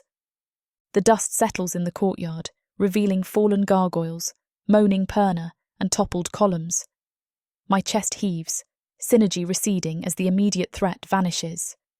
Soraya sags against me, brand still throbbing with residual arcs. I hold her, wings curving protectively, heart pounding with relief. We did it. We forced Narza to flee. Draveth coughs from where he lies crumpled. Blood trickles down his temple, staff lying out of reach. For a heartbeat, I wonder if we should help him or leave him. The brand on her wrist flickers with her kindness. She breaks away from my arms, stepping toward Draveth. "Don't move," she warns him, voice exhausted but firm. "We don't want to kill you, but we won't let you murder us either."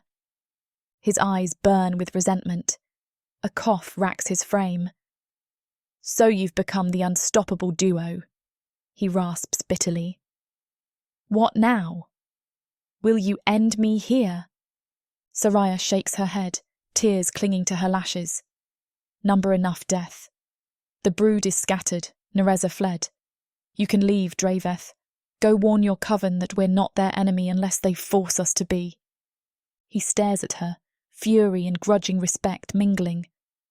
You refuse to yield to illusions, just as he refused me. You'd truly let me walk away? She bows her head, brand flickering. Yes, we have more important battles than punishing you. Her voice cracks with heartbreak for the mentor she once admired. A long silence weighs. Draveth grimaces, dragging himself upright, refusing the staff I nudge toward him. "Very well," he mutters. "But the coven remains convinced you're a threat, Soraya. This changes nothing." Soraya's lips press tight. "That's on them. I won't beg for mercy while they brand me Nixari." A snort escapes him. "Then we meet as enemies next time." He casts a final glare at Calith, then limps away, beckoning the few Perna still conscious to follow. They retreat over the broken temple walls, leaving behind a handful of deceased or gravely injured. Soraya kneels by one wounded Perna, guilt twisting her features, but the woman pushes her away with a sneer, refusing help. My heart aches for Soraya's sorrow, but we must let them go. When Draveth's group vanishes into the twilight, the courtyard falls silent, strewn with rubble, battered columns, and the stench of burnt necromancy. The tether between Soraya and me quiets to a soft hum, our synergy no longer surging in battle. I turn to her, chest aching with everything left unsaid. She stands, staff trembling, tears on her cheeks. I step closer, wings lowered in submission, tail still. My throat tightens, the need to hold her overwhelming. But I hesitate. Her eyes glisten with a swirl of heartbreak, anger, and undisguised love. She exhales, dropping her staff with a clatter. "Calith," she whispers, voice quivering. You came back." I nod, wings twitching. "I'm sorry." My entire being pulses with regret. I believed illusions, let my guilt rule me. I never wanted to betray you. Tears slip down her cheeks again, but she doesn't pull away when I lift a cautious hand to brush them aside. My runes glow faintly, longing for the synergy that mended us before. "I was so hurt," she admits, voice breaking. "Part of me believed you left to join Narza willingly." My heart twists. "Never," I whisper hoarsely. "She enthralled me with illusions, convinced me it would spare you from a dark fate. I see now it was a lie. I broke free for you." She shudders, brand flaring with a subdued intensity. "We nearly died so many times in the past days. Draveth all but condemned me, the brood hunted me, and the whole time I clung to the hope you'd return." Emotion surges in my chest. She never stopped believing. Gently I tilt her chin, letting our gazes lock. "I love you," I murmur, voice raw. "I love you more than illusions or fear. I'll spend the rest of my days proving it, if you'll let me stand by you." A tremor passes through her. Then she steps forward, pressing her face against my chest. My arms encircle her, wings folding around us in a shield of comfort. Tears continue down her cheeks, but I sense relief in her trembling sigh. My own eyes sting with moisture as I hold her, the brand on her wrist warming in resonance with my runes. This closeness, no illusion can replicate it. We stand in the battered ruins, embracing amid the broken pillars and charred stones. The lingering stench of necromancy and gargoyle blood remains, but our synergy hums, forging a cocoon of quiet intimacy. Soraya's breath hitches. She lifts her head, searching my face for sincerity. I meet her gaze, letting every ounce of my devotion shine through. A tearful laugh escapes her. "I hate you for leaving," she whispers, voice thick. "But I love you too much to lose you again." She curls her fingers into the armour near my collar, pulling me down. Our mouths meet in a trembling kiss, raw with heartbreak, relief, and unstoppable yearning. My chest tightens at the taste of her tears. She forgives me, or at least tries. When we part, panting, I rest my forehead against hers, savouring the fierce pound of her heart. "I'm never leaving you again," I vow. Even if Draveth hunts us, even if Narza conjures illusions to tear my mind apart, I choose you, Soraya. She nods, tears still gleaming. "And I choose you. We'll face them all, coven or brood, together." A tremulous smile curves her lips. Bonds tested, but not broken. I exhale, the tension in my chest loosening at last. We overcame illusions, heartbreak, condemnation. The brand throbs with a quiet assurance that our synergy stands firm, ready to face any threat.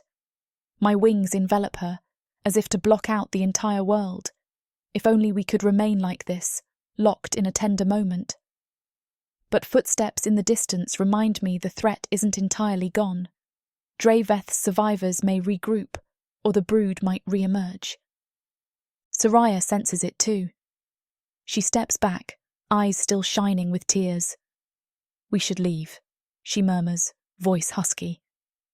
"We can't stay in these ruins. More gargoyles might return." I nod, tail flicking in agreement. "Snowfall Glen might still be our best chance for allies," I say, recalling our original plan. "Or we can pursue Narza before she regroups, but that's risky without reinforcements." She chews her lip, brand glimmering. "Snowfall Glen," she decides after a moment. "If we can find the Purnas, they might help us cast wards strong enough to face Narza's illusions. If Draveth tries to label me Nixari, Maybe the Purners can prove him wrong. My wings flex. Then that's our path. Another pang of guilt surfaces. I know I've put us behind schedule. Will you lead the way? She offers a small smile. We lead each other, she corrects, stepping closer to entwine her fingers with mine. The brand's warmth seeps into my runes, forging a quiet unity. No more apologies tonight. Let's survive first. I swallow a surge of emotion, nodding. Agreed. My chest swells with a renewed sense of hope. The temple courtyard still smoulders with the aftermath of our confrontation, but in the midst of ruin, we stand side by side, hearts aligned. Nothing can tear us apart so easily again. We exchange one last glance at the shattered pillars where we first met, the place that once awakened me from stone. In a sense, it's awakened me again, this time from illusions that nearly stole my future. With a silent vow, we turn from the ruins, stepping into the twilight hand in hand. Our steps echo across broken stones, leaving behind the ghosts of illusions and condemnation. The wind greets us as we climb the slope away from the courtyard, battered but united. Soraya keeps her staff at the ready, brand flickering. My runes glow with a calm assurance. We may face Draveth's coven, Narza's monstrous brood, or illusions yet unseen, but we hold a bond tested by heartbreak and redemption. Romance threads between us, unspoken yet fierce, promising that no matter what trials come, we face them together. Yes, our journey continues. Snowfall Glen awaits, and Narza's threat still looms. But here, beneath the starlit sky, hearts pounding with devotion, we make our stand. The memory of betrayal lingers, but forgiveness blossoms in its place. Love, tested in the crucible of illusions and regrets, emerges stronger than before. As the night enfolds us, we press on, forging a path over craggy slopes, the mark on Soraya's wrist shimmering in harmony with my runes. Every so often she steals a glance at me, eyes brimming with warmth that stirs a quiet joy in my chest. I squeeze her hand in acknowledgement, letting the hush of the mountains cradle us. In the distance, lightning flickers along a distant ridge, perhaps a wild storm or a residual burst of Narza's chaos. We share a determined nod, silent resolution etched in our faces. Tomorrow might bring fresh battles, but for tonight, we cling to each other. No illusions or condemning coven can sever this bond again. And as we vanish into the darkness, hearts beating in tandem, I know without question that we're unstoppable together.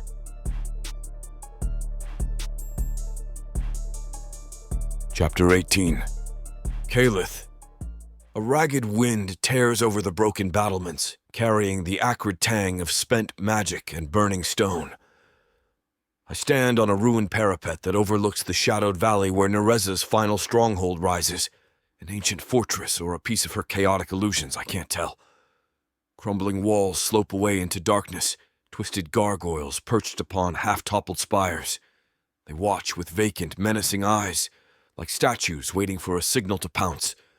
My body thrums with tension, each breath rasping through lungs scorched by battle. At my side, Soraya grips her staff, brand on her wrist burning with a fierce glow that cuts through the gloom. She meets my gaze, stormy eyes reflecting worry and resolve. We're battered, torn cloaks, bruises, sweat, and dried blood marking every inch of us. But we haven't wavered. The synergy in my core hums each time our arms brush. Her lips quirk in a tight, fleeting smile, a silent reaffirmation that we'll face whatever horror awaits in the fortress depths. We came here after scouring the mountains for any final clue to Narza's lair. With Draveth's forces scattered and the brood prowling, it took cunning and luck to arrive intact. Now, with the sky bruised by the last vestiges of dusk, we confront the bleak citadel at the heart of Narza's domain. A swirl of black smoke wreathes its broken towers, illusions flickering across the collapsed gates. My runes prickle as if warning me that we stand at the threshold of a final confrontation. Soraya's brand pulses, arcs of silver radiating around her staff. She's here, she murmurs, voice tight. I can feel her presence. It's suffocating. Her eyes dart over the cracked stones beneath our feet, tension rippling through her. I hate that it has to end here, but we've no choice. If we don't stop her now, she'll unleash more atrocities on Protheka.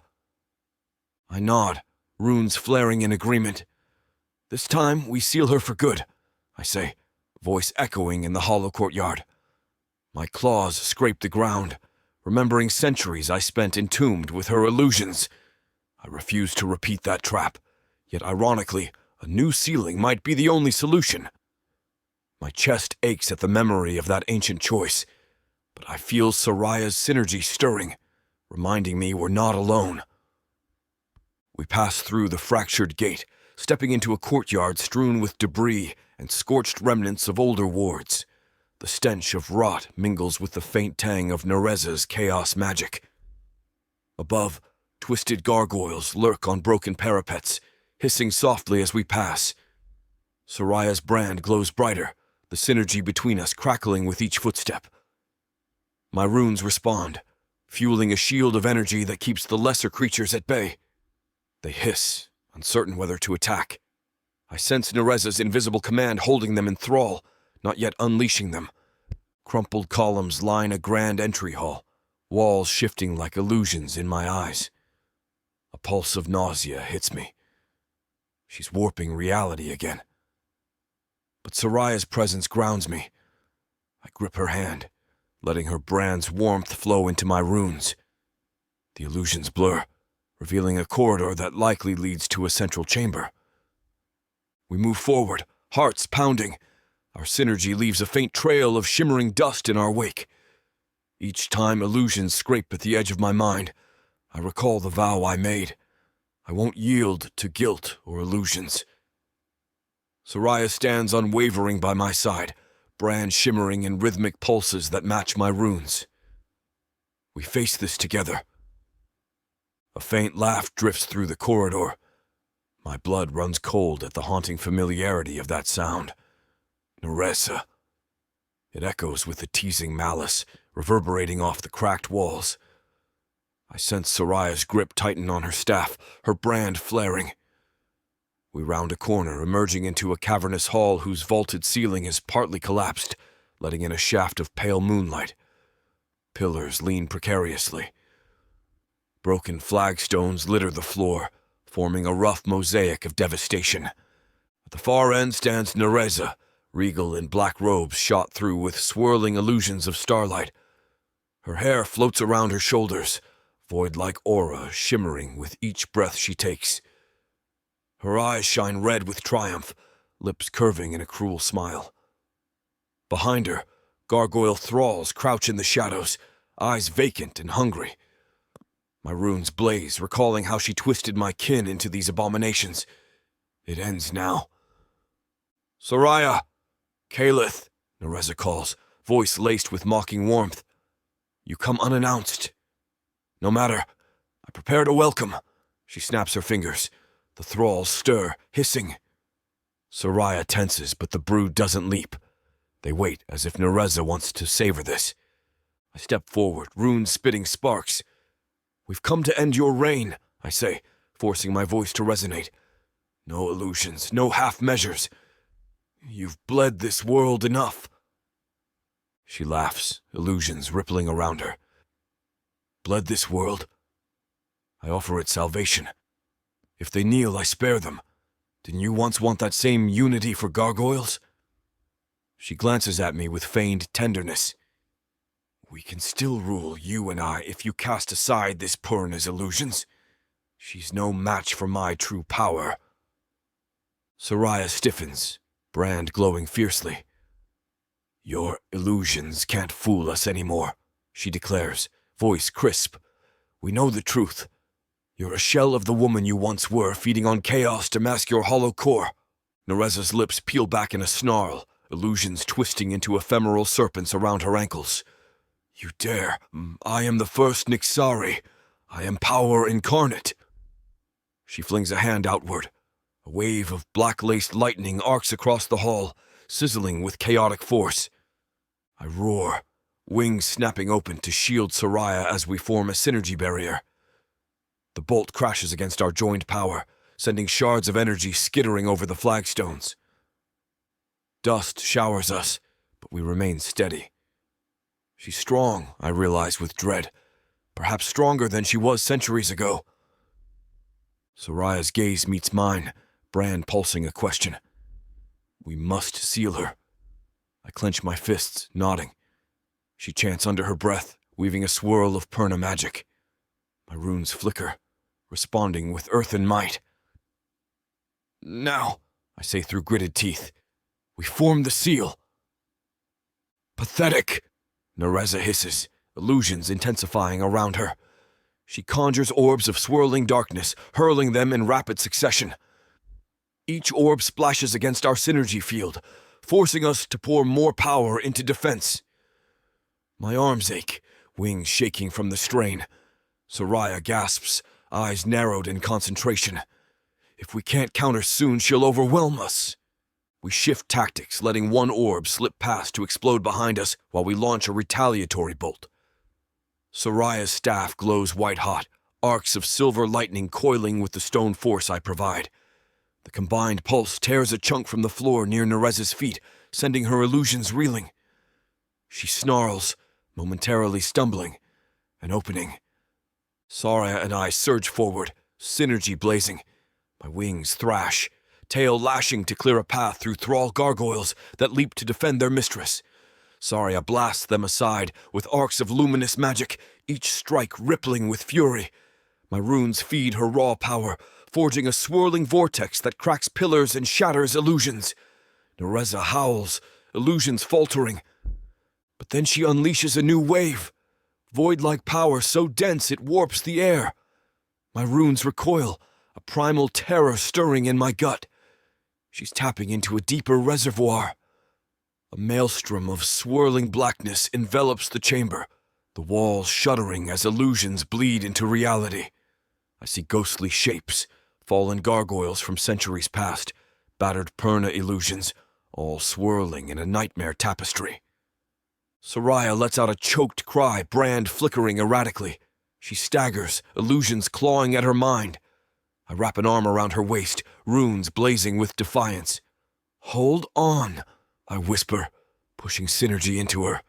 She steels her jaw, tears glistening, and our combined power flares anew, slicing through illusions. Narza stands at the center of the swirling void, eyes blazing with triumphant malice. You cannot stand against the raw void, she roars, voice echoing with ancient wrath. Protheka will be reborn in darkness. My heart pounds. We have only one choice. A new seal, stronger than before. But forging that seal might cost everything. I recall the centuries I spent entombed in stone, sacrificing my life to keep her contained. Could I do it again? My runes flicker, glancing at Soraya. She can't be trapped with us. But maybe we can create a seal that binds Narza alone. Soraya senses my turmoil. She raises her staff, voice shaking with determination. I can channel a pure surge of Perna magic, she says, breath ragged. But it's not enough alone. I need you, Caleth. Your gargoyle essence, your willingness to see that old power. Her eyes meet mine, heartbreak shining. If we combine them, we might contain her, but you'll lose what remains of your gargoyle might. A flash of grief strikes me. My gargoyle powers are my identity. Stone sleep, flight, the runes etched across my skin. But if that's the price to save Protheka and keep Soraya safe, so be it. Tears prick my eyes. I'll do it, I murmur. I relinquish it all if it means freeing us from her shadow. Soraya's tears sparkle. Then let's end this. She kisses me swiftly, brand scorching with final resolve. I taste salt on her lips. The illusions swirl around us, but we stand unyielding, synergy swirling into something new. A seal forged from Perna's purity and Gargoyle's earthen might. My runes glow in a crescendo of light, each carving across my arms and chest, resonating with the brand's silver arcs. Pain lances through me as I push everything into Soraya's staff, wings stiffening to hold the illusions at bay. She chants a Purna incantation, voice resonating with a primal power that makes the air tremble. Her brand flares white-hot, turning the staff into a beacon. Narza shrieks, illusions contorting in panic. "No!" she hisses, sending a final torrent of void-like energy. It crashes against our forming seal, forcing us to brace in agony. I roar, runes flaring bright as I channel the last vestiges of my gargoyle magic. My body feels like it's unraveling, stone plates crumbling from my limbs. But I press on, tears streaming. This is the sacrifice. Soraya screams, brand blazing, funneling the combined power into a vortex that spirals around Narza. The vortex shimmers with swirling gold and silver, forming tendrils of luminous chains. Narza's illusions flail, monstrous faces emerging from the chaos. But one by one they're snuffed out by the seal's light. The thrall gargoyles wail, collapsing under severed illusions. The ground rattles so violently that cracks race through the floor, releasing bursts of stale air from subterranean depths. "Kaleth!" Soraya yells over the maelstrom, tears glistening, staff trembling in her hands. "Push your power fully, don't hold back!" I grit my teeth, tail snapping. No more illusions, no more guilt. I let go of the last grip on my gargoyle abilities. My partial stone form, my old sense of flight, the runes that once defined me. A wave of anguish sweeps my body, but I channel it into the seal. My runes blaze in one final burst, each line of power streaming into Soraya's incantation. Narza howls, illusions fracturing. "No," she roars, voice echoing with despair and fury. Her swirling void-like aura collapses inward, battered by the radiant chains. The entire fortress quakes, pillars toppling in avalanches of stone. In a final savage flash of brilliance, the seal clamps shut around her. The vortex condenses, spiraling into a point of searing light. Narza's form flickers, mouth twisted in a silent scream. Then, in one explosive eruption, the illusions detonate, leaving behind a crater in the center of the hall. Dust and debris swirl, stinging my eyes. I stumble, wings limp, no longer stone strong. Pain courses through every fiber of me, the leftover synergy draining. Soraya staggers to my side, brand sputtering. I sense the entire fortress groaning, illusions fading into stale rubble. Twisted gargoyles collapse, inert or lifeless. The sky overhead cracks with thunder, a final echo of the chaos we banished. "Soraya!" I rasp, voice raw, tail limp on the debris-strewn floor. "Did we—" She presses a trembling hand to my chest, tears flooding her eyes. "We sealed her," she breathes, exhaustion and relief tangled in her voice. "Narza's gone. Banished. Not forever, maybe, but for now. The seal is formed." My head swims, runes dimming until they're barely visible lines on my skin. I gave it all. My vision blurs, tears hot against my cheeks. I can't feel the stone in me anymore, I whisper, heartbreak mingling with relief. A vast emptiness takes the place of my gargoyle might. But Soraya's here. Synergy still warm in my chest, albeit quieter. She wraps her arms around me, staff clattering away. "Thank you," she breathes, resting her forehead against mine. "You sacrificed so much for this world, for me." I close my eyes, tears slipping. "Worth every breath," I murmur. My arms sag around her shoulders, muscles drained. Despite the battered fortress, an overwhelming calm settles in. The hush after the storm. Narza's illusions no longer claw at the edge of my mind. Around us, the fortress crumbles, gargoyle thralls inert or reduced to dust. Draveth is nowhere to be seen. Maybe he fled or was lost in the chaos. My heart pangs for the gargoyle lineage twisted by Narza. At least now they can rest. Soraya helps me walk to a stable patch of ground near a splintered column. We sink to our knees, leaning against each other. My chest feels so human. No runes blazing, no stone strength, Just a man with a battered body and a tether to the woman I love. The brand on her wrist still pulses, though faint arcs of synergy bridging us. That's enough. She cups my face, eyes shimmering. "We did it," she whispers, voice thick. "You'll never be fully gargoyle again, but we're free from her illusions." My tears return, a bittersweet ache. "I accept this," I say, voice wavering. All that mattered was stopping her and staying with you. She kisses me, gentle and lingering, the brand throbbing with tenderness. Her lips taste of salt and hope. My wings, though limp, curve around her shoulders. The synergy hum resonates quietly, reminding me that, though I've lost my gargoyle powers, the bond we forged remains. That's the only strength I need. For a long stretch, we just breathe, listening to the fortress settling.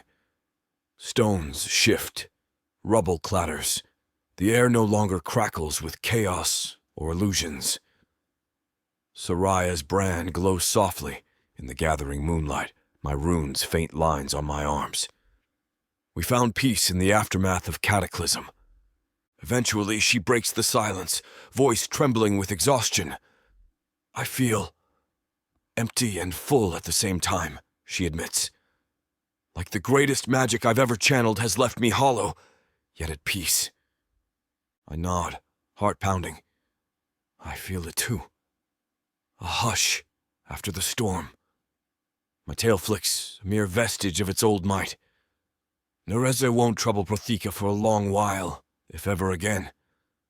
That seal was forged from Purna purity and gargoyle essence. Stronger than the old wards. She exhales softly, tears glinting in the corners of her eyes. "Kaleth, I thank you for trusting me enough to fuse your last powers. I know what that cost you." My chest tightens, emotion threatening to overwhelm me. "I trust you with my life. The cost is nothing compared to losing you or letting her illusion devour the world." My voice cracks. "You gave me something better than stone sleep. You gave me a reason to live." Fresh tears slip down her cheeks, and she leans in, pressing her lips to mine once more, a slow, tender affirmation. My heart warms, synergy fluttering in a gentler rhythm than any frantic battle trance. Yes, we're not unstoppable warriors anymore, but we share a bond deeper than illusions. Gradually, the tension in my muscles eases. The fortress stands quiet. No shrieks, no illusions, no swirling shadows. If we strain our ears, we might hear the faint wind or distant debris falling. The entire domain, once bristling with Narza's malevolence, feels drained, as if purged by our seal. Draveth might reappear or remain hidden, but for now, he's irrelevant. We've accomplished what was deemed impossible, banishing Narza's darkness without dooming ourselves to centuries of isolation. We help each other to our feet, leaning on our staffs, hers literal, mine figurative, as my wings no longer bear me in flight. My body aches, yet an undercurrent of relief cushions the pain. Soraya threads her arm through mine, brand pulsing lightly as if content. Together we pick our way across the courtyard, mindful of loose stones and the occasional inert gargoyle thrall that disintegrates into dust upon contact.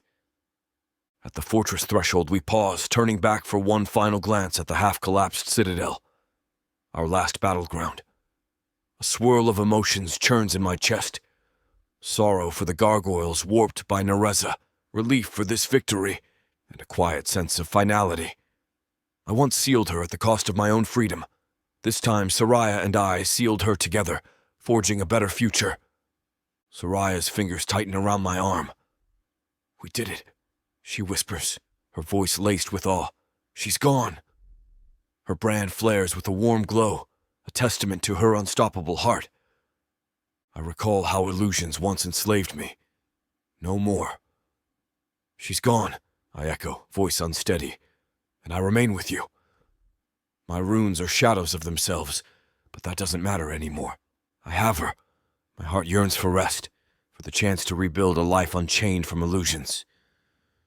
Her gaze searches mine, a tentative smile appearing. So, what happens now? The Coven branded me Nixari. Draveth wants our heads, and the world might remain suspicious of gargoyles, even if you're half human now. A rueful chuckle escapes me. Perhaps we travel away from these mountains, see if Snowfall Glen offers refuge. Or we wander, forging alliances. Whatever we do it together. My wings twitch in muscle memory. I might not fly anymore, but that's a small price for freedom. Tears shine in her eyes again, though a tender light brightens her smile. Together, she agrees, kissing my cheek softly. The synergy hum resonates in the afterglow of victory. My chest feels lighter than it has in centuries, a sense of peace blooming where guilt once festered. We exit the ruins, stepping onto the rocky slope beyond the fortress gates. The night sky spreads overhead, a tapestry of brilliant stars and a bright moon.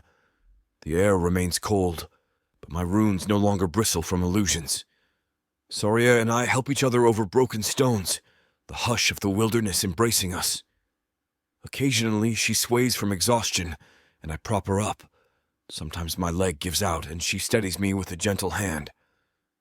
We share quiet, exhausted laughter at our mutual bruises and scrapes. When the moon climbs high, we find a small ledge overlooking a dark valley. A few scraggly pines grow near a rocky overhang, offering minimal shelter. Saria and I collapse onto the stony ground, leaning against each other. I gather enough wood scraps to spark a faint fire, using the last flicker of my gargoyle friction ability, though it feels foreign now. The meager flames cast dancing shadows on our faces, reflecting the exhaustion etched into every line. Saria rests her head on my shoulder, brand calming to a steady glow. "I can't believe it's over," she murmurs. "I was so sure one of us would die in that fortress." My arm drapes around her waist, pulling her closer. "We nearly did. But your will never faltered, even when illusions hammered us." My voice softens with reverence. "You saved me from myself more than once." She snorts softly, a tired grin ghosting her lips. "Only because you also refused to let me drown in chaos. It was synergy. Kaleith, always synergy." A wave of affection floods me. Yes, synergy. The brand and my dim runes are living proof of that union. Slowly, my hand shifts to brush a strand of hair from her face, thumb lingering at the corner of her mouth. She leans into my touch, eyes gleaming with unguarded emotion. My breath hitches, remembering the frantic lovemaking we shared to save me from mortal wounds, remembering the heartbreak of illusions that parted us. Now we're here, raw and exhausted, yet unbroken. "Saria," I say softly, a trembling note in my voice. "We faced so much. Betrayals, illusions, condemnation. And still we stand. I love you." The last words come out quieter than a whisper, but the brand sparks all the same. She shifts, turning fully into my arms. Her fingers curl around the ragged collar of my clothing, drawing me close. "I love you," she echoes, tears streaking her cheeks. "Even if the Coven never pardons me, even if Draveth or others call me Nixari, I choose you." She tilts her chin, lips brushing mine in a tender kiss that sears away the lingering ache. Heat coils through me, not the frantic pulse of a life-or-death synergy, but a gentle warmth that resonates in my chest. The brand pulses gently, and though my runes no longer blaze with gargoyle might, a faint shimmer lingers, a testament to the connection we forged. Saria deepens the kiss, arms slipping around my shoulders. I let out a sigh, returning it with equal fervor, relief and passion melding in a sweet, unhurried moment under the moonlit sky. When we part, foreheads touching, breath mingling, she murmurs, "Wherever we go, we'll likely face suspicion or fear, but as long as we're together, we can handle it." I nod, a tiny surge of confidence filling the void left by my relinquished gargoyle powers. "Yes, we handle it. That's enough." My heart flutters at the possibility of traveling with her, maybe seeing corners of Protheka where no illusions threaten. Perhaps forging new alliances or proving to distant enclaves that were not the monsters Draveth claims. The future brims with uncertainty, but in what feels like centuries I greet it with hope. She nestles against my chest, the fire crackling softly. My wings curve around her in a loose embrace, no longer stone strong, but still capable of holding her gently. She hums in contentment, brand flickering in a steady rhythm. How far we've come, I reflect, tears pricking my eyes. She was once an exiled Purna. I was a sealed gargoyle.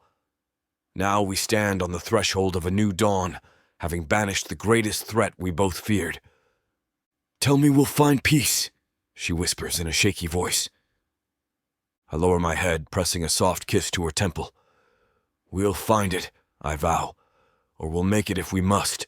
We banished Narza, and Draveth might never trust us. But we walk our own path. Together."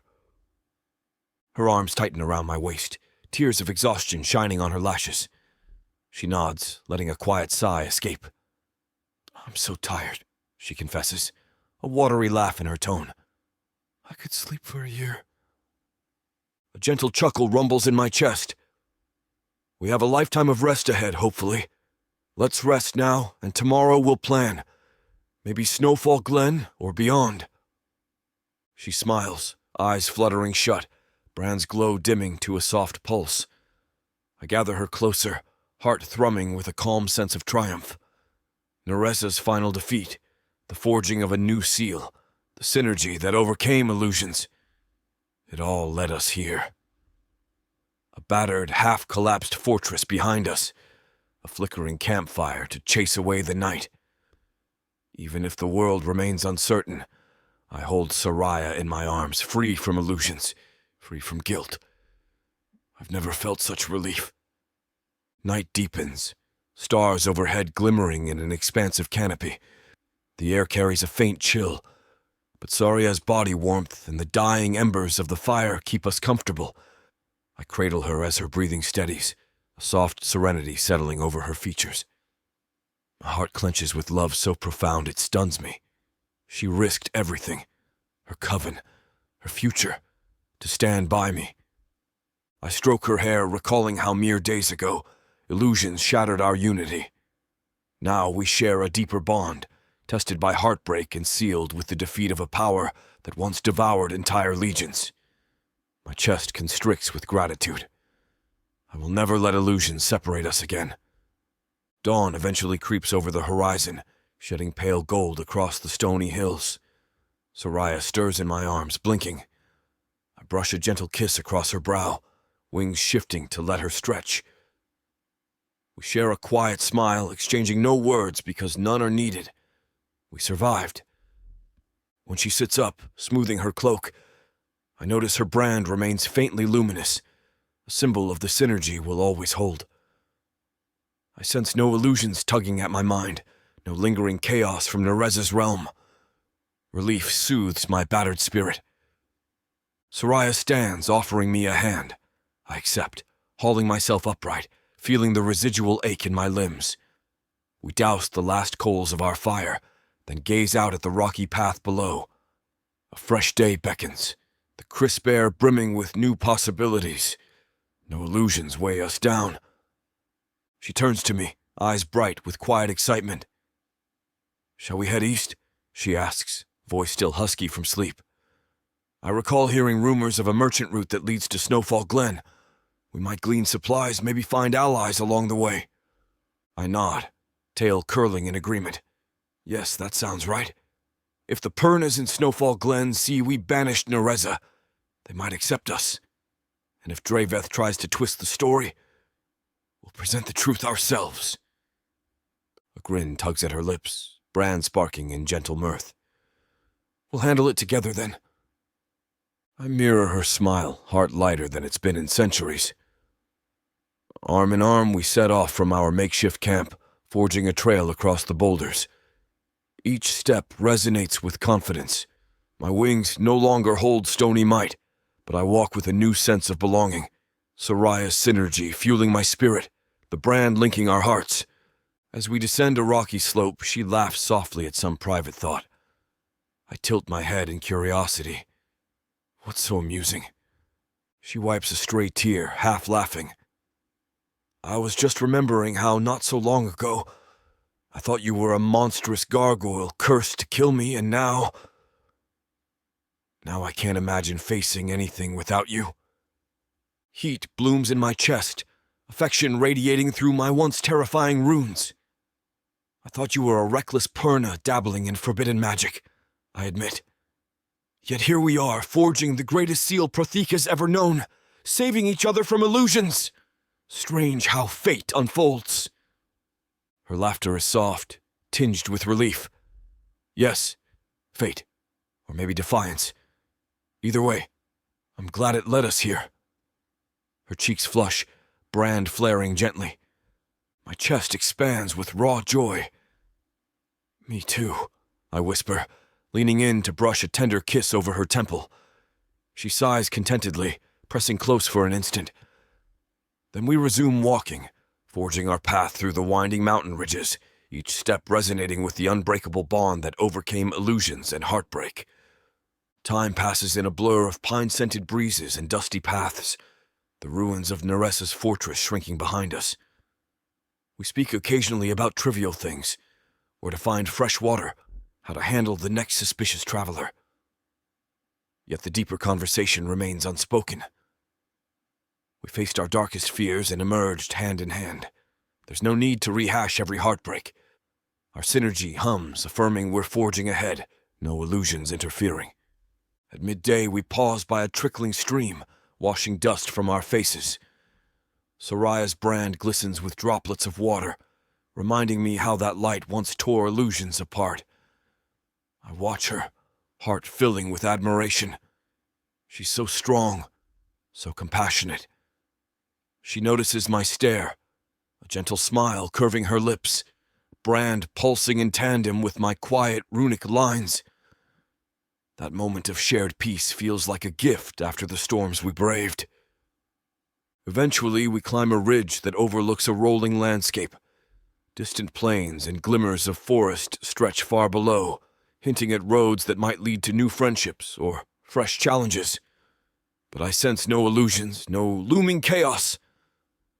The day's sun bathes us in warmth, the brand and my faint runes matching that golden hue. We are free. Soraya slips her fingers through mine, brand pulsing. We'll find a place to rest soon, maybe an outpost that offers basic supplies. Then head east to see if Snowfall Glen remains willing to hear our story. Her voice brims with confidence. I give her hand a gentle squeeze. Whatever the outcome, I stand by you. No illusions, no regrets. My tail flicks behind me, no longer the unbreakable gargoyle appendage, but still part of me. A sign that I've chosen love and a life beyond stone imprisonment. She nods, eyes glistening with affection. Thank you. Our journey continues down the rocky trail, hearts entwined. I glance over my shoulder once at the distant peaks where Narza once held dominion. A faint pang stabs my chest. I sacrificed my gargoyle legacy. But the brand and synergy overshadow any grief, reminding me I gained something infinitely more precious. Soraya's trust and a future unburdened by illusions. In the hush of late afternoon, as we approach an ancient trade route, I reflect on how far we've come. I recall the sealed temple where Soraya's magic awakened me, the illusions Narza used to torment me, Draveth's condemnation, and finally, forging the new seal that banished Narza to oblivion. Each memory underscores that we overcame obstacles once deemed impossible. We stand victorious, tethered by love and unwavering devotion.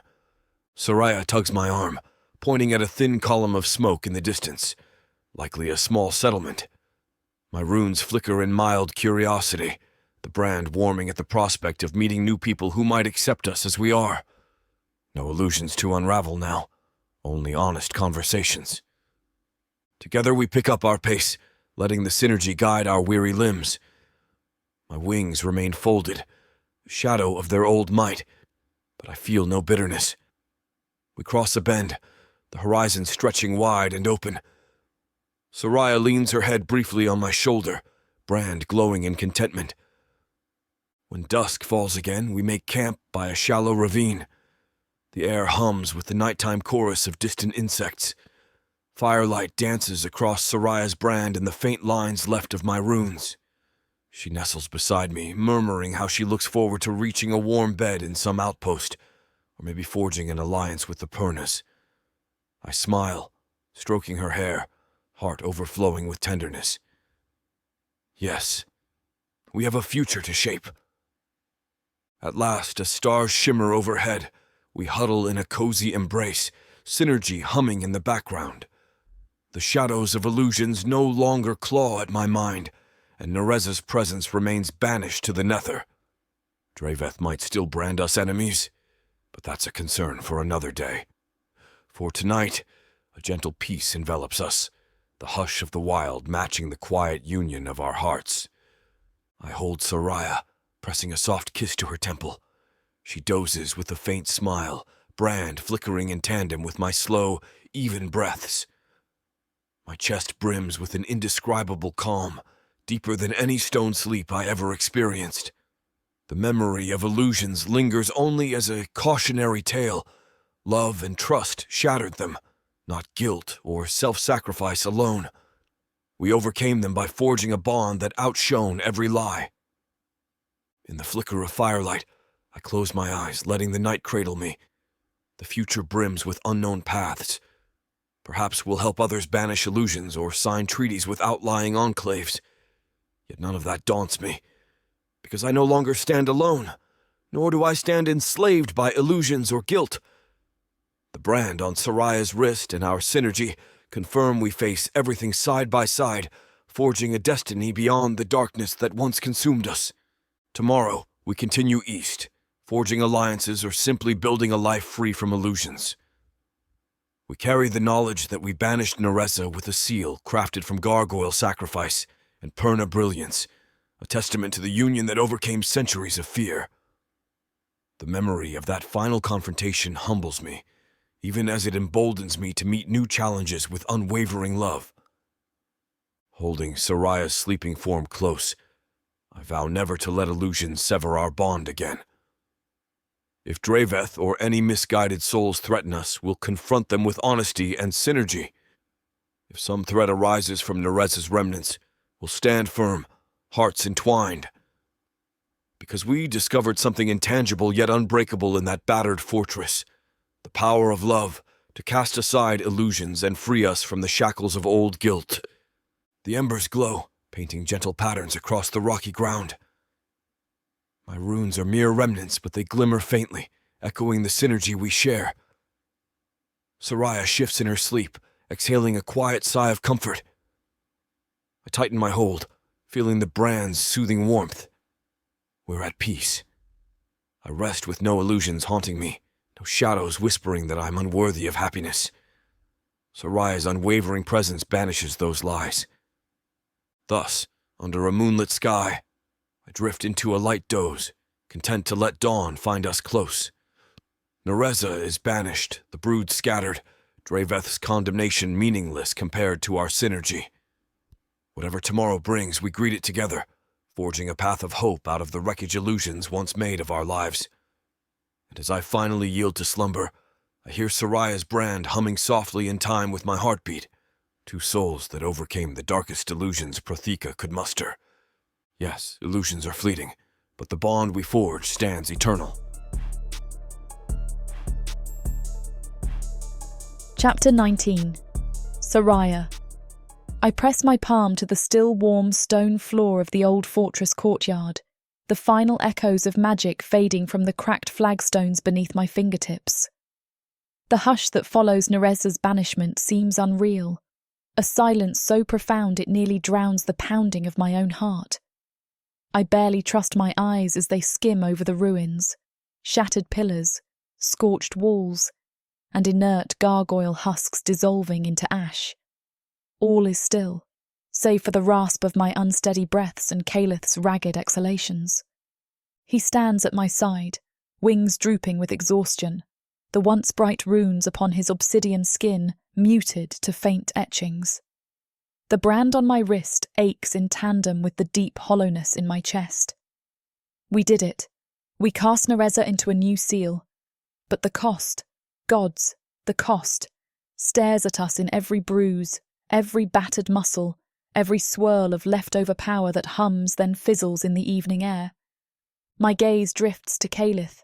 Even partially bent from weariness, his presence looms tall, the remnants of his gargoyle form still formidable despite the final sacrifice he made. A pang stabs beneath my ribs. I recall how he surrendered the last vestiges of his gargoyle essence, merging it with my Perna magic to seal Narza for good. Beneath the smear of ash and blood on his jaw, I see the faint lines of what used to be bright runes, now pale as old scars. He catches me studying him. Our eyes lock, his molten gold meeting my stormy grey. The corner of his mouth quirks up in something resembling relief. The brand flutters in my wrist, echoing with gratitude and heartbreak. We're both too spent to speak for a moment, letting the magnitude of our victory and our losses settle around us. I swallow, my throat thick. Are you all right? The question emerges shaky, laced with concern I can't conceal. A ghost of a chuckle rumbles from his chest. I'm alive, he answers, voice raspy. That's more than I hoped for a few hours ago. Those words hit me hard, a reminder of how close we both came to death. My hand drifts to his runes, tracing the faint lines where his power once blazed. He shivers under my touch, eyes fluttering shut. I can't hold back the tears that slip from the corners of my eyes. He gave so much, nearly everything, for this victory. Kay! My voice splinters on his name. I rub at my cheeks, smearing a bit of dust across my skin. Let's get out of here. We need to find somewhere safe to rest. He glances around the broken courtyard.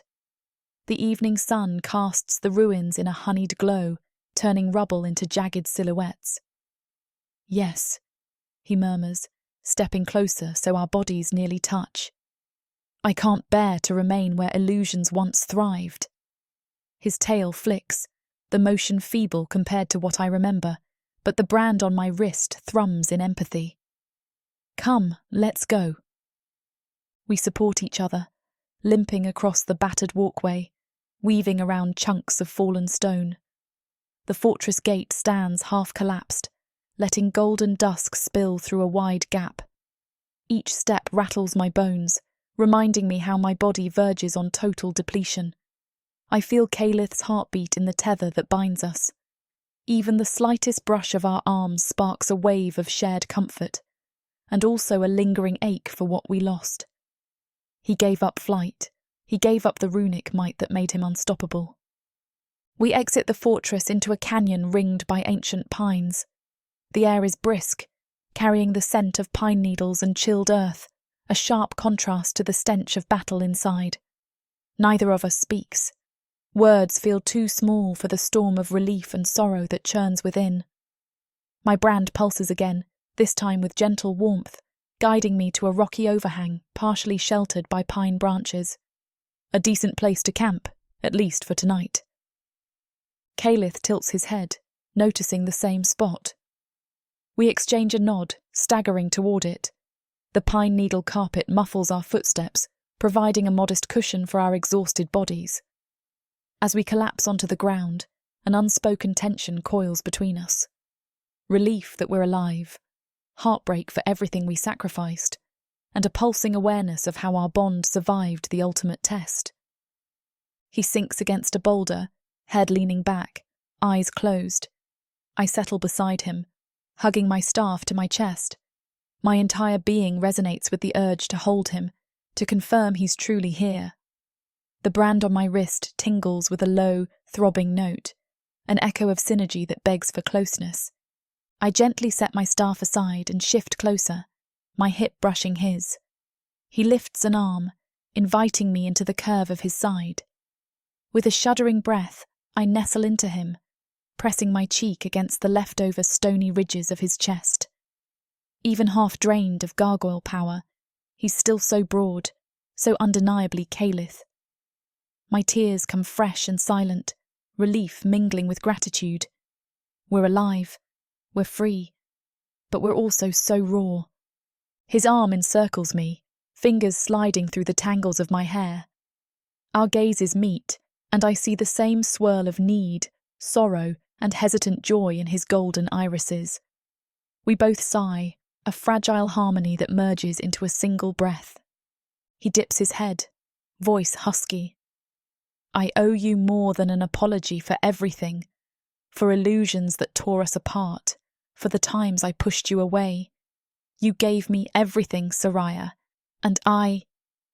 His words break off, a subtle tremor in his throat. My heart clenches. I shift, lifting a hand to cradle his cheek, feeling the warmth of his skin, the faint texture of runes beneath my fingertips.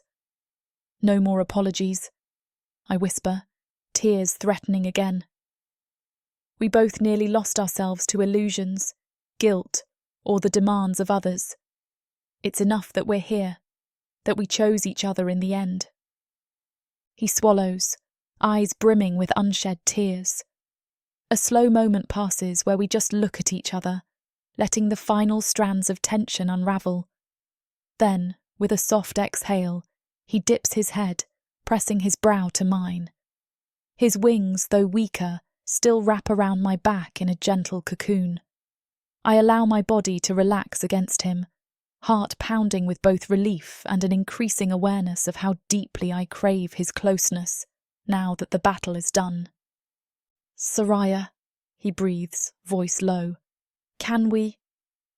He doesn't finish, but the brand tingles, reading the same longing in me that thrums in him.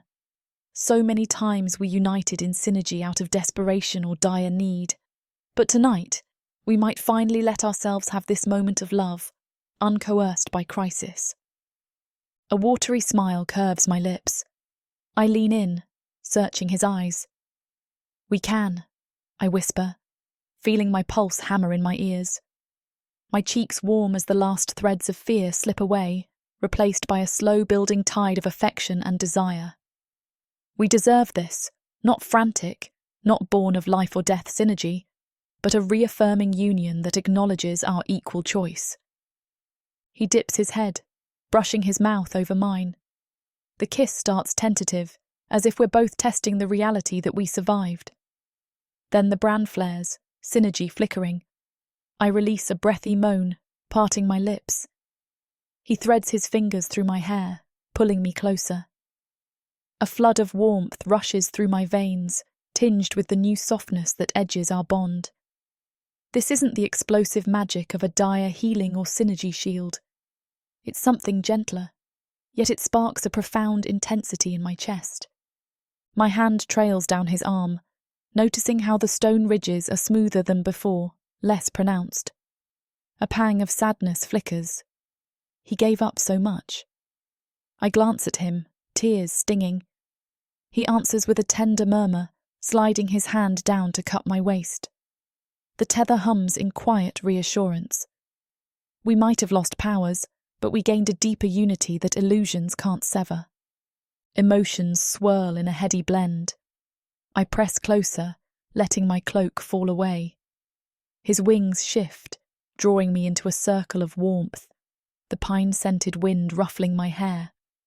Our foreheads touch, and his breath puffs against my cheek with each ragged exhalation.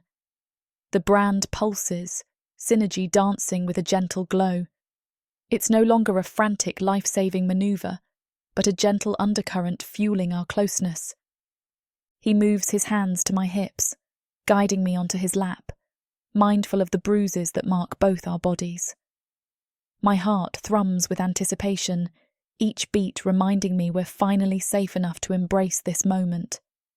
No illusions loom, no condemnation from Draveth. Just us, raw and real, choosing one another. Soraya, he murmurs, voice husky with longing. Our gazes lock, 1,000 unsaid confessions passing between us. I cup his jaw, running my thumb over the faint scars left where runes once glowed. He leans into my touch with a low growl that resonates in his chest, half gargoyle yet wholly Calith. The next kiss is deeper, more insistent. My pulse races. Heat gathers low in my belly, radiating outward. Our synergy flutters at the edges of my awareness, not the raging inferno of battle, but a comforting warmth that intensifies each time our lips meet. I part from him with a gasp, only to trail my mouth along his neck, tasting salt and the lingering dust of collapsed illusions. He exhales sharply, claws, less sharp than before, curling gently against my back. Words become unnecessary as I fumble with the fastenings of his battered leathers, needing to feel the steady thump of his heart. He helps me, though his fingers tremble with fatigue. We're both bruised, but we cradle each other with soft care. Each brush of skin sends a jolt of awareness through me, the brand glowing. I recall the first times we joined under duress. Now, it's a voluntary act of healing, emotional and physical. This scene is about to get too steamy for this platform's comfort. As much as we'd love to keep going, the guidelines say we need to stop here. To continue releasing these free audiobooks on this platform, we've got to play by the rules. The passion doesn't end here. Visit worldsofprotheka.com to hear the full, uncut version of this fantasy romance, and every daring moment that YouTube can't handle. Use code YouTube30 for 30% off unabridged audiobooks in the Worlds of Protheka. Don't let YouTube hold you back. Immerse yourself in a world of magic, danger, and unfiltered passion. Protheka's magic is eternal. Listen unabridged and you'll never want to go back. He brushes damp hair from my forehead, his eyes shining with love deeper than illusions. "Soraya," he whispers, voice trembling with awe. "I never imagined it could feel like this, pure, free from illusions or desperation." I smile through tears, kissing his forehead. "We've earned it," I manage, voice tight with emotion. "No illusions, no curses, just us." A soft chuckle escapes him, almost disbelieving. He kisses my palm, then helps me settle against his chest. We lie in the pine woods, letting our breathing slow. My cheek rests where I can feel his heart, each beat a reassurance that we stand on the brink of a new future. Time drifts. The brand's glow dims to a faint pulse, synergy settling into a gentle background hum.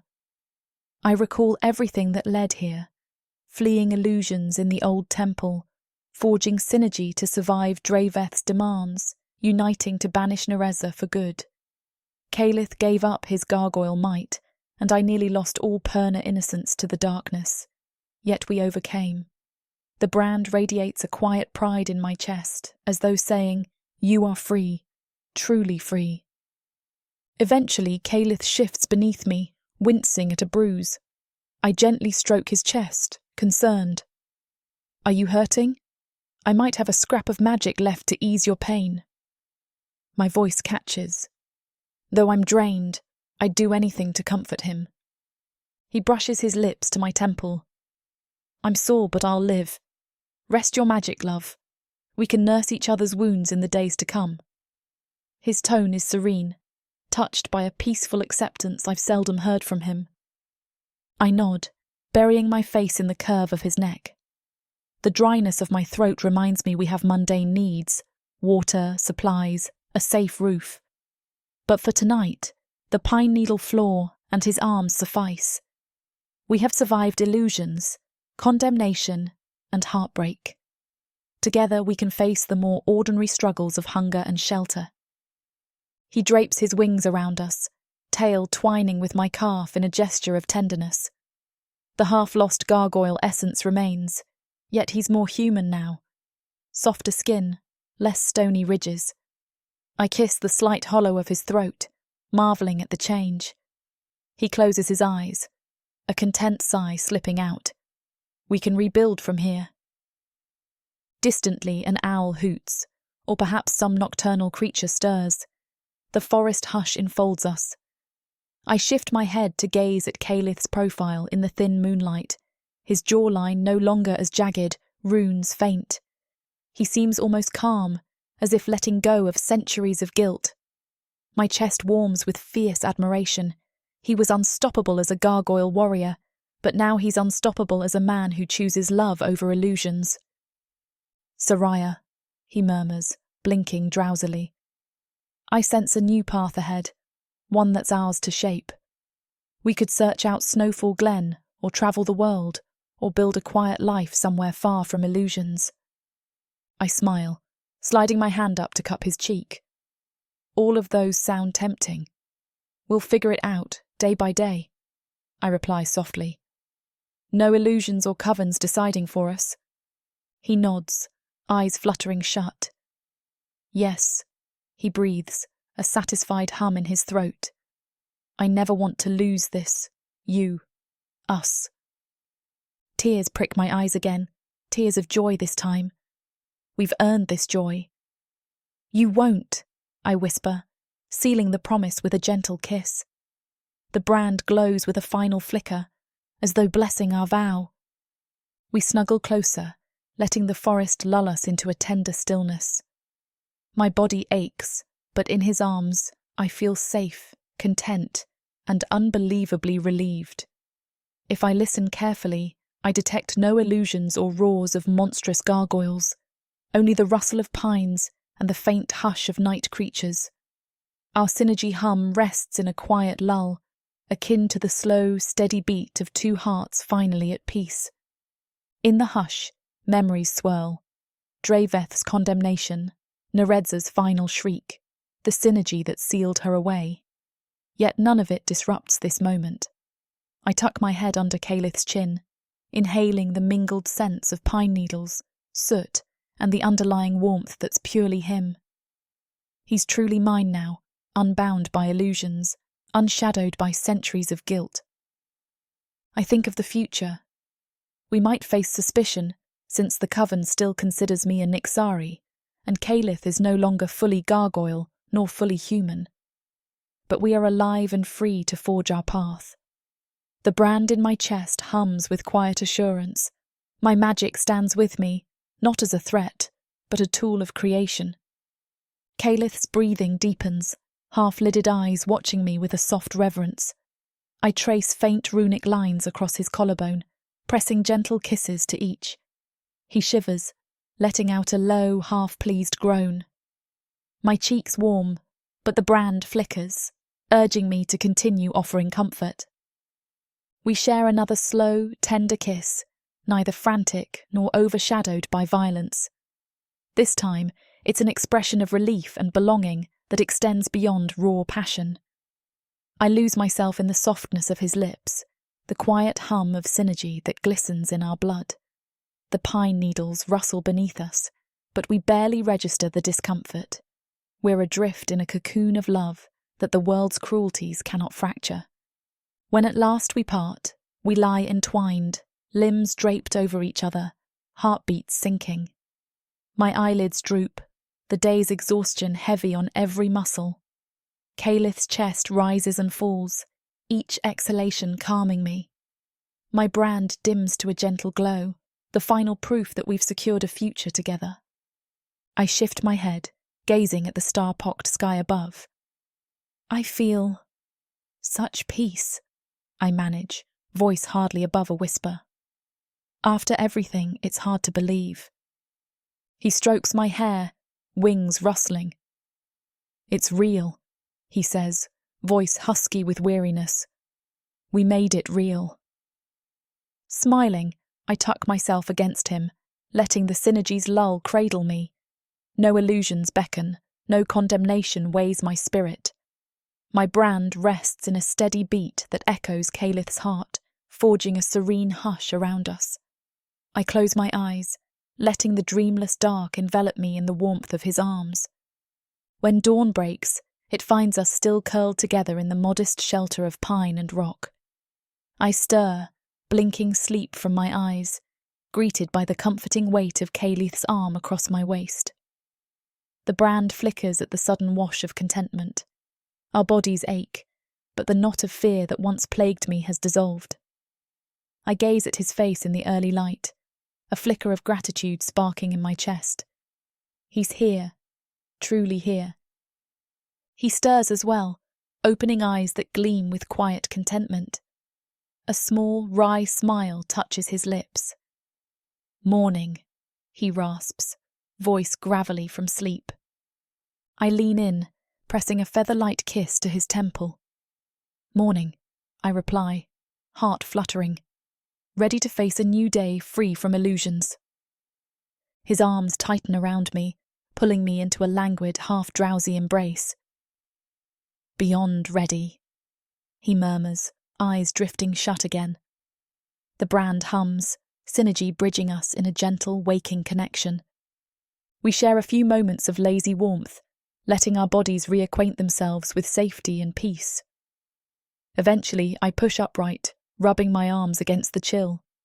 He follows suit, stretching stiff muscles.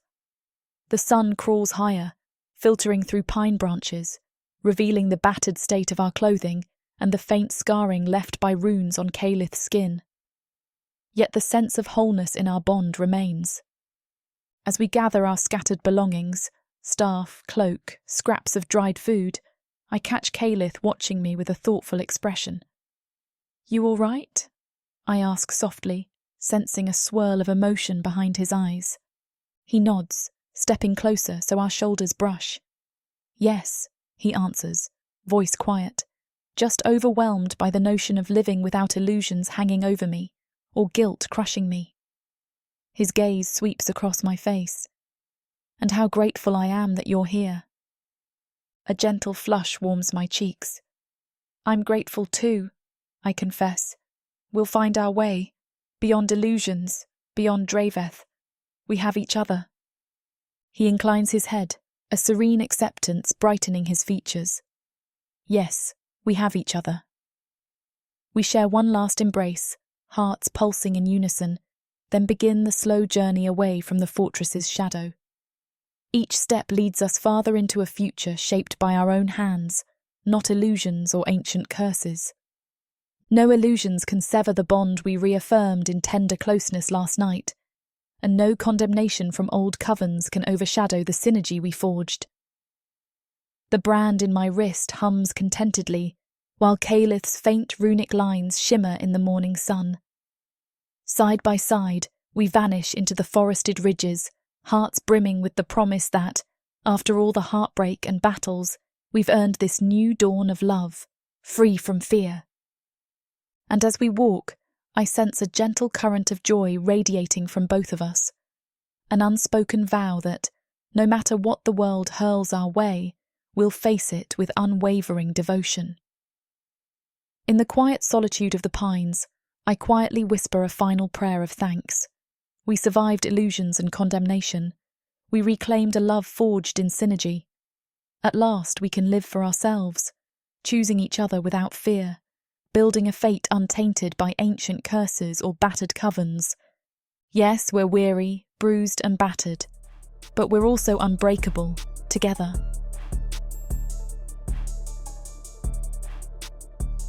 Chapter 20. Calith. Sunlight glitters through the remains of a once grand doorway, illuminating faded glyphs and chipped stones that have witnessed centuries of secrets. The early morning air smells fresh and crisp, like a promise carried on the breeze. I stand in the fractured threshold of the ancient temple, now no more than a skeleton of pillars and arches, and let the golden rays spill over my face. My runes have faded to faint lines, but I feel more alive than ever. At my side, Soraya steadies me, her brand glowing softly in the dawn's light. We share a glance, hearts pounding in a synchronized beat. The world seems to hold its breath, waiting to see what we'll do next, now that we've sealed Narza and survived Draveth's condemnation. I draw in a slow, bracing breath, exhaling tension that's weighed on me for centuries. All that stone, all that guilt, all those illusions. Gone. I am free. Soraya's cloak flutters around her ankles as a breeze stirs the courtyard. She tucks a stray lock of hair behind her ear, silver glimmering in the sunlight. My chest tightens with a surge of affection. Even after so many battles, so much heartbreak, she stands beside me, strong, resolute, her brand an emblem of the magic that saved us both. I reach out, taking her hand in mine. My claws are duller than they once were. My gargoyle might diminish to a mere shadow, but she laces our fingers together without hesitation, as though that part of me was never what truly mattered. The brand pulses, a faint synergy stirring between us. In that moment, everything feels right. We step beyond the temple's shattered doorway, leaving behind the echoes of illusions and final battles. The early light bathes the forested slopes in soft gold, beckoning us to explore a world no longer haunted by Narza's corruption.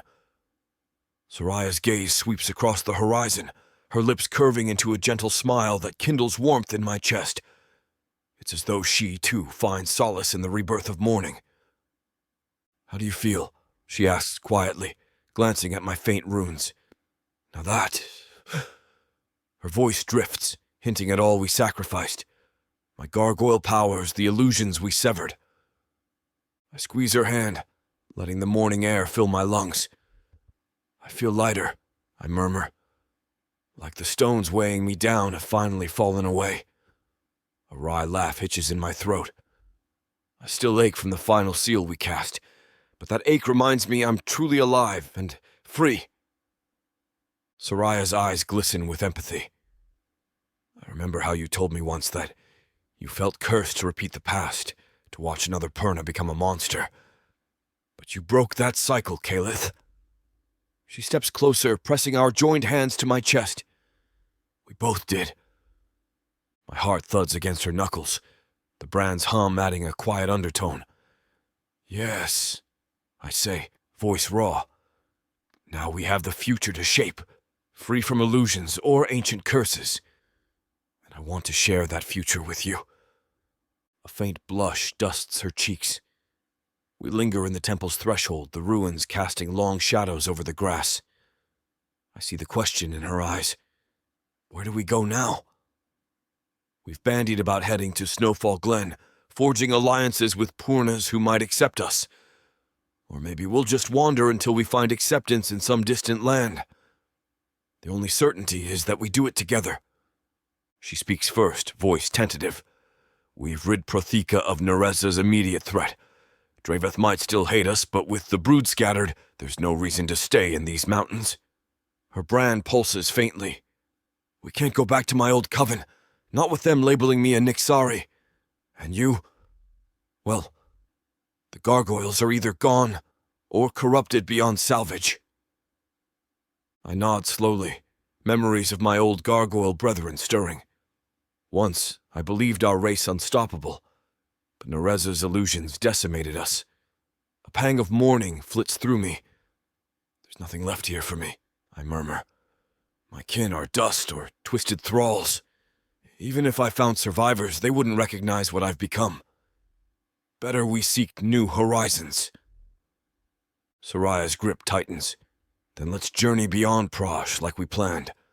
The world might fear Purna and Gargoyle, but we can carve out a place for ourselves.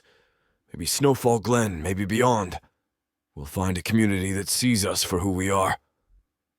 A tremor of excitement lines her voice. "Or we'll build our own, if we have to." A swell of gratitude surges in my chest. I kiss her knuckles, brand flickering at the contact. "Yes," I say, eyes shining. We step forward together. The words taste of promise, the simplest vow that has guided us since illusions first tried to tear us apart. She smiles, then sets her staff aside, turning fully to me. The morning light gilds the planes of her face, accentuating the determination in her storm-gray eyes. A hush falls between us. The only noise is the rustling pine branches overhead. My pulse thrums, sensing a shift, a deeper resolution forming. "Calith," she says softly, swallowing. "There's something else." She glances at her brand. We've saved each other over and over, forging synergy that no illusions could sever. But I want more than just traveling together. I want to stand at your side, not just as a partner in battle, but as something permanent. My heart stutters. I recall how gargoyles once recognized mates with ceremonial vows, sharing stone-bound hearts. But I lost that tradition with my old life, though the memory remains. Are you asking to... I trail off, uncertain how to phrase the question. She exhales, a tiny smile tugging her lips. I recall how your old gargoyle culture recognized mates. My coven had a parallel idea. A bonding ceremony, though mostly for Purna, with deep synergy. When we sealed Narza, I realized there's no one else I want to walk with through this world. My runes, faint though they are, tingle with an unmistakable warmth. Mate. The word resonates with a primal part of me, stirring both joy and solemn respect. We rarely use that term lightly in gargoyle traditions. And yet the synergy and love I share with Soraya surpass anything I experienced, even with Narza in the distant past. It feels right. Yes, I whisper, voice catching. I want that, Soraya. More than anything. My tail flicks in excitement, the brand on her wrist flaring in response. But does your Purna tradition allow for a gargoyle, half gargoyle now, to stand as your mate? She lifts a hand, cupping my jaw. We forge our own path, remember? Even if Draveth or the Coven or the entire world scorns us, I choose you. Will you choose me? Tears prick my eyes, a raw tenderness coursing through me. Always, I say, letting the word echo under the ruined arches.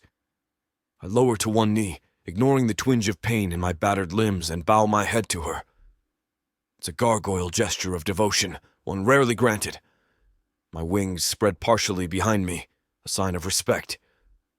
Soraya, Purna of unwavering heart, will you be my mate? She chokes on a laugh sob, eyes brimming with tears. Of course, she whispers, tugging me up so she can fling her arms around my shoulders. Our lips meet in a desperate kiss, tears slipping down both our cheeks. My heart soars, brand humming in quiet euphoria. We made it, beyond illusions or condemnation. We linger in that embrace, exchanging whispers of love and relief. Then I pull back, breath unsteady, scanning the sunlit clearing. A ceremony, I say, voice husky. Gargoyles once had a custom of exchanging vows under the open sky with a gathering of kin. But we have no kin left. Perhaps we can do it just us, or find a friendly outpost that welcomes our union. I only know I want the world to see we stand as mates by choice, not illusions. Soraya nods, eyes shining. We can hold a small ceremony, just the two of us in nature's presence for now. Later, if we find acceptance among the Purnas or any allies, we can reaffirm it. But I want to vow myself to you, Caleth. She strokes a hand over my chest, runes faintly warming. In my Purna tradition, we bless the union with an exchange of magic, consenting to be each other's vessels in times of need. Is that something you'd want? A surge of emotion nearly robs me of speech. I recall how Purna can take a mate or a vessel to channel excess magic, a sign of trust and intimacy. Me, willingly becoming her vessel. The idea humbles me. I was once a gargoyle warrior beyond mortal, but now I'd do anything for her. Yes, I murmur. I'd be honored, Soraya. Her eyes flood with tears again, brand glowing in the morning sun. She takes my hand, guiding me a few paces into the temple's courtyard, where a slender ray of light pierces the gloom. We stand in that shaft of sunlight, dust motes drifting around us like tiny sparks of magic. My wings fold gently, tail coiling at my ankles. The brand pulses, synergy stirring in a gentle current. She lifts her staff, tapping the butt against the cracked stone. In the name of the synergy we forged, and the world we fought to save, I vow to stand beside you, Caleth, in all trials. My power is yours, my love is yours, for as long as you choose me. Her voice quivers on the last words, tears slipping unchecked. I swallow, blinking back my own tears. Stepping closer, I place a clawed hand over hers, runes flickering. I vow to walk with you, Soraya, wherever these roads lead. I surrender my old burdens and embrace the life we build together. My heart, my loyalty, everything I am, yours. The synergy between us flares softly, an aura of silver and faint gold enveloping our clasped hands. We hold each other's gaze, letting the vow settle into our souls. The brand glows bright, and though my runes are diminished, they respond with a gentle shimmer, sealing the union. In that moment I sense we're truly mates, bound by choice and love, no illusions or curses interfering. Soraya exhales shakily, shoulders trembling with relief. She leans in, pressing her forehead to mine. Our lips meet in a slow kiss charged with quiet reverence. I taste salt from her tears, my own heart pounding a steady drum. We stand there letting the synergy swirl around us, finalizing the vow in front of the morning sun. When at last we part, she laughs softly, voice thick. "It's done," she murmurs. "We are mates in both gargoyle and purna custom. Whether or not the world accepts it, I can't find it in me to care." I brush my thumbs over her cheeks, clearing the tear tracks. "Nor do I whisper. "We'll face the rest together." Her brand pulses, synergy shifting into a warmer current that grazes my senses. A subtle tension builds in the hush, an echo of the closeness we tasted at the fortress, but overshadowed by exhaustion. Now, as the sun bathes us in fresh light, we share a look that kindles something deeper.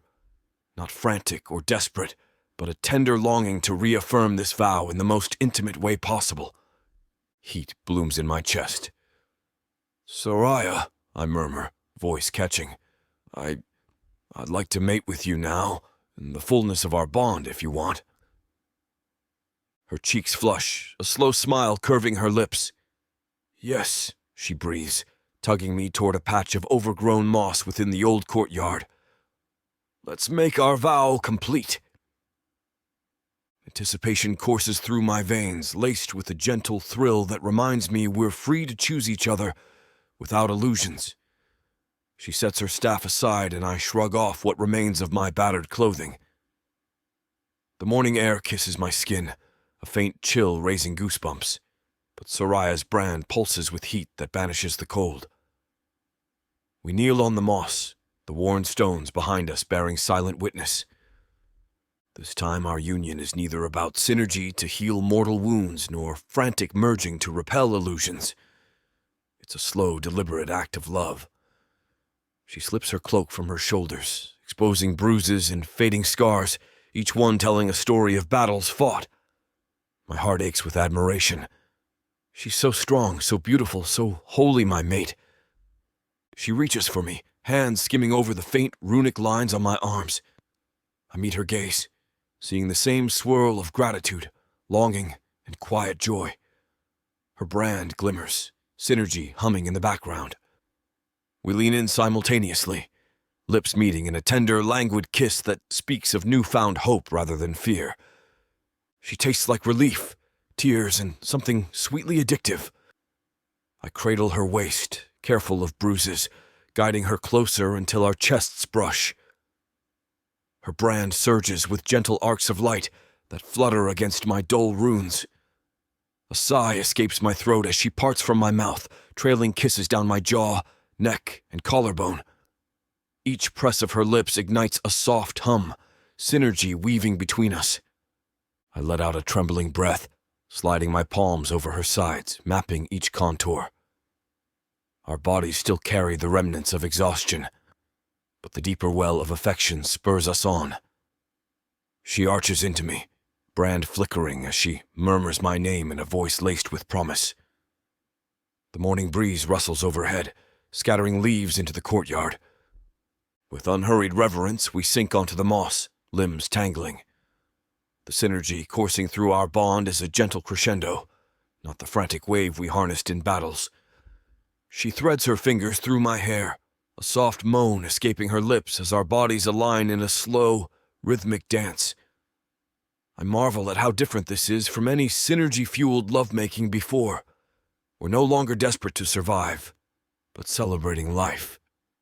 Sorry for the interruption. I know you were gearing up for a steamy scene, but it's way too hot for this platform.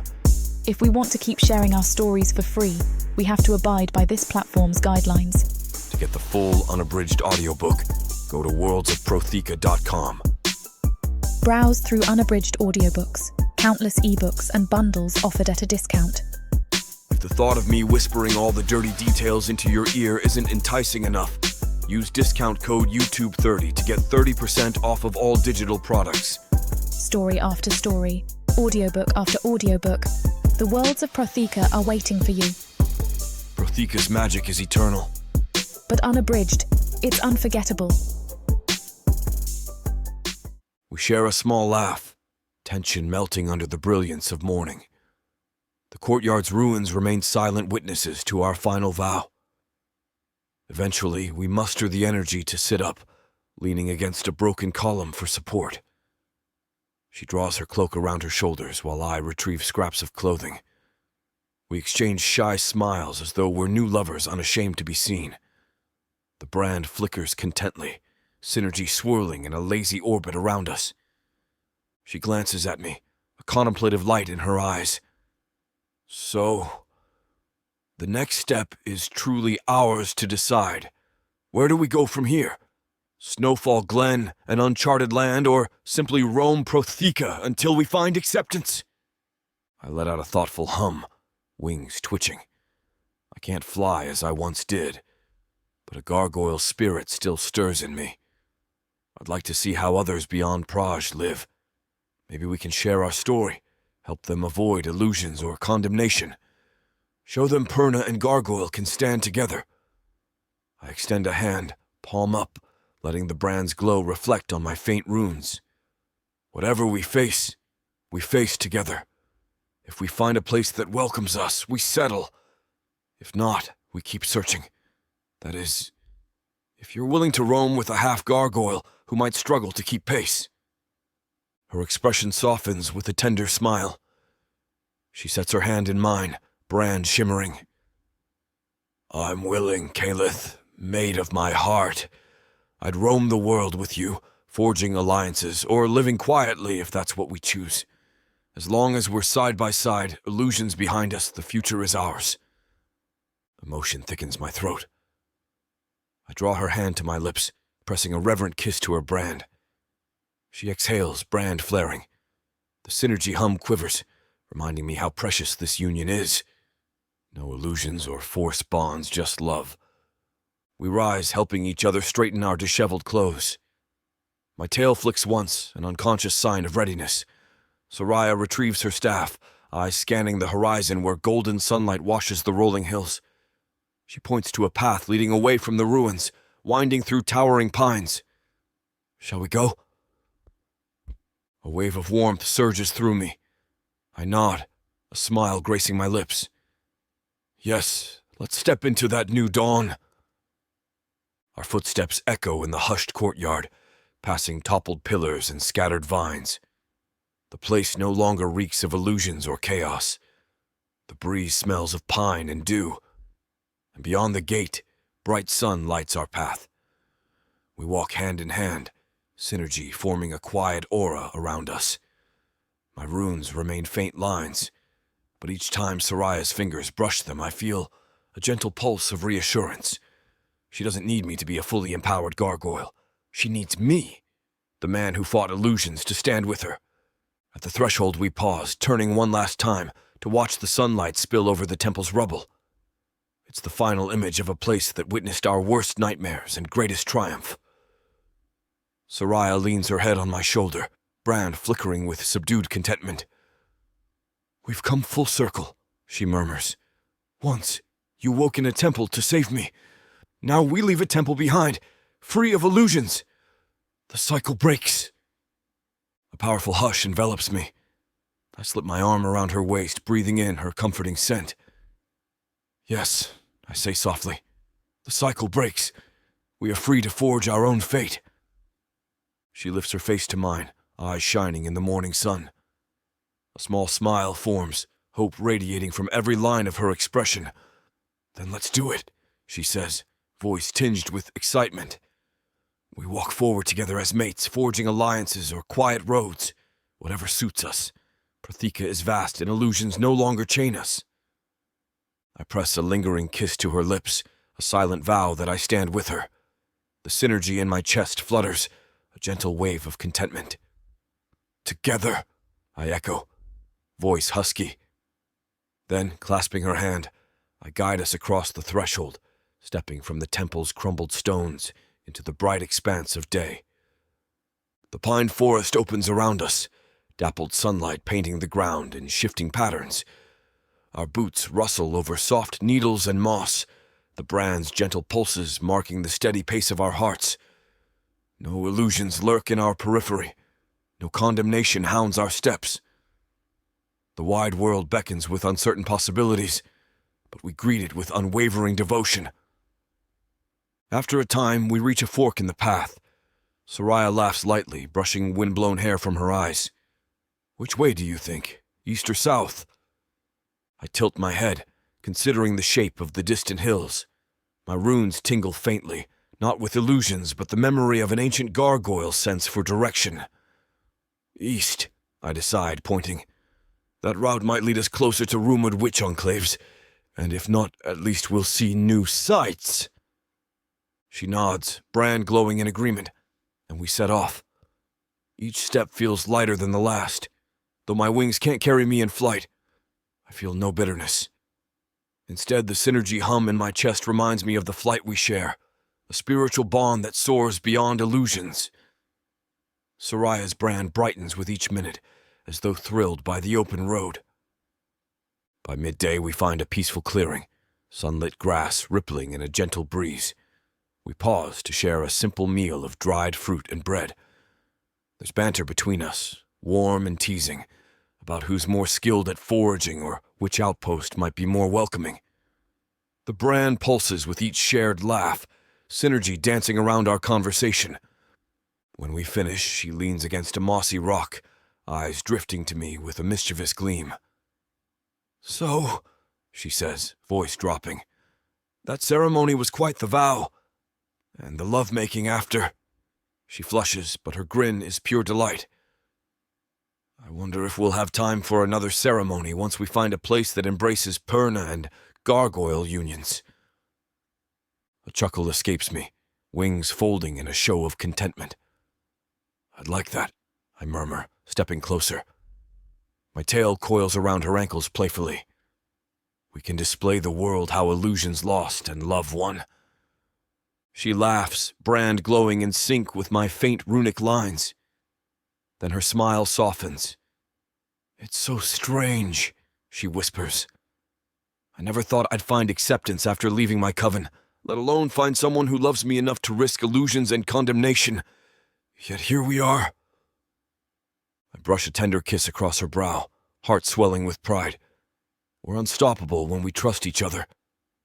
She hums in agreement, cheeks still warm from the memory of our morning union. The synergy hum stirs between us, a quiet undercurrent that never fully sleeps. We're mates, wholly so.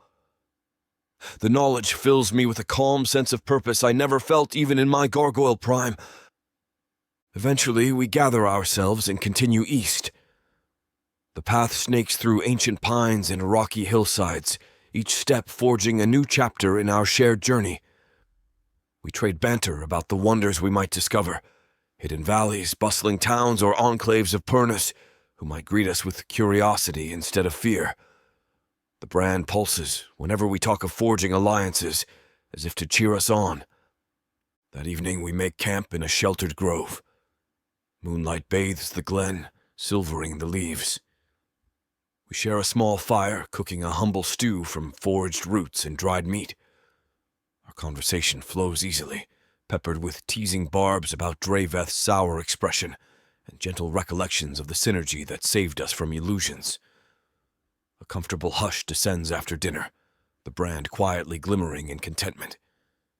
I watch Soraya poke the embers, a soft smile on her lips, and my heart twists with love so deep it threatens tears. Slowly, I move behind her, sliding my arms around her waist. She sighs, leaning back against me. The synergy hum pulses in a gentle wave, reminiscent of our vow. Her brand glows, and she tilts her head to rest on my shoulder. We're truly building a life, she whispers, voice trembling with awe. feels almost too good to be real. I press my lips to her hair, inhaling the faint floral note that clings to her cloak. It is real, I murmur. No illusions, just us. She smiles, brand flickering, and we share a tender kiss beneath the moonlit pines. My once mighty gargoyle wings drape around her, a protective canopy, though I know I can't fly. I have no regrets. The synergy swirling in my chest, the brand's warmth, her laughter. These are worth more than any flight. In that quiet moment, I recall how illusions once nearly devoured our bond, how Draveth tried to tear us apart, how Narza threatened to chain me again. But love prevailed. The brand pulses a final testament, synergy glowing in a hush of contentment. We need no illusions or stone prisons to prove our devotion. We stand free, forging a path under the open sky. Eventually, she eases from my arms and unrolls our bedding near the fire's dwindling embers. I join her, sharing another soft laugh at how normal this moment feels. After battling illusions and forging seals, we slip beneath the blankets, limbs tangling as we settle. The brand glows faintly, synergy lulling us toward a restful sleep. Before I drift off, I lean down to whisper in her ear, heart pounding with gratitude.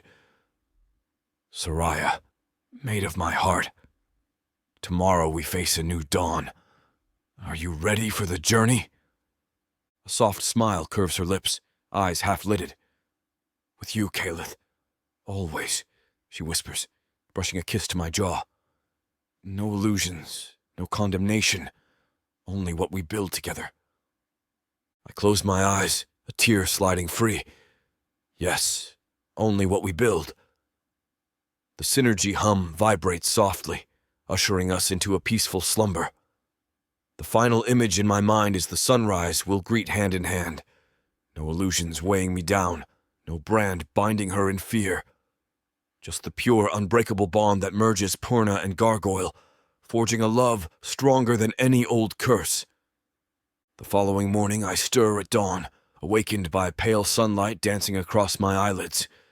My limbs ache pleasantly, a reminder of the vow we made and the union we shared. Soraya slumbers beside me, her hair strewn over the bedding, brand faintly glowing against her forearm. For a moment, I just watch her breathe, marveling that I, once sealed in stone, found such devotion in a world freed from illusions. Careful not to disturb her, I slip from the blankets and step outside our makeshift camp. The cool dawn air refreshes me, chasing away lingering weariness. My runes remain subdued lines across my arms and chest, but I no longer mourn the lost power. I have something better. A satisfied smile tugs at my mouth. Behind me, I sense movement. Soraya emerges, cloak draped over her shoulders, hair tousled by sleep. The brand flickers in a gentle greeting. She comes up beside me, slipping an arm around my waist, her cheek against my shoulder. We stand together, watching the sunrise transform the sky into brilliant gold and rose, painting an ethereal glow over the rolling hills. I lean my head against hers, inhaling the warm scent of her skin. A new dawn, I whisper, voice husky, just as we promised. She nods, resting a hand over her brand. Yes, she breathes, and we greet it as mates. A tremor of emotion colors her tone. Do you feel it, Caleth? The synergy between us, humming softly, no illusions meddling. I exhale, heart swelling. I do, I murmur, turning to face her fully. My arms encircle her waist, wings folding behind me. I sense every beat of your heart, every flicker of your brand, reminding me we chose each other. She smiles through tears, standing on tiptoe to press her lips to mine. The brand glows, synergy rippling in a quiet wave. We linger in that tender kiss, a final reflection of the vow we made and the life we'll build. My tail curls around her calf, a playful echo of the moment we first realized we were more than reluctant allies. When we part, the sun fully breaks the horizon, illuminating us in radiant light. We gather our few belongings, staff, cloak, and the half-empty pack of supplies. With one last glance at the sunrise, we clasp hands, synergy pulsing in time with our hearts. The brand on her wrist, the faint lines of runes on my arms, both affirm that we walk forward as equals, bound by love rather than illusions. We step onto the faint trail leading beyond Praj, stepping into a world that might fear Gargoyle and Purna. But we do it anyway, hearts entwined, forging a future shaped by our own choices. A breeze ruffles my hair, and it carries the scent of pine and the promise of a fresh start. I glance at Soraya, finding her smiling, eyes bright with anticipation, and I smile back, grateful that after all illusions and battles, we stand in a new dawn, mates by vow and by heart. Our footsteps fade into the forest hush, brand and runes pulsing in gentle unity. We vanish beyond the temple's old threshold, leaving behind centuries of curses, illusions, and condemnation. In their place, we carry a vow that even the darkest illusions couldn't break. To love each other freely, to roam wherever the road leads, and to greet the rising sun with hope brimming in our chests. We are free at last to live,